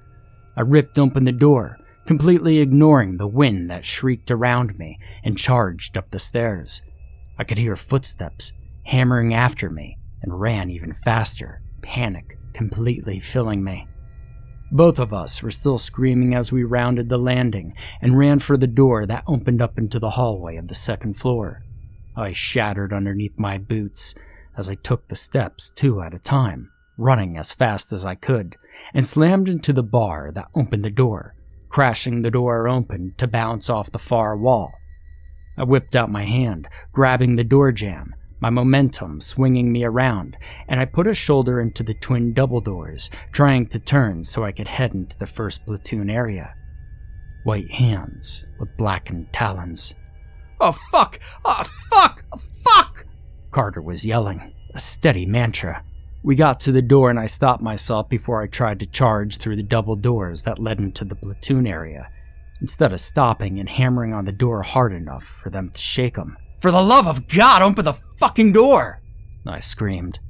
Carter smashed into the door with me, hammering on the door. "Open, open, open!" he shouted. The locks clicked and we threw the door open, running to the far side and spinning around to stare at it, which was open to the large room where people hung out, smoked cigarettes, and drank coffee while they waited for whatever job the NCOs decided to send everyone out on. "Oh, for fuck's sake, close the goddamn door!" Carter yelled. "What?" Nagel asked, shutting the doors and locking them. "Where's Daniels?" Lewis asked from where he was sitting on the mattress. He's fucking gone," I screamed, snatching up one of the fire axes. "Fucking Tandy got him!" Carter yelled, looking around for a second and grabbing up another axe. That's bullshit. Tandy isn't real," Lewis said scornfully. "Now you tell him that," Carter yelled. "Well, Daniel sure as fuck found out he's real," I yelled at him. We told him what had happened, how we were only down there a few minutes before Tandy had drugged Daniels into the bathroom. "It's that other guy fucking with us. There's no way Tandy is out there," Lewis said. "You didn't fucking see it," Carter screamed. "There's no way that was the psycho." "Calm down," Nagel bellowed over us. "Are you sure that Daniels is dead?" "Well, what do you think, Nancy?" I asked. "Tandy grabbed him." "Well, we have to check. We have to make sure," Nagel said, looking around. "We need to find out if he's dead." "He's fucking gone," I spat. Carter nodded. "We don't know that," Nagel said slowly. "We need to make sure and check." "Then you're doing it by yourself," Carter snarled. "Tandy's out there. I'm staying right fucking here, and there's nothing you could say to make me go." Nagel looked at me, her eyes pleading. "Aunt?" Fuck. "I'll go," I said, and then I sighed, turning to Carter. "You know, he's going to kill us sooner or later, James. And even if he doesn't, we've got someone else to worry about." "Don't care. I'm not going down there," Carter answered. I nodded to him, understanding perfectly why he didn't want to go down there. Each winter, a couple more of the first 20 vanished. Each winter, our unit suffered between 20 and 40 casualties that were listed as death by misadventure or cold weather injury or causes unknown. No, sometimes it seemed like nobody really cared what happened to us. "Aunt, I can't go down there alone," Nagel pleaded. I sighed, setting down the axe. "Oh, I've got your back, babe." Hernandez stared at us for a long moment, his sense of duty warring with his fear of what might be out there. He glanced at our wounded, looked at my face, and stared at the door for a long time, and I knew that he was thinking about what was out there in the darkness. Wind, snow, and cold. He'd heard the stories of Tandy. He'd been in the unit long enough to hear the stories. "Ah, fuck. I'm short too," he complained. "I'm a double-digit midget." "Stay here," Nagel said, shaking herself. "You and Carter need to guard the wounded in case the psycho tries to kill them." She pointed at the axe on the table. "If he breaks in, use those on him. Don't stop until he's at least 4 different pieces." Hernandez and Carter nodded as I moved up to the doors. I waited for a few moments until Nagel moved up and put her hand on the handle to the door. "You ready, Aunt?" she asked, smiling at me. "Yeah," I told her, and she opened the doors. Outside, the footprints we'd left were already gone, swept away by the snow and the wind. The only light was from our flashlights, and the snow seemed to just absorb it, banishing what feeble light we had into the darkness. Behind us, the door shut with a whisper, and we heard the metallic click of the lock, and the scraping sound I knew was someone putting a chair on the handle to keep someone from opening it. "He's going to kill us, you know," Nagel said, looking around and panning her flashlight. "Well, I could take him unless he runs again," I said. "He got lucky in the stairwell."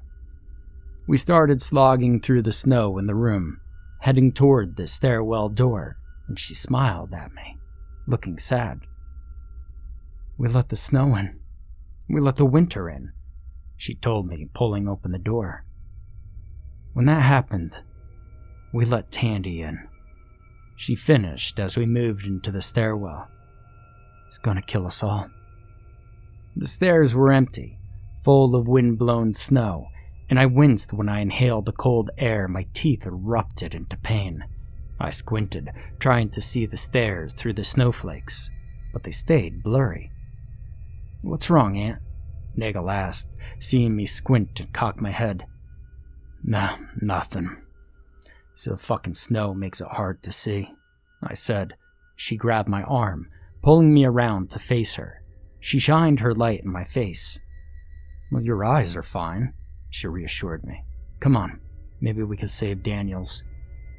I nodded and we hurried down the steps, pushing open the door to the first-floor hallway. She stopped when she saw how the snow had pushed its way into the building, shattering the glass panels on either side of the outside doors, ripping loose and mangling the 2 sets of doors that had acted as an airlock. There was another rumble, and the building groaned again, shivering under my boots. The snowpack that had forced its way through the doors moving forward a couple of handspans deeper into the room. The NORAD clock fell off the wall behind the almost snow-covered desk. "Jesus," Nagel breathed, a plume of warm steam coming out of her mouth. The only sound was the wind shrieking through the hallways and the crunching of the snow under our boots as we made our way toward the unisex bathroom door. Nagel led the way, shining her flashlight on the snow, and stopped in front of the door, waving me over. Fear clenching my stomach, I stopped next to her and looked into the bathroom. No Tandy. Nagel and I moved into the bathroom, looking around the corner where the sinks, mirrors, and toilet stalls were. Nagel's flashlight picking up the small window high in the far wall that was only 6 inches high and maybe 1.5 feet wide. A light dusting of snow covered the tile, but the door was wedged open by the packed snow that had been forced into the CQ area. The bathroom was completely empty. No tracks, no blood, no bodies. Only Daniel's flashlight, shining up at the ceiling. "Ah, fuck," Nagel breathed. "Yeah, let's go," I said, turning around. We went back into the CQ area, and I checked behind the counter, coming up empty for the first aid kit. Nagel kept flashing her light around the room, often pausing at the open doors of the rec room, the day room, and the 2 bathroom doors, the male and female ones, and the open dark maw of the unisex bathroom. I looked up, opening my mouth to tell her that we were out of luck, that I couldn't find the first aid kit. Behind Nagel, a dark form stood, and when I passed the flashlight on to him, I could see his one good eye, bloodshot, staring at Nagel. Nagel, who was right in front of him, maybe 2 feet away. Behind him, footprints disappeared into the first floor hallway. He brought the bayonet up as I started to move, yanking my knife free from my belt. "Aunt?" she asked. I put one hand out to vault over the CQ counter. The knife came down. Chapter 19. In my mind, I had it all worked out. Vault over the CQ counter, land on my feet, reach out with one hand and snatch Nagel forward, use the momentum generated by that to get in close, slam the knife into his belly, and give it a quarter twist before dragging it out and doing it again. He'd cut me. Probably good. But that was rule number 1 in a knife fight. You're gonna get cut. I knew it. He probably didn't. My feet hit the snow on top of the floor and went out from under me. Fuck. My head bounced off the counter and everything vanished in a white flash for a split second. Nancy Nagel was turning, one arm coming up to protect herself, falling toward me. The knife was still coming down. My head hit the snow-covered floor and bounced. My whole body went tingly and everything went blurry. There were 2 Nagels fighting with 2 killers. All 4 of them were fuzzy, out of focus, and my legs and arms twitched spasmodically as I tried to get my body to get up, get to my feet. Get up, get up, get up. Nagel hit the floor and the figure put a boot on her stomach. She screamed, a choking, high sound of animal agony. "On your feet." My father's voice rang into my head. Impossible to deny. I was on my feet, one hand against the counter to keep myself balanced. The knife was in my hand, heavy but familiar. I thrust myself away from the counter, toward him, the knife back and away from my body. He was bending down to grab her. The knife looped out, around his neck, and I grabbed the top of his parka, pulling his head backwards. And the Gerber, a birthday gift from my brother, sliced around the front of his neck, biting deep and catching on something for a moment. An elbow caught me in the mouth as he suddenly straightened up, sending stars spangling across my vision, making me stumble back against the counter. He turned and faced me, standing up straight and holding the bayonet in his fist, point down. A standard downward stabbing hold. I could see his bloodshot eye through the hole in the cold weather mask, his teeth, missing one of the front ones, bared through the little slit in the mask. The part that covers the mouth was hanging down, and I knew it was to let him breathe. I was using the counter to hold myself up, everything blurry around me, my head ringing in pain. I needed to vomit, my stomach cramping, and nausea making my head swim. There was a slash across the throat of his parka, stuffing puffed out of the slash, and the button at the middle of his throat had a bright mark where my blade had scored across it. I'd missed the kill, forgot to take into account the thick cold weather gear, and Nancy was crawling away, leaving a black trail in the snow, her flashlight and mine still illuminating the snow-filled room around us. She wasn't whimpering, wasn't crying, just slowly crawling across the snow. "You killed Bomber." It was tough standing up to my feet since I couldn't feel my legs, but rage began to drive me. Fuck what I was taught. Screw the whole keep your cool mantra. You killed Nancy. Overwhelming fury could do a lot. I shook my head, reminding myself I'd taken harder hits at the Green Goose Club in Fulda. Now this asshole didn't have anything on me. You see, I was made of twisted steel and sex appeal, and all the ladies love a killer. He came at me, knife brought back over his head, trying to rush me against the counter and use his large size and bulk to pin me, and then finish me off at his leisure with the bayonet. Yeah, I stepped into him, grabbing his upraised wrist, letting him grab me, and drove my forehead into his face. My vision went white, but something crunched. The hand on my wrist weakened, and I pushed the blade forward, feeling resistance. I smashed my forehead forward again, feeling another crunch. The blade went in a little further, and I twisted my wrist. He screamed then, and I kneed him in the crotch, the blow losing most of its power from the cold weather gear protecting him. Something landed on my shoulder, sparking bright pain that I quickly ignored. And then, that happened. A hard yank pulled his hand away from mine, and I grabbed him around the waist like I loved him and was drawing him in for a kiss. He used an empty hand to drive a fist into my side, and our feet tangled up as we went down on the floor, hard. Another white flash and someone was screaming, punching me in the face, each punch causing a white flash in the darkness. I pulled back my arm, yanking it free of whatever it was holding onto, and drove my fist, Gerber fighting knife leading the way, all the way to the hilt into something. Another white flash and I knew I was being pushed away, landing on my back in the snow, but the room had gone pitch black. I could hear a sobbing noise, and I grabbed out with my other hand, my finger wrapping around a large boot. I grabbed it and pulled, and I heard someone hit the ground with a scream.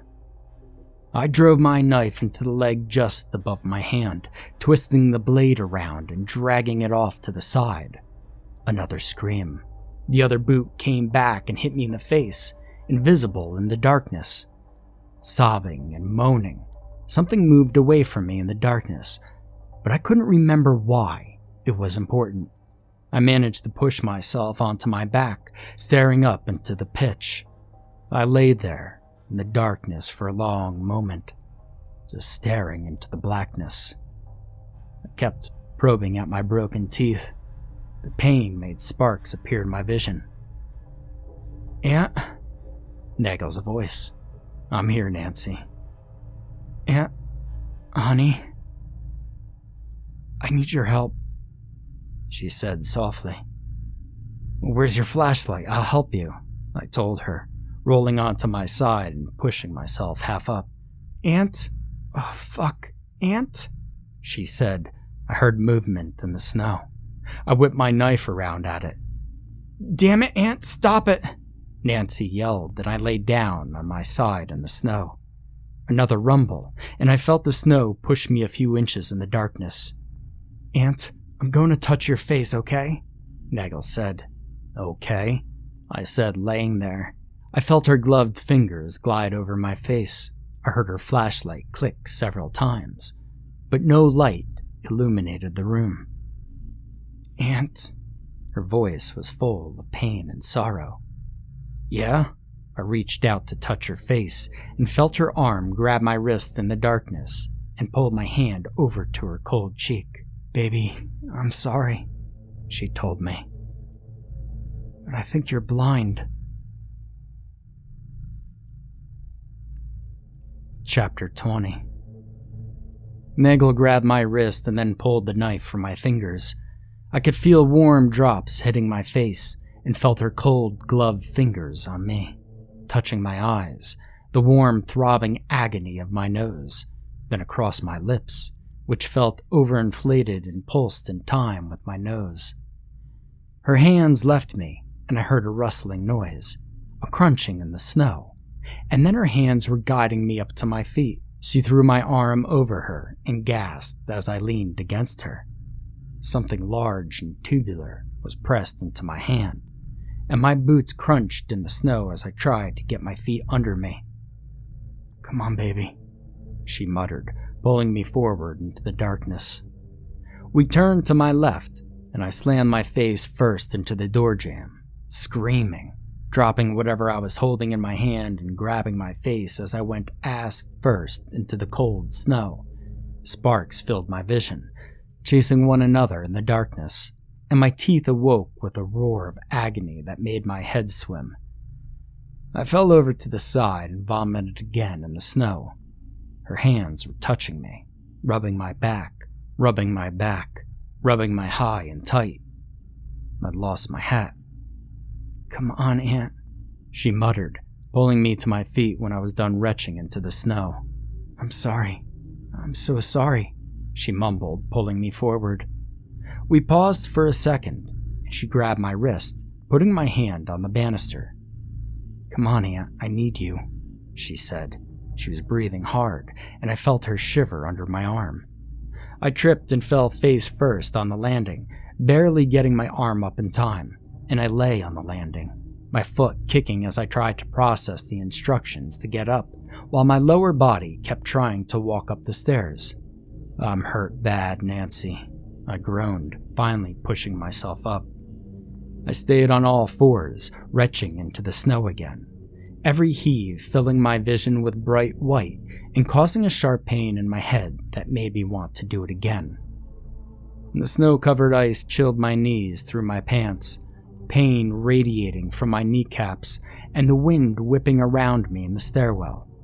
"I need you to get up, Aunt, please. I need you," she begged, pulling on me. It was pitch black in the stairwell, and I crawled around until my hands hit the stairs. I fumbled over till I grabbed the railing and used it to pull myself up. Beneath us, a door crashed open and something screamed long and loud. The stairwell vibrated as something began walking up the steps with slow, deliberate footfalls. Something that moved in the dark, the snow, and the wind. One foot in front of the other. Keep moving. It was all I could do in the darkness. Retch while you move. Don't stop. The footsteps were slow, deliberate, unhurried. "Come on, Aunt!" Nagel yelled, pulling on me. I stumbled against her and she dragged me through the snow, one arm thrown across her shoulders, into the wind, the snow biting at my cheeks. My earlobes shrieked in pain as the wind changed directions. My feet were going in all kind of different directions. And behind me, in the darkness, I could hear the staircase thump with each step of whatever dark thing was rising out of the depths of the building. The building where the winter had been let in. The building where not only a psycho was more than likely holed up, but a building where the cold, the ice, the winter had been allowed in. The building where something with long arms, clad in tattered and dirty BDUs, with white hands that had blackened flesh at the fingers and gleaming white bones for talons, hunted in the dark and the cold. Someone was whimpering in the darkness. There was a banging, and I flinched back from the flashes of white light and the pain that each impact made. But someone, Nancy, pulled me back, almost pulling me off of my feet. "Open the door, please! You have to hurry!" Nancy called out. There was a scraping noise, and something pulled me forward, out of the wind and cold and into warmth. Not a warm room, but not the killing cold that was outside the room. "Aw, fuck! What happened to you two?" Carter asked. I felt someone grab my arm. I pulled back, snarling, and swung at them. "Oh, fuck you and your cold weather mask." "He can't see," Nancy half-sobbed. Aunt, relax, it's Carter." Someone grabbed my arm, and this time I let them drag it over their shoulders. I went limp, my legs drained of energy, my legs disconnected from the rest of me. My brain was telling them to walk, to carry me forward, but my legs were ignoring my brain and kept taking a break. "Well, can you do anything?" Carter asked. I retched again, bringing up nothing but a few strings of saliva and bile, and agony across the front of my mouth. "In a minute, let me get the first aid pack. Hernandez," she ordered, and I was being sat down in a chair. "Carter, get a cold towel and clean off his face and his head." "Well, what happened?" Lewis asked. "Well, Aunt got his ass kicked by Santa." "What does it fucking look like?" Nagel snarled. "Oh fuck, he's bleeding everywhere," Carter answered, and I felt them move away. There was a rustling noise behind me, and I resisted the urge to crawl up into a ball and cover the back of my head with my hands. "Did you find Daniels?" Lewis asked. "He's fucking gone," Carter and Nagel said at the same time. "Nagel, you're bleeding," Hernandez said. I felt a hand fumble at my shoulder, and I half turned, slapping it away, trying to move it away from me. "Aunt, you take it easy." It was Bomber. Hey, John," I said, grabbing his hand with both of mine. I sobbed for a second, holding on to my best friend's hand. "I can't see, man. Tandy's out there, and I can't see. My career's over. They're gonna throw me out." I began crying, lost and afraid in the darkness that no flashlight would chase away. "It'll be all right, Aunt. You'll see. Nancy's got us. I'm right here, and you won't let anything happen to either of us," he told me, squeezing my hands. He coughed and then groaned. "We've never let each other down yet." "Oh, God, this hurts," I heard Nancy moan, and I turned to look at her. "Carter, I need your help," and saw only darkness shot through with bright sparks. "Nah, she's all right, buddy," Bomber told me, squeezing my hand. "You're bleeding pretty bad," Hernandez said. "Nah, I fucked up, man," I told him. He shushed me and squeezed my hand again. "Say, hey, next year, we got my parents' ranch and, well, you could just fuck my sister," he told me, and we both laughed. His laugh broken up by a cough and a deep groan. "Or we'll stay in Fulda and drink till we're bulletproof." "That'll have to work," I heard Nancy say. My vision swam, and I leaned forward in the chair and began dry heaving. My head threatened to burst each time I tried to bring something up and failed. White flashes and bright sparks kept filling my vision. There was a roaring noise in my ears, which just made things worse.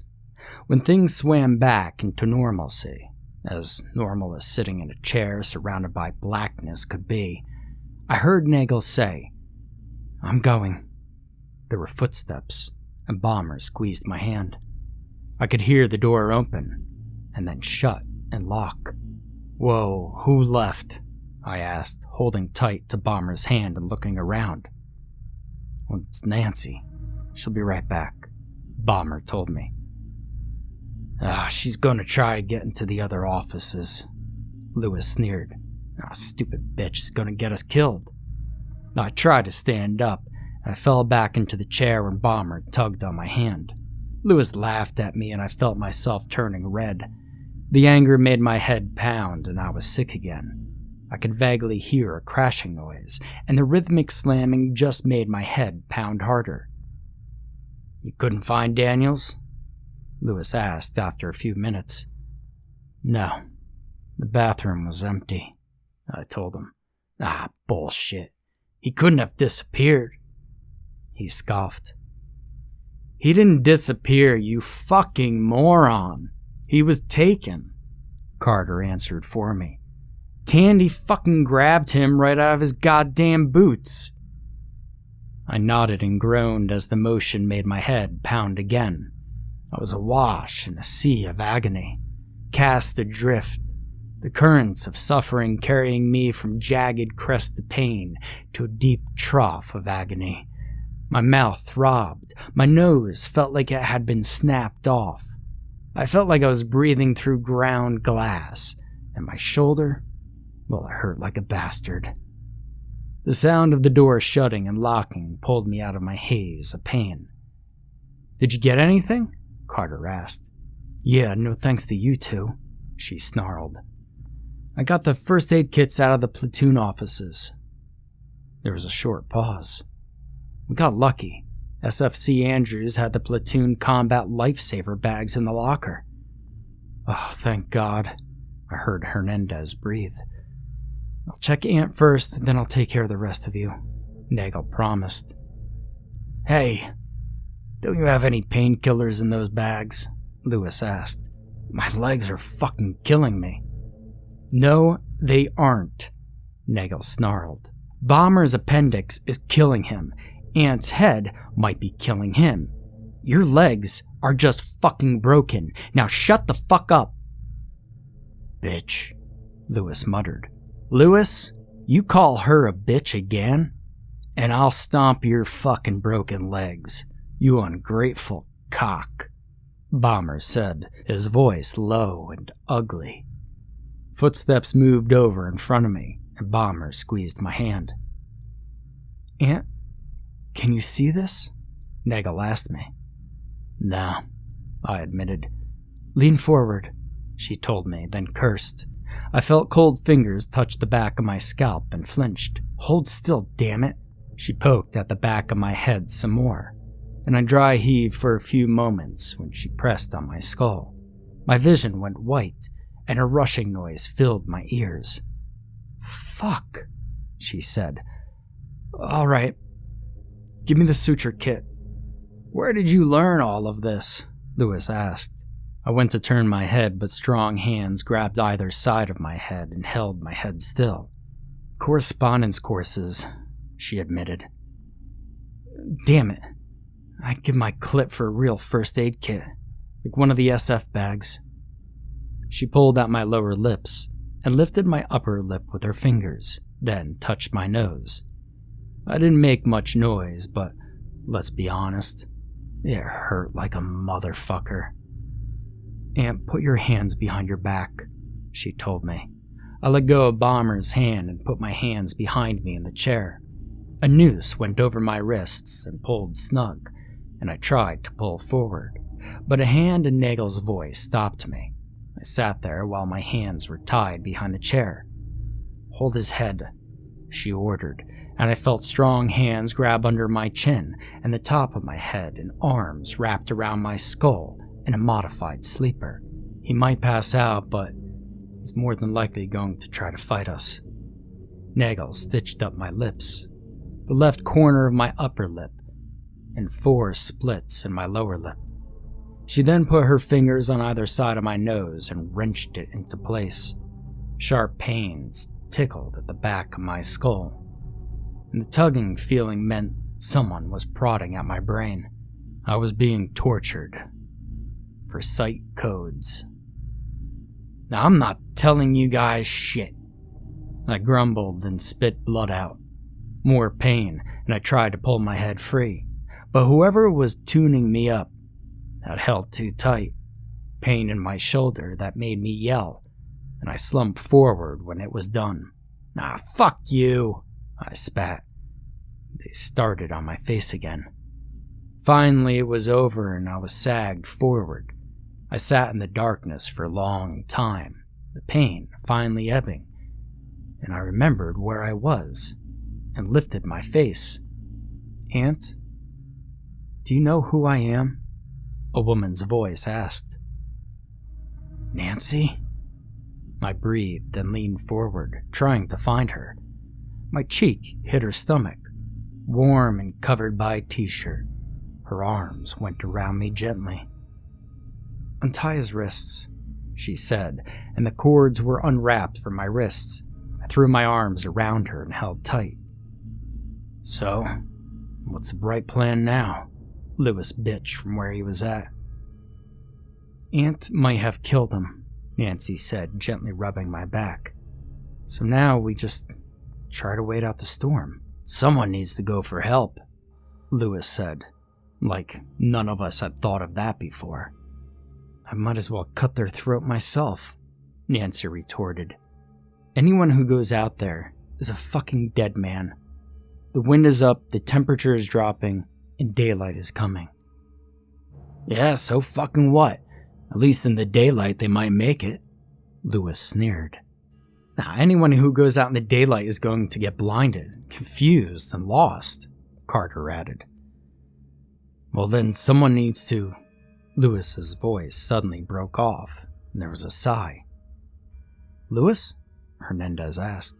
Move! Nancy yelled, pushing my arms away and leaving my touch. I groped around blindly and found another hand to hold. What's wrong with him? Carter asked. He was fine a second ago. There was silence for a long time. I don't know. He's dead, Nancy said softly. I don't know why, but he's dead. She sobbed for a moment. God damn it. There's nothing that wrong with him, just broken legs. Come away, Nagel. There's nothing you can do, Hernandez said softly. I could hear Nancy weeping quietly, and after a few moments, someone took my free hand. Come on, Aunt, Hernandez said, pulling me to my feet. Whoever was holding my hand let go, and Hernandez led me through the darkness till my feet bumped into a mattress. Lay down. Keep her calm, Hernandez said, pulling my hand over till I felt Nagel's hair. I pulled her down on the mattress and wrapped my arms around her. She was shaking from her tears, and I nuzzled the back of her head, making noises that really didn't mean anything, but meant everything to the two of us. We stayed that way for a long time, till she rolled over in my arms and kissed my bottom lip. Can you see me? She asked. Nope, I admitted. She nestled against me for a long moment, then raised her head and kissed the side of my neck. She began, and there was a hammering on the door. Guys, let me in! Daniel's voice carried through the wood. It's fucking cold out here. Don't. Another 3 hard blows on the door. Open. Guys, come on. This isn't funny. I'm cold. Daniel's voice was inflectionless, drained of everything that made his voice his. Even his accent was gone. The door. Don't. Open the door. Come on, guys. I'm cold.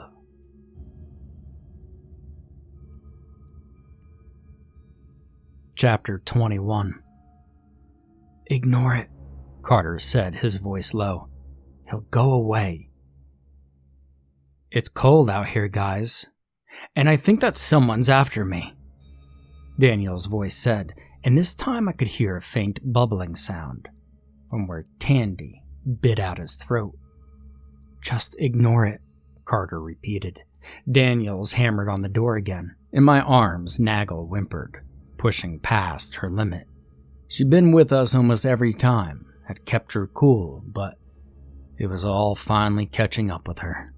The fact that we were being stalked through a barracks that was more than a ruin than a home, chased by someone living who got off on us suffering.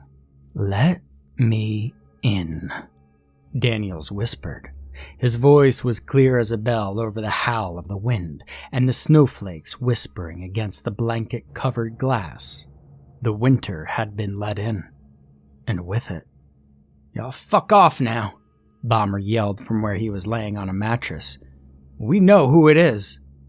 There was a sudden pounding on the door, loud enough that it made my vision flash again. I could hear the door creak and groan with the force of the blows, and knew that it was bowing inward. Let me in, the voice howled. Above us, a voice shouted and boots crashed against the floor. Nagel whimpered again and buried against me, shivering against the blanket I hadn't been aware we were under, until the wool grazed my painfully swollen cheek. Open the door! The voice roared, and I heard the shattering of glass. The wind picked up, howled around us, and the blanket was almost torn off of us. Snow cascaded across us, and I could hear the blanket snapping against the walls as the wind drove into the room. Carter and Hernandez began swearing. The windows! Hernandez yelled, somewhat unnecessarily in my opinion. I went to get up, but Nancy's arms tightened around me, holding me tightly. Her hand moved up and wrapped around the back of my neck, drawing my face down till she could kiss my swollen lip. "Stay with me, Aunt, please," she whispered into my mouth. There was a banging on the door again, but not nearly the thunderous impacts that had shaken the air of the room. I could hear Hernandez and Carter swearing, hear things moving around. And Nancy was kissing me again, running her tongue over my lip and causing sparks of pain. "Tell me I'm still beautiful," she whispered. She was shivering, but her skin felt warm under my hands. I felt warm where I'd put my hands under her shirt to press my hands against her thick lower back. I mumbled to her that she was still beautiful. She said, kissing my lips softly. The wind was cutting down, and I could hear things being moved around. "I love you," I whispered to her. She was still shivering. "He stabbed me, Aunt. I think I'm going into shock," she said, hugging me tight. I squeezed her tight with my arms, squeezing with my hands at her lower back. "We're going to die, aren't we?" she whispered into my ear. "Well, fuck. I hope not," I answered honestly. "Do you think Tandy is going to get us?" she asked, still shivering. "Me? Probably. Same as Carter. The rest of you? Who knows?" I wrapped my legs in hers, rubbing her back. Her skin was getting cold. I pulled up her shirt and then mine, and then pressed my skin against hers. Her breasts were cold and her nipples felt like ice chips pressed against my skin. "I'm cold, Aunt," she told me, her teeth chattering. Please don't die." And I knew I was crying again. Lost in the dark, and one of the few bright points in my life was dimming in my arms. I held her tightly, kissing her face in the darkness, rubbing her skin, trying to keep her warm, trying to keep her alive against me.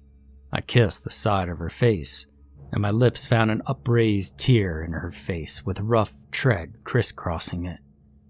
I kissed up the line, then across her forehead, ignoring the sound of the wind, pulling one hand back to shove down her pants in the front and the other one down the back of her pants. My fingers were clumsy, but I squeezed and tickled, kissing the front of her face, ignoring the way it made my mouth throb. She shivered again and pulled tighter against me as the banging picked up. I could hear Hernandez and Carter talking, but it was distant. It was far away. All that mattered was Nagel, my Nancy. Her skin was cold, even where she would be warm, and she was shivering in my arms, but mostly limp, barely responding to my movements. Her breathing was ragged and shallow, and she didn't react when I bit her earlobe hard. The last time I bit her ear, she'd been in a drunken stupor, and I'd used the pain to wake her up enough to get her off the floor of my room, out of the puddle of drunken vomit, and into the bed. The time before that, I'd used biting her ear to wake her up enough to get her out of the shower and into my bed. But now, she didn't even twitch, just shivered, her skin getting colder as the wind from the broken windows twitched under the blanket. I squeezed and pinched, trying to get her to move, to do something. Anything. Please don't die. Heat blossomed in her skin under my hands, and her shivering stopped. I was consumed with the feel of her skin under my fingertips, paying attention only to her. She pushed me away suddenly, reaching down and pulling my hand out of her pants. Her arms wrapped around me and suddenly pulled me tight, holding on to me. Her skin was warm again, hot against mine, and she pecked a kiss at my face. "Go to sleep, Aunt," she teased, holding on to me. Hold me tight and go to sleep." I let her hold me and let the darkness, warm and sparked with dancing white sparks, pull me in. I didn't care about the wind howling, or the flapping of fabric whipping by the wind, or even the other voices. I had Nancy, and that's all that mattered.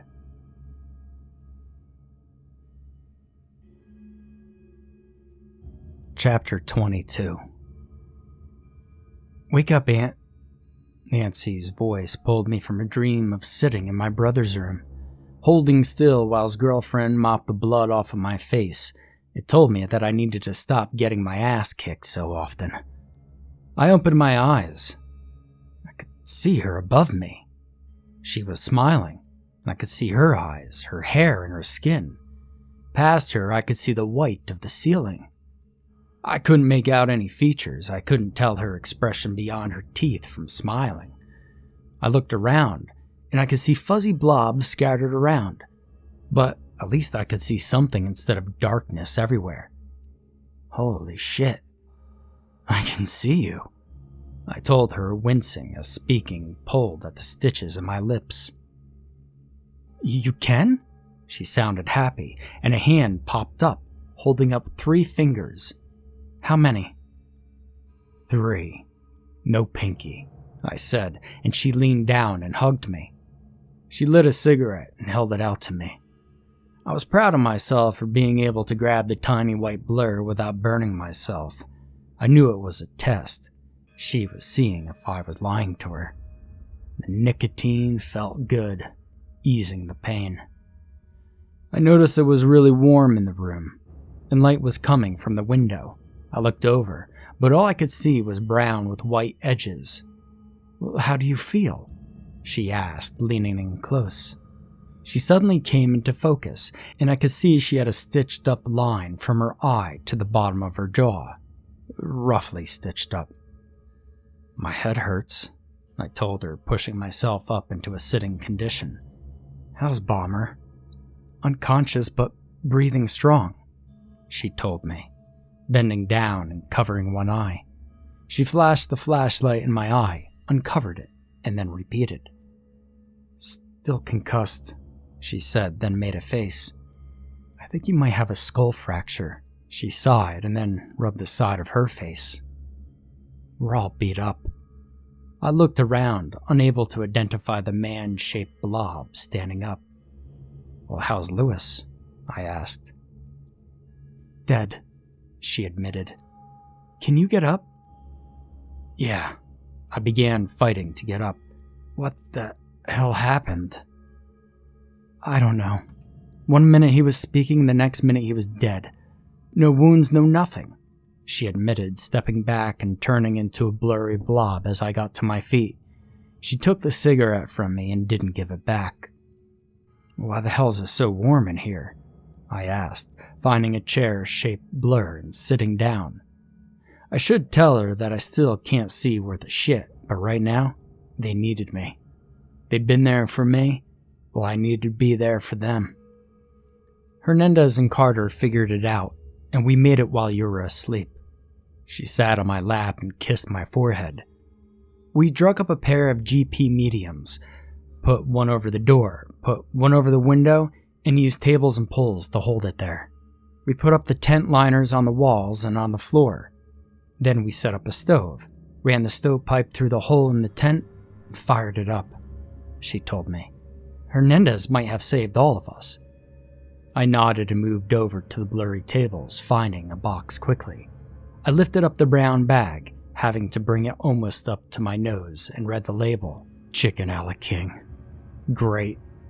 Well, with my teeth, it beat cat shit and rice. "Aunt?" Nagel was right next to me. I turned and looked at her, squinting. "What?" I smiled. "Give me the MRE, she said, and I handed it over. She moved. I couldn't tell what she was doing very well, and she held up the package. "What does this say?" I squinted again, tilting my head to try to read it. I couldn't even make out the black printing. "Chicken and rice?" I guessed. She held it closer and closer until I could see the blurry black lines, and then it swam into focus. Pork patty with beans. "You can't see, can you?" she asked. Someone else was coming up behind her. "Nah, I could see," I protested, fumbling in the box and pulling out another one. I held it up to my nose. "Chicken a la king." I tore it open and turned around to see another blur standing there. Since it was skinned, I figured out who it was. "Carter," I nodded, moving over to the chair and pulling open the bag. "Nagel says you can't see," he told me. "Yeah, well, I could see just fine."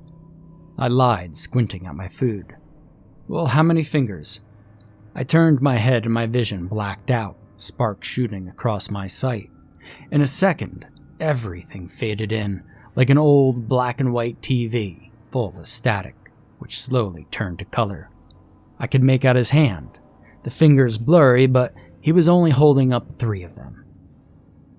"3, I answered. "Aunt?" Nagel asked. This time from the other side of me. I turned my head and my vision did it again, this time making nausea twist into my stomach. "Aunt," she called out again, this time in front of me. I slowly moved my head, seeing everything blur out for a moment, till I was looking at her. "Well, what's wrong with him?" Hernandez asked. "Nothing," I grunted, tearing open the foil and squeezing the chicken into my mouth. "Concussion for sure," Nagel said like I wasn't even there. I felt the slight stir of anger. I was sitting right in front of them, for fuck's sake. Maybe a skull fracture, maybe worse. "Nah, I'm fine," I said, swallowing my food and ignoring the pain in my mouth. "Have you heard anything else?" "No," Carter said. "I'm gonna try to get some sleep. It's almost dark." I nodded and my vision shut off again. This time I counted. 2.5 seconds, with a sharp pain in the front of my head right before my vision came back on. I could see the blob that I decided was Carter move away, and slowly turn my head to face where I could see Nagel breathing. Her face was just a featureless blob. All I was able to make out was her hair, what might be her eyes, and a blob. "How bad is it?" she whispered, leaning forward. "Well, if I turn too fast, oh shit, I can't see. I can't make out details much further than my nose," I admitted. "Think I'll be okay?" "I don't know," she admitted. "Your face looks well. I put like 50 stitches into you. He stabbed you into the shoulder, too." She chuckled. "You had the bayonet stuck in the muscle at the top of your shoulder." She shook her head and then took my face in both hands, leaning forward and kissing the tip of my nose. "Only Aunt." "Well, how bad did he get you?" I asked her, the red welt on the side of her face vanishing as she pulled farther than a foot away. She shrugged, or at least I thought that's what the movement was. "He cut my face and stabbed me through my right boob." She moved again. "I didn't even hear him." "Nah, he's fucked," I said, grinning. "I think I got him pretty good." "No. He's in good enough shape that he smashed the shit out of our generator while everyone was being patched up," she told me. "Hey, can you guys shut up? I'm trying to get to sleep," Carter said. "Sorry, Carter," I said, then leaned into Nagel until she swam into focus. "I think it's time for Plan B." "The Kurt Russell plan?" She smiled, and I nodded slowly, figuring out as long as I moved slow, my vision didn't cut out. "Yeah, when Hernandez wakes up," I smiled. She wiped off my chin with her fingers. They were bloody. "I think I should go," Carter told me, a dark, blurry form. "Yeah, but we need you here in case he goes for the wounded," Nagel told him. I just stood beside her, holding the axe in my hands, with Hernandez on the other side of her, holding an axe of his own. "You stay here, hold down the fort." "Nah, I want to go," Bomber said from where he was laying on the mattress. "Well, fine, get up and walk over here," Nagel told him. He tried to sit up and fell back with an outcry of pain. Yeah, that's what I thought. Well, why can't Aunt stay here? Carter asked. Well, because it's my fucking plan, I growled. Well, can you even fucking see? Carter asked. Yeah, good enough, I told him. He's Aunt, he's good, Nagel told him, then turned to the door. Unlock the door, Des. The lock sounded like thunder, and the door shrieked when it opened, the noise ripping down my spine and making my stomach twist. I swallowed back the bile and looked out into the platoon area. I'd spent more than a few hours sitting out there, smoking cigarettes, bullshitting with everyone else, waiting to find out where I was going for TDY or to the next field. The chairs were all covered by snow, pushed against the far wall. The broken windows, which were just dark blurs, let the wind in. Hernandez and Nagel's flashlights panned out, setting on the space about 3 feet from the door. It took my eyes a moment to focus well enough to understand what made both people with me inhale sharply. 4 snowmen, wearing BDU caps, one with a mop head for hair, all with outstretched arms. I could barely make them out, and stood still as Nancy moved close, kneeling down in front of one. Fucker's been in our rooms, she snarled, standing back up with something pink she pulled off the face of one. This is my fucking vibrator. I heard Carter snicker, Bomber laugh, and she blurred right before John yelled, "Oh, now don't throw your battery-powered fuckstick at me!" John laughed and then groaned. Well, there's 3 more out here, so unless you want to play 3 holes no waiting over there, shut the hell up, Texas redneck. Nagel answered. All of us chuckled. Lock the door behind us, she finished. We moved out into the snow, and the sound of our boots in the snow seemed preternaturally loud to my ears. Nagel smashed down one of the snowmen as she passed them, cursing as she did so. The wind was howling down the hallway and swirling into the platoon area, the cold wind biting at my exposed face. The throbbing in my cheeks and nose receded within a few seconds, and I silently breathed a sigh of relief that the pain had vanished. Probably should have told someone, but what was I going to say? That I was at my limit? We were all at our limits. The snow dusting the hallway was thick enough to crunch under our boots as we moved into it. The handleless doors blank as we passed by them. Simon's room, where we usually sat and got blind drunk talking about sports. SPC Corman's room, with the foosball table he bought. My brother's room, with the key still stuck in the door. Hey, don't leave me stuck in here, guys. From behind the door of 221. A man's voice. We just kept walking, ignoring the door when someone banged on it. Please let me out, a woman's voice pleaded as we kept walking toward the broken midway doors. Fuck you, bitch, Nagel mumbled, then we kept going. Past my room where my stuff had been destroyed. We stopped at the end of the stairwell, and Hernandez flashed the light at each of us before Nagel spoke. Alright, this is the plan. When we get up there, we work as fast as possible. I'll keep watch, so Aunt, Des, it's up to you, she told us. I nodded, and I think Hernandez did too, but it was too hard to tell in the darkness, with my blurred vision and the snow blowing in from the shattered windows behind me. Roger that, I slurred. My mouth tasted of copper. The cold wind had split open my lips again. On either side, the stitches had torn or I was bleeding between them, but it didn't matter since I could barely feel the stinging pinch. I'll lead the way, I said. Well, why you? Hernandez asked, reaching out and stopping me. 'Cause I'm expendable, I answered. What? He said, and looked at Nagel, who was nodding. Why? Well, 3 reasons, I told him. Number 1, I'm already injured. I looked at Nagel. I'm probably going to die anyway. Number 2, Nagel's the closest thing we have to as a medic. And you're still in good shape. I took a deep breath and admitted the one thing that I learned through pain. And lastly, I'm a boy. Well, what the fuck does that mean? He asked.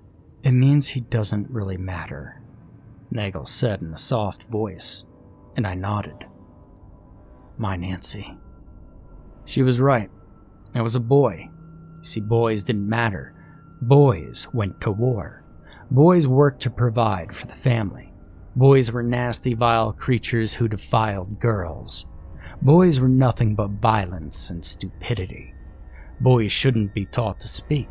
Boys didn't need to go to school. Stupid boy. Violent boy.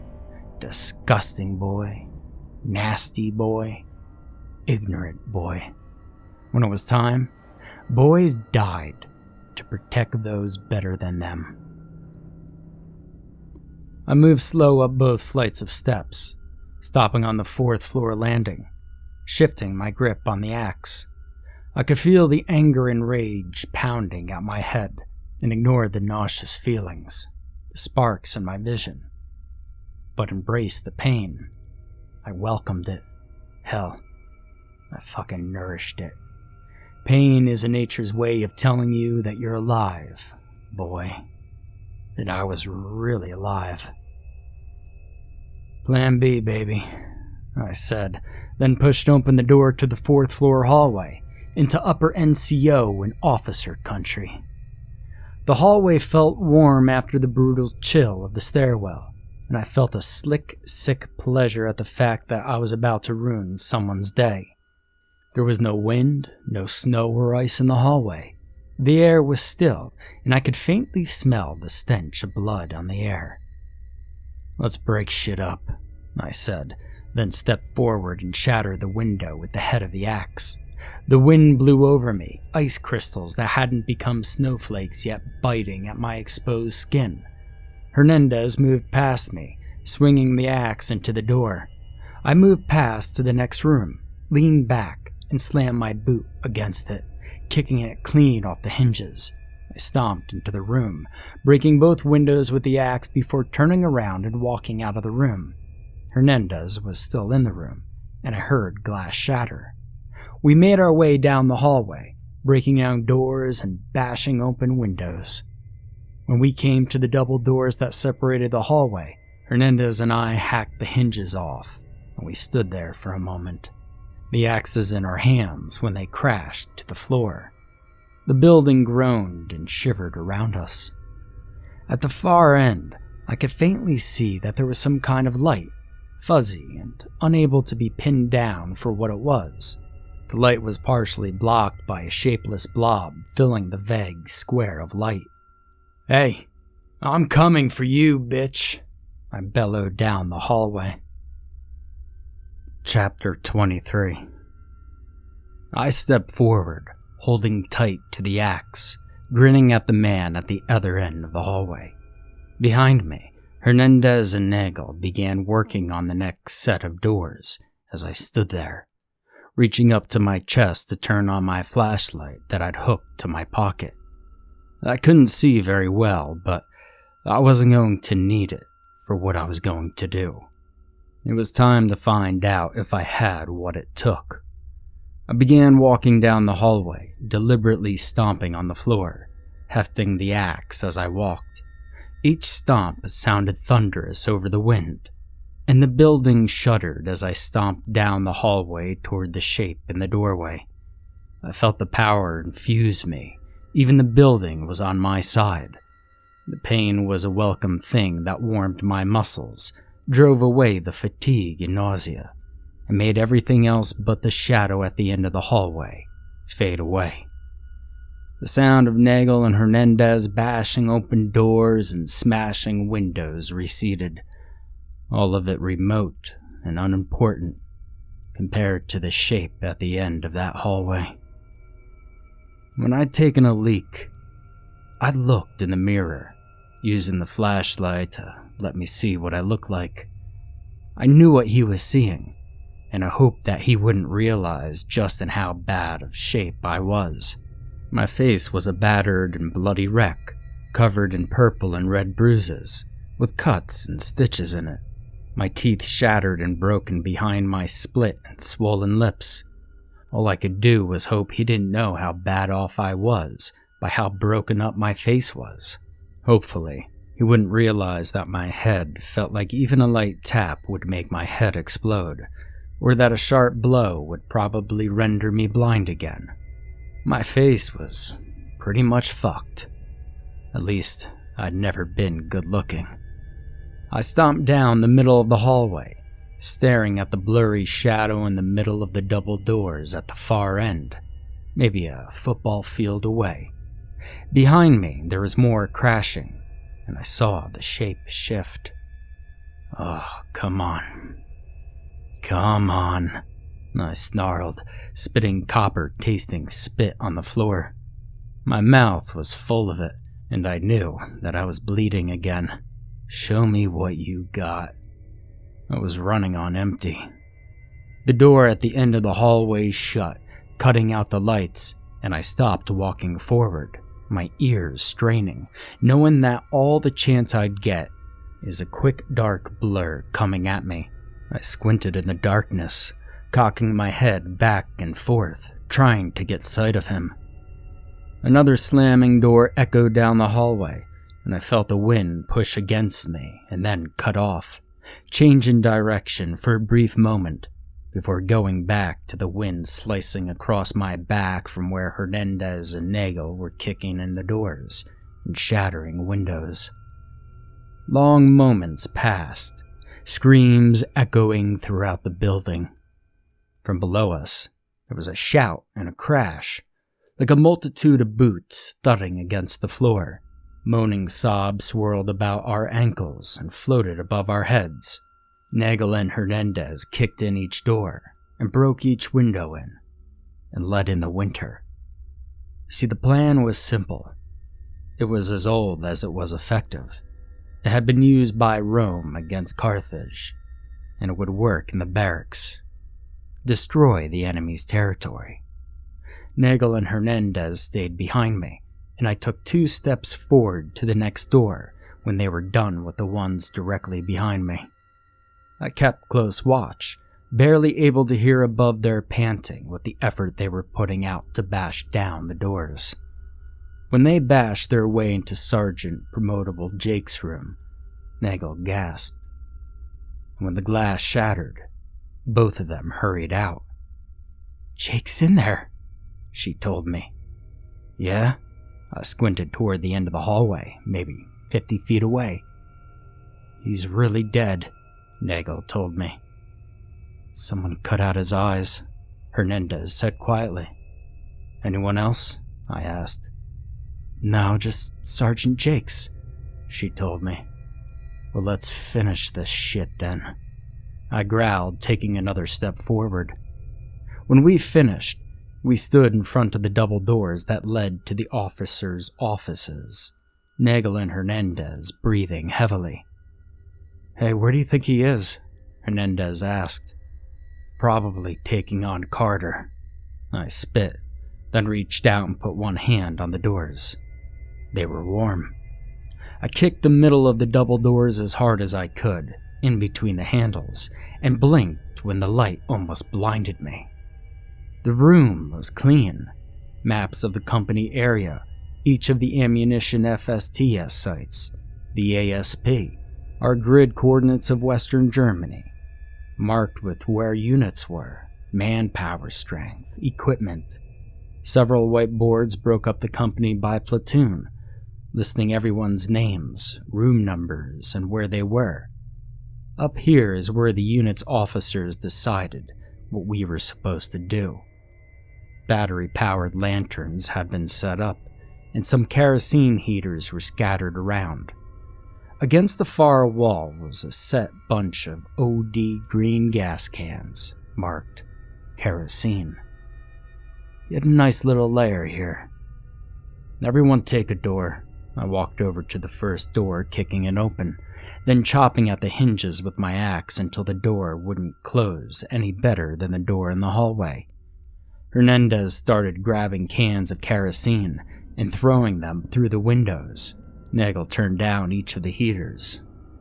And then that happened. The 5th floor is when Nagel found his lair. He had a nice little setup in an office with no windows, kerosene heater, a stack of MRE boxes, and a couple of cans of potable water. His sleeping bag was canoed on top of a sleeping pad and a shelter half. A stack of bayonets sat on a desk, next to a half a dozen NVGs and a trio of fire axes. It took me a minute to figure out what each thing was, all of them nothing but blurry blobs any farther than 2 paces. "What are you doing?" Hernandez asked me when I set the axe on the desk and straddled the sleeping bag.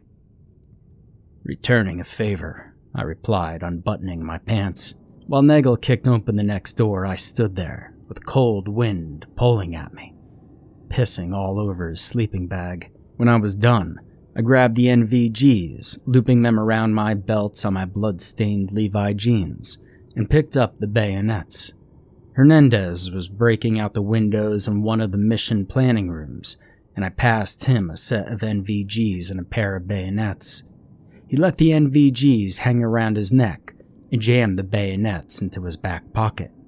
Nagel let the NVGs hang from her neck and tucked the bayonets into her jacket pockets.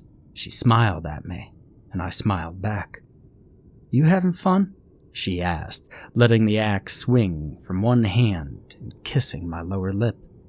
"Oh yeah," I answered.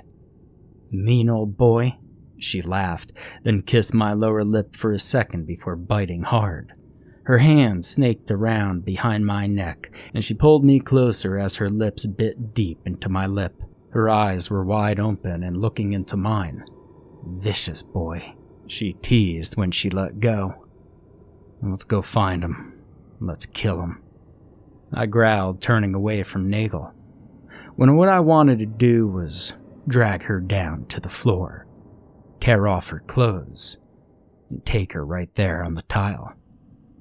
"Well, where do you think he is?" Hernandez asked. "Motor pool," Nagel and I answered at the same time. The building shuddered again as more snow slammed into it. "You can't go out there in that," Hernandez said, waving a hand at the snow blowing in the windows.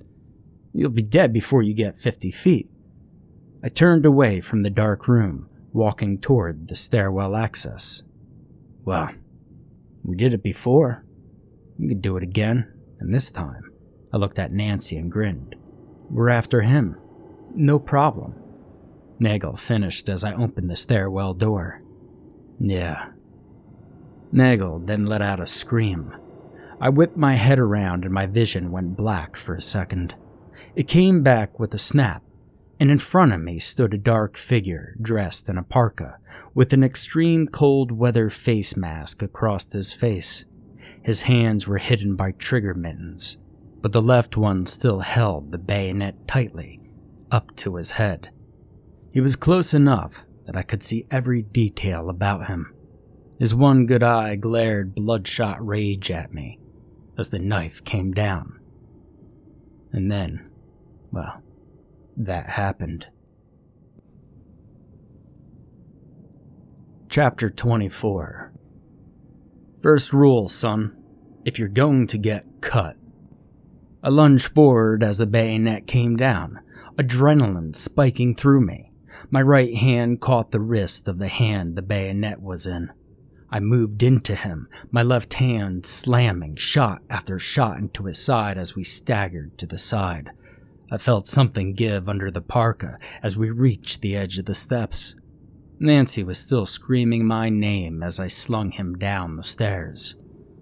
I raced down the steps as he scrambled to his feet, crashing into the wall when he scrabbled down the next flight of stairs. My vision vanished, but I didn't care, turning around and hurtling myself down the steps as my vision returned.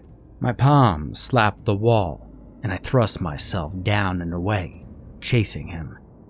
I saw him ahead of me, and drove a fist into his kidney as I slammed him into the wall. An elbow hit me in the face, and I staggered back. My eyesight was vanishing. But I kept my hands up, just in case. He snapped back into focus just as the knife was coming down, and I slapped the knife away, throwing 2 right hands into his face before he could get the knife back around, bouncing his head off of the wall. He screamed in pain and shoved me back, and I tripped over the step and landed on my ass, my vision crackling and going gray. Instead of following up, he ran down the steps, and I reached between the bars of the banister and grabbed his ankle as he went by, ignoring the flare of pain and the crunch in my elbow. He screamed again as he went face down first. I got up and chased him, jumping from the top step, aiming my boots at him, and I landed in the middle of his back, and he shrieked as something crackled underneath my boots. Now, right before my feet went out from under me, and I went backwards down the flight of stairs, my head bouncing off the stair, and a burning pain erupted in my neck. "I'll kill you," he yelled, and I heard him coming down the stairs, my vision blurring and struggling to come into focus. I guessed, and I lashed out with my boots, and felt a jarring impact as my boots slammed into him. He let out a high wheeze of agony and fell on top of me. We rolled to the side, and I kneed him off just as my vision came back. Grinning, I got to one knee, my hand at my belt, looking up at him as he stood up to his full height, the bayonet in his fist. The flashlights from above cast crazy shadows on the walls, and for a split second, I could see his bloodshot eye plainly. The knife hit me in the shoulder, driving deep through my jacket and shirt, the hilt slamming into my skin. He was staring down at me, his eye wide, his teeth bloody, and I twisted my knife, and he spit blood into my face. He went forward, against me, and we went down the stairs. I lost him, tumbling, and I realized I was blind again when I came to a stop. I was laying in something soft, and I could feel cold seeping in through my jacket, my pants, and my shoulder faded to a dull throb. Nagel and Hernandez were coming down the stairs. I felt something tug on something inside of my shoulder, rocking me in place, but all I could see was darkness, and I lacked the strength to even scream. I'm out of gas. My vision came back, tunnel vision. The middle strangely magnified, the edges blurry, but the center of my vision sharp and clear. He was bent over me, one arm around his waist, his left hand reaching down toward me and vanishing from my vision. He rocked back, and I felt another pull of agony from my shoulder. I couldn't even groan. "You goddamn asshole enlisted puke," he snarled, letting go and standing up. He brought back his boot, kicked me in the face, my vision vanishing in a white flash. I heard Nagel screaming for me as she was coming down the steps. He laughed, rich, deep, evil laughter. Snow crunched next to my ear, and my body ignored my command to lash out and grab him as he went by. I heard Nagel and Hernandez's footsteps stop on the stairs as his footsteps rang on the steps, his rich dark laughter filling the stairwell. Hernandez shouted to run. Nagel called out to me. "My Nancy." "Run!" Hernandez yelled back. I could hear him going up the stairs, his footsteps thudding in the darkness, his laughter leading the way. I heard Nancy call down to me, telling that she loves me. I heard their boots pound back up the stairs. "I love you too." I laid there in the darkness, in the snow. I could feel the wind blowing in, and knew he must have gotten the door open. My eyes were open, but I couldn't see, even though I blinked when cold snowflakes hit my unseeing eyes. Footsteps came back down the steps and paused near me. "Stay down." The voice was full of hatred, repeating the words I'd heard so fucking often. The footsteps crunched through the snow and disappeared, leaving me alone in the cold and the snow. Time ticked by, my shoulder growing cold, and it felt like all my warmth was pulling out of my shoulder. I could feel the freezing blades stuck through me, pinning me to the ground, pinning me to the ice and snow. Sharp, cold icicles touched my face, slowly tracing over me, pausing on my lips to tug them open. And there was a low, bubbling chuckle as the sharp icicle ran down my cheek. And I could hear footsteps pounding down the stairs. "Aunt, we're coming for you," someone yelled. Carter? No. The talon dug into my shoulder, pushing next to the blade, and then withdrew as soon as it dug into my flesh. There was a sucking sound, then another low chuckle. It was wet and cold and without any humanity. "He's dead," Nagel, sobbing. "No way, he's alive." Carter. I heard a low, bubbling hiss. "Run." The darkness flashed, and all I could see is the darkness, but it was less absolute than it had been before. A flashlight beam illuminated the dark from above me. Deep, sunken eyes, nothing but black pits full of hatred and dark mirth. Gaping, open jaws, full of broken and jagged teeth that were far too long for the mouth. White skin, with the edges of the mouth pulled up in a horrific grin. Grimy, dirty, tattered BDUs, covered with frozen mud in a ring of frost. A hand held in front of my face, at the end of it, a too long arm. The wrist and forearm protruding from the ragged, torn BDU sleeve. The fingers were blackened, long and twisted, with the finger bones thrust through the blackened flesh. My eyes flicked down, automatically, out of habit, and spotted the name tag. As Carter, Nancy, and Hernandez all screamed at once. Tandy.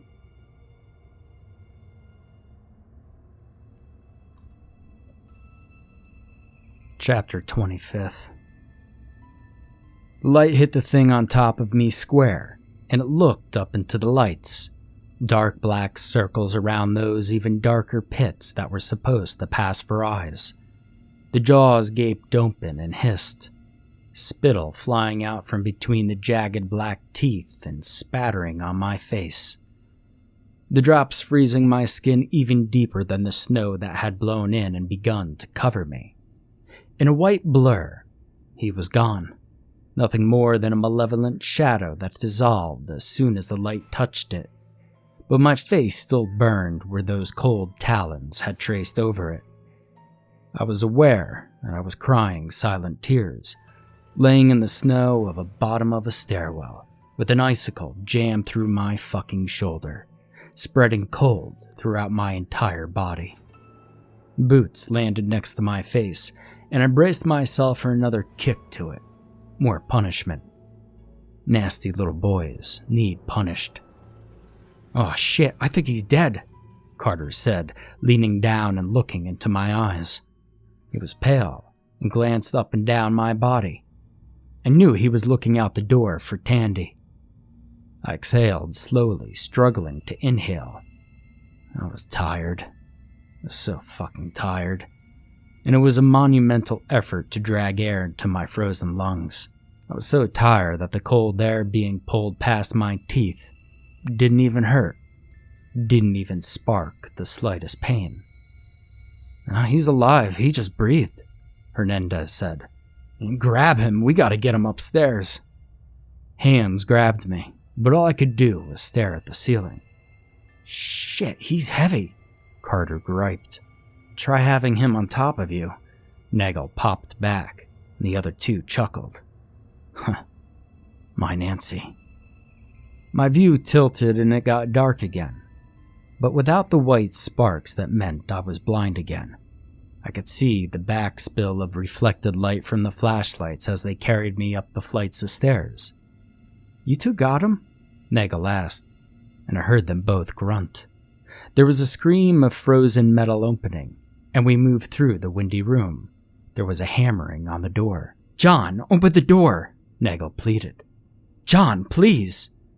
The door locks clicked, and I was enveloped by a warm, cushioning warmth that surrounded me and lifted me up. "Is that a fucking bayonet?" John asked, breathing hard.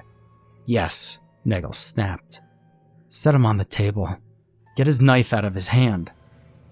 I felt fingers prying open mine, but I was unable to help.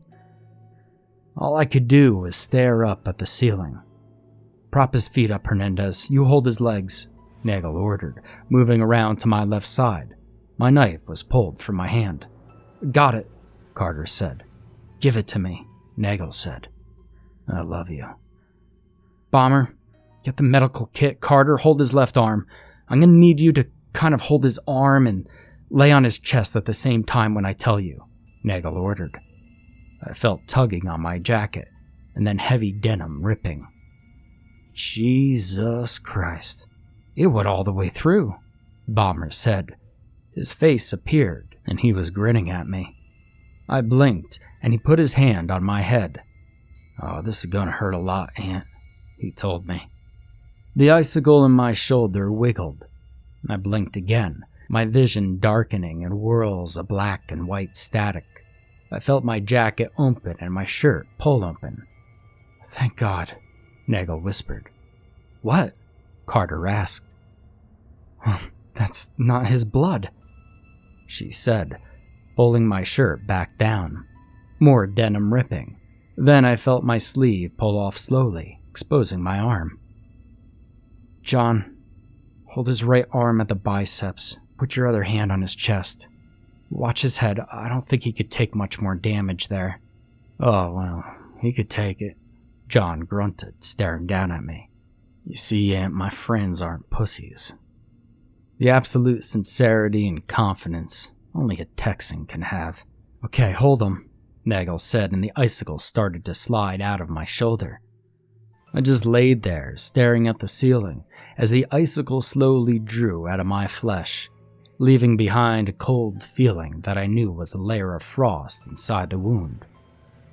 "I love you," Nagel's voice down the stairwell. "What the fuck?" John blurted. "Frostbite. He's got frostbite in the wound." "Damn it," Nagel bitched. "He was down there too long." The icicle sliding into the wound, freezing my flesh, and then pulling free, followed by an obscene sucking sound. "No, I think it missed the artery. God damn, he's a lucky one," Nagel said. I felt something poke into my skin, the skin stretch, and then something thin and cold lance through it. "This is the best I can do. We'll just have to hope he doesn't bleed out." Scalding hot driplets of water were hitting my chest, sliding down my pectoral into my armpit, and burning my skin along the way. "Roll him over," Nagel said, "and watch his head." I was limp as the hands moved me, and once again, the thin layer of ice moved through my skin, dragging a red-hot wire behind it. "Why isn't he moving?" Hernandez asked. "He's in shock, and if he doesn't already have hypothermia, well, he's pretty goddamn close," Nagel answered. "All right, roll him over and strip him naked. Use the knife to cut his jacket and shirt off." I could feel my boots being unlaced and pulled off, and then my socks. My pants were pulled down, boxers and all. I could feel my jacket, the jacket Nancy bought me in Frankfurt when we went to Oktoberfest, and my Iron Maiden shirt I'd gotten at Monsters of Rock 88, the day before the Ramstein Air Show. Nancy had gotten me the Monsters of Rock tickets. John had gotten me the air show tickets. Being cut away. God damn you, John Bomber. You're gonna be the death of me. I was being picked up, cradled by strong hands. I was staring at the ceiling again. "John, strip," Nancy ordered. What? Why? Bomber asked. Because you're running a fever, and I need you to help me warm him up, Nancy said, her voice booking no argument. Just shut your fucking mouth and be some goddamn use, inbred hick. Hey. John's voice sounded wounded as I was set down on something soft and warm. Why isn't he blinking? Carter asked. It's really creepy. Nagel sighed, and I could hear her coming closer. I could feel her coming closer. My Nancy. Brain damage, I think? She paused, and her warm hand touched my face, closing my eyes. As soon as she let go, my eyes opened, and I was looking into her face, framed by her auburn hair. Get the medical tape. We need to tape his eyes shut. No. I felt burning hot legs next to mine, then someone radiating heat like a furnace lay down next to me, hair rubbing against my arm as a thick arm threw itself over my chest. John, you better be wearing boxers. Fucker. Another body slid in next to, and I felt it shiver. Oh my god, he's fucking freezing. A hand passed the roll of tape to a petite hand with blackened fingernails. The tape vanished, and I heard a tearing noise. Nancy's fingers brushed my eyes closed, then medical tape covered them. Is he going to be okay? Hernandez asked. Of course he'll be, Bomber joked. Bomber, Nagel said, her warm breath tickling my cheek. Yeah, Nagel? I felt John shift. Get your goddamn hand off of my tit. John's laughter echoed in my head as I laid in the darkness. I'll take the first watch. You guys get some sleep, Hernandez said. You get all the fun, Nancy breathed in my ear. I'm the one who wants to be sandwiched. Her words chased me down into darkness. Chapter 26. Pain. Pain woke me up. My mouth throbbed. My head was a storm of agony. My shoulder was on fire. My ribs felt like they'd been caved in, and someone was moving my left arm, making my elbow grind and scream in pain. I was blind again, my eyes refusing to open. I tore my right arm out of the grip and swung it, hitting something soft but firm. A hand grabbed my wrist and pulled my arm back down. God damn it, you pussies, hold 'em! A woman's voice snapped out. God damn it, I wish I'd known it was dislocated. Stay down. Damn it, Aunt. A man growled and bellowed as I snatched my arm out of the grip and swung again, hitting something solid. Someone cursed and I dropped my arm down to my waist, fumbling for my knife. The hands grabbed my forearm, yanking my hand away and pinning it to the floor. Will you get the fuck off of me? I roared, bucking, trying to get them off of me. Trying to get Tandy off of me. For fuck's sake, hold still, Aunt. I gotta set your elbow, Nancy said. I felt a bare foot slide into my armpit. Two small hands had a hold on my wrist. Oh, for fuck's sake, hold on to him. He's gonna go berserk.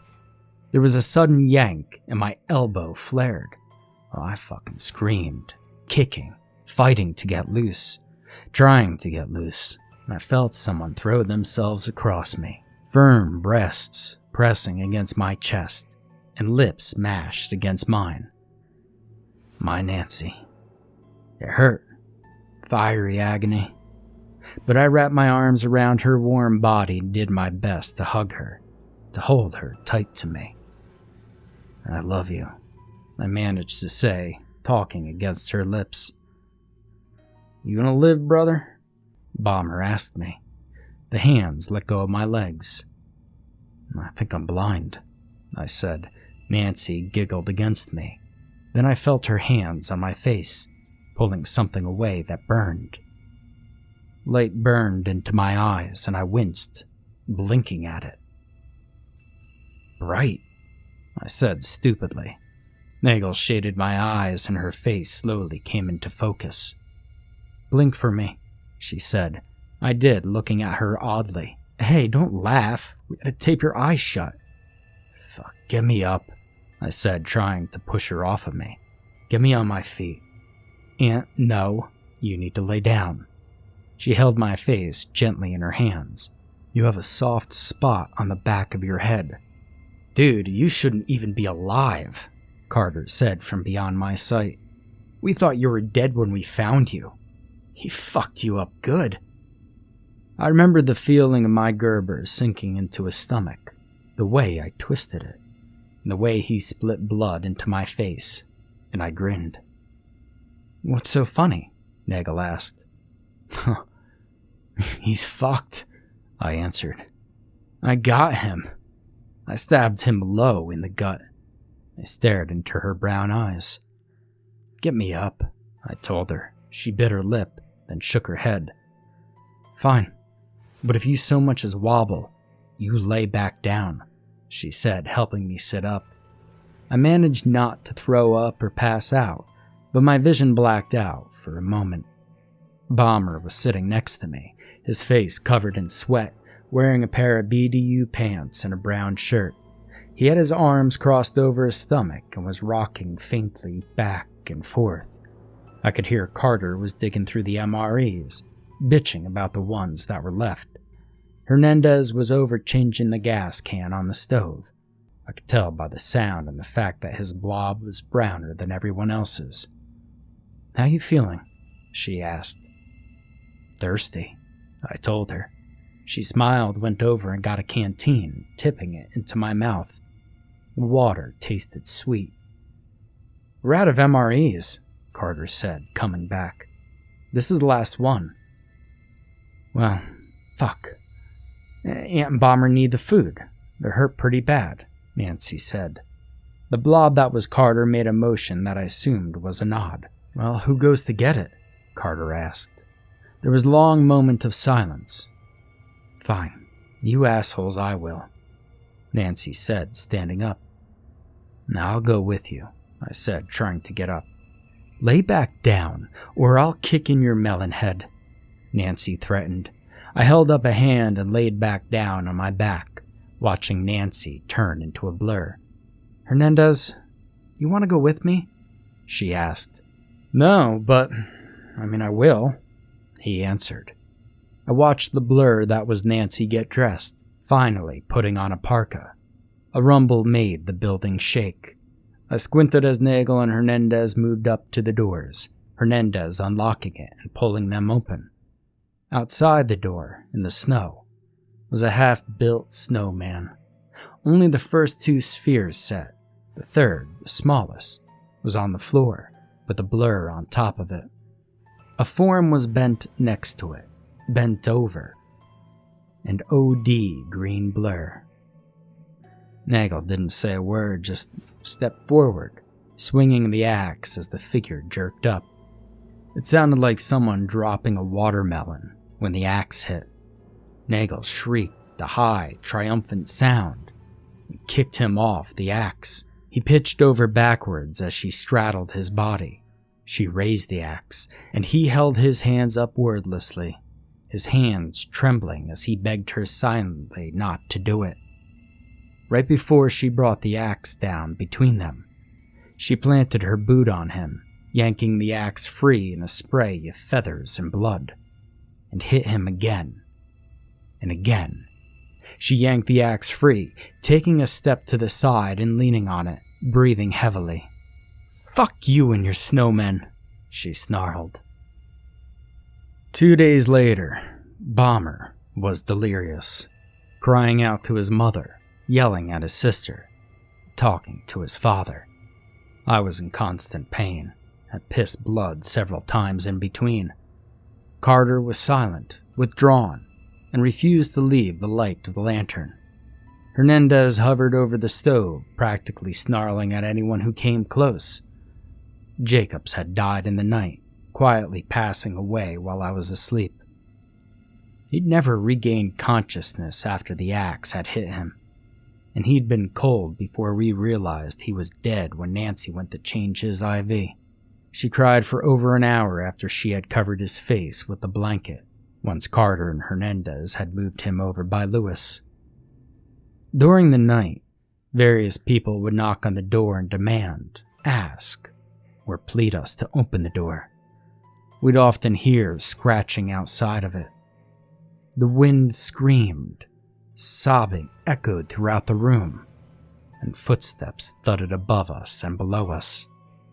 Since just after daylight, we'd been hearing shouting, banging, and raised voices. But we weren't falling for that old bullshit.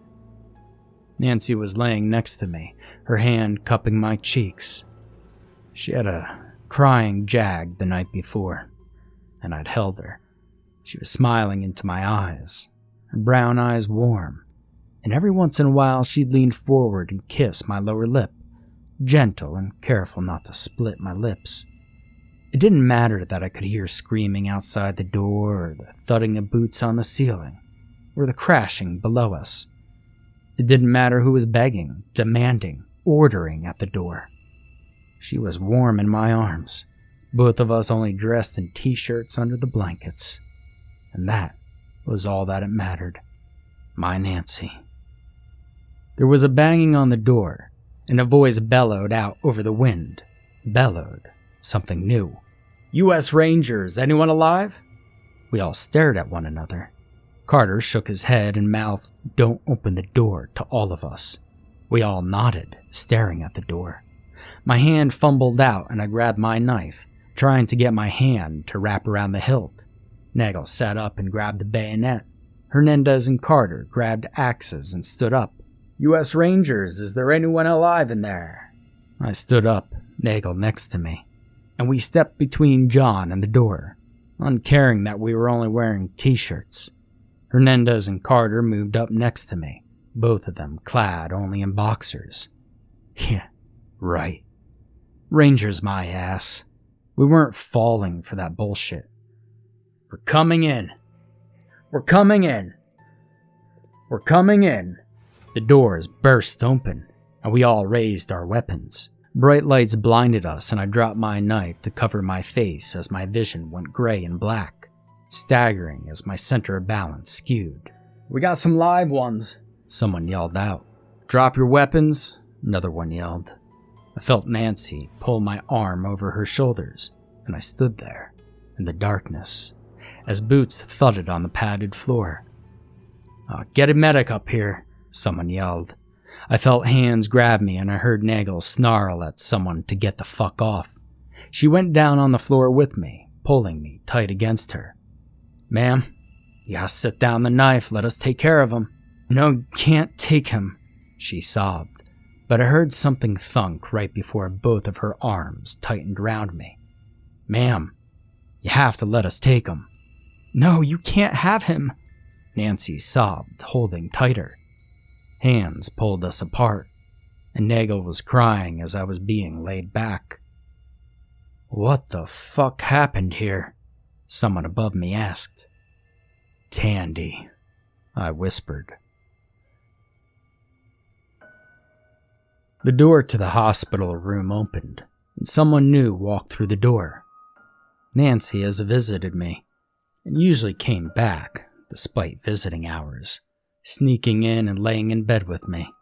Bombers stopped by every day, bouncing back faster than me. I've been questioned on what had happened, but told them I couldn't remember a fucking thing. I told them that the last thing I remembered was Fulda, and then waking up in the hospital. I lied. In that doorway stood a total stranger in BDUs. A large man. He filled the doorway, shined boots the blonde flat top over 6 foot tall. As he got closer, I noticed he wore a staff sergeant rank on his collar and a knife in his boot. The left side of his face was scarred up, and he wore an eye patch. He was smiling as he came in and sat down. "One of the Rangers?" "Well, how you doing, Aunt?" he asked me, reaching out and taking my hand. I gave him a weird look. "What? Who the fuck are you?" I asked him. He stared at me for a long moment, and then sighed. Well, I'm your older brother, you dumbass. He smiled. Do you remember our father? I shook my head. Well, doesn't matter. He's downstairs in the gift shop. He peered at my face closely. Well, they said you might have brain damage, that your vision's shot. I nodded slowly. Well, shit. Dad's gonna see what he can do to keep you in uniform long enough to heal up. He doesn't want you to be put out over this, the other man told me. He looked serious for a moment. Hey, do you remember our mother? He asked. Nasty, vile, dirty, useless little boy. I flinched. Yep. His tone was serious, along with his expression. Why couldn't you have lost her instead of me? He shook himself and then smiled. Well, I got good news. She didn't see a reason to fly to Germany just because you're in the hospital. He looked at me and shook his head, his face serious. What the hell happened, Aunt? I shrugged. 11 dead? Man, and you don't remember anything? He asked. 11? I asked, who? Holy shit. You see, your voice does work. He smiled and then was serious again. 2 MPs who went to check in on you. The MP wagon was crushed against the barracks. The CQ found butchered. He was watching my face closely. SPC Lewis, who died of an embolism from his legs. SPC Jacobs from someone taking an axe to him. Well, they still haven't found Hewitt or Daniels or the lieutenant's body. They only found the lieutenant's car up at the motor pool, but no trace of them. They're officially listed as lost and presumed dead by misadventure in the reports. He was silent for a moment. Well, you really don't remember. God damn, little brother. You gotta quit getting your ass kicked. The lieutenant? I nodded, thinking fast. Well, you're lucky that girlfriend of yours took those correspondence courses. He told me, reaching back down to take my hand. She pretty much saved you, an SPC bomber. I nodded again. Goddamn asshole enlisted puke. Well, don't worry, man. Nuremberg Army Hospital does good work. He let go of my hand and touched his eye patch. I'll sit with you. He took my hand again. Don't worry, it's not like you were a big talker when you were growing up. You know, thanks, I said. I found I actually meant it. It was comforting, and his name tag had the same name and initial as mine. Our middle initials were different, though. Still, he felt familiar, and having him there made me feel safe. Together we sat there in silence, me and a total stranger, waiting on another total stranger. I wanted Nancy and Bomber.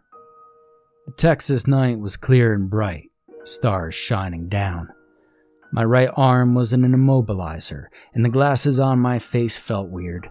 The cigarette felt good, the nicotine washing away the nagging pains that had bothered me. Bomber stood next to me, Nancy on the other, and we all stared at the sky. Fuck 2/19th, Nancy said suddenly, breaking the silence of a windy Texas night. My Nancy. So, what do you think happened to him? Bomber asked, his voice soft in the Texas night. Behind us, the lights burned brightly in his parents' house. I don't know, Nancy said, snuggling up to me. I'd been blind when they'd carried me out. Bomber had been delirious from fever and infection. But Nagel had just been in shock, sedated like Hernandez and Carter. Carter had fought with the Rangers, and they had to disarm him by force. They'd carried him out screaming, strapped down to a stretcher. She looked over to where she'd chopped up the asshole building snowman, waiting to gloat over the fact that she'd gotten him back for stabbing her through the breast, cutting her face, for breaking Lewis's legs, for rupturing John's appendix, for fracturing my skull. The snow had been pink, indented. He'd been gone, Nancy had admitted to me that she screamed until they loaded her into the medevac, until they shot her full of drugs. Tandy gets hungry, I think, I answered.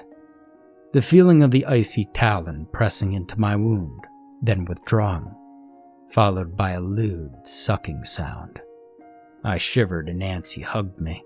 The scar on her face was thin and pink.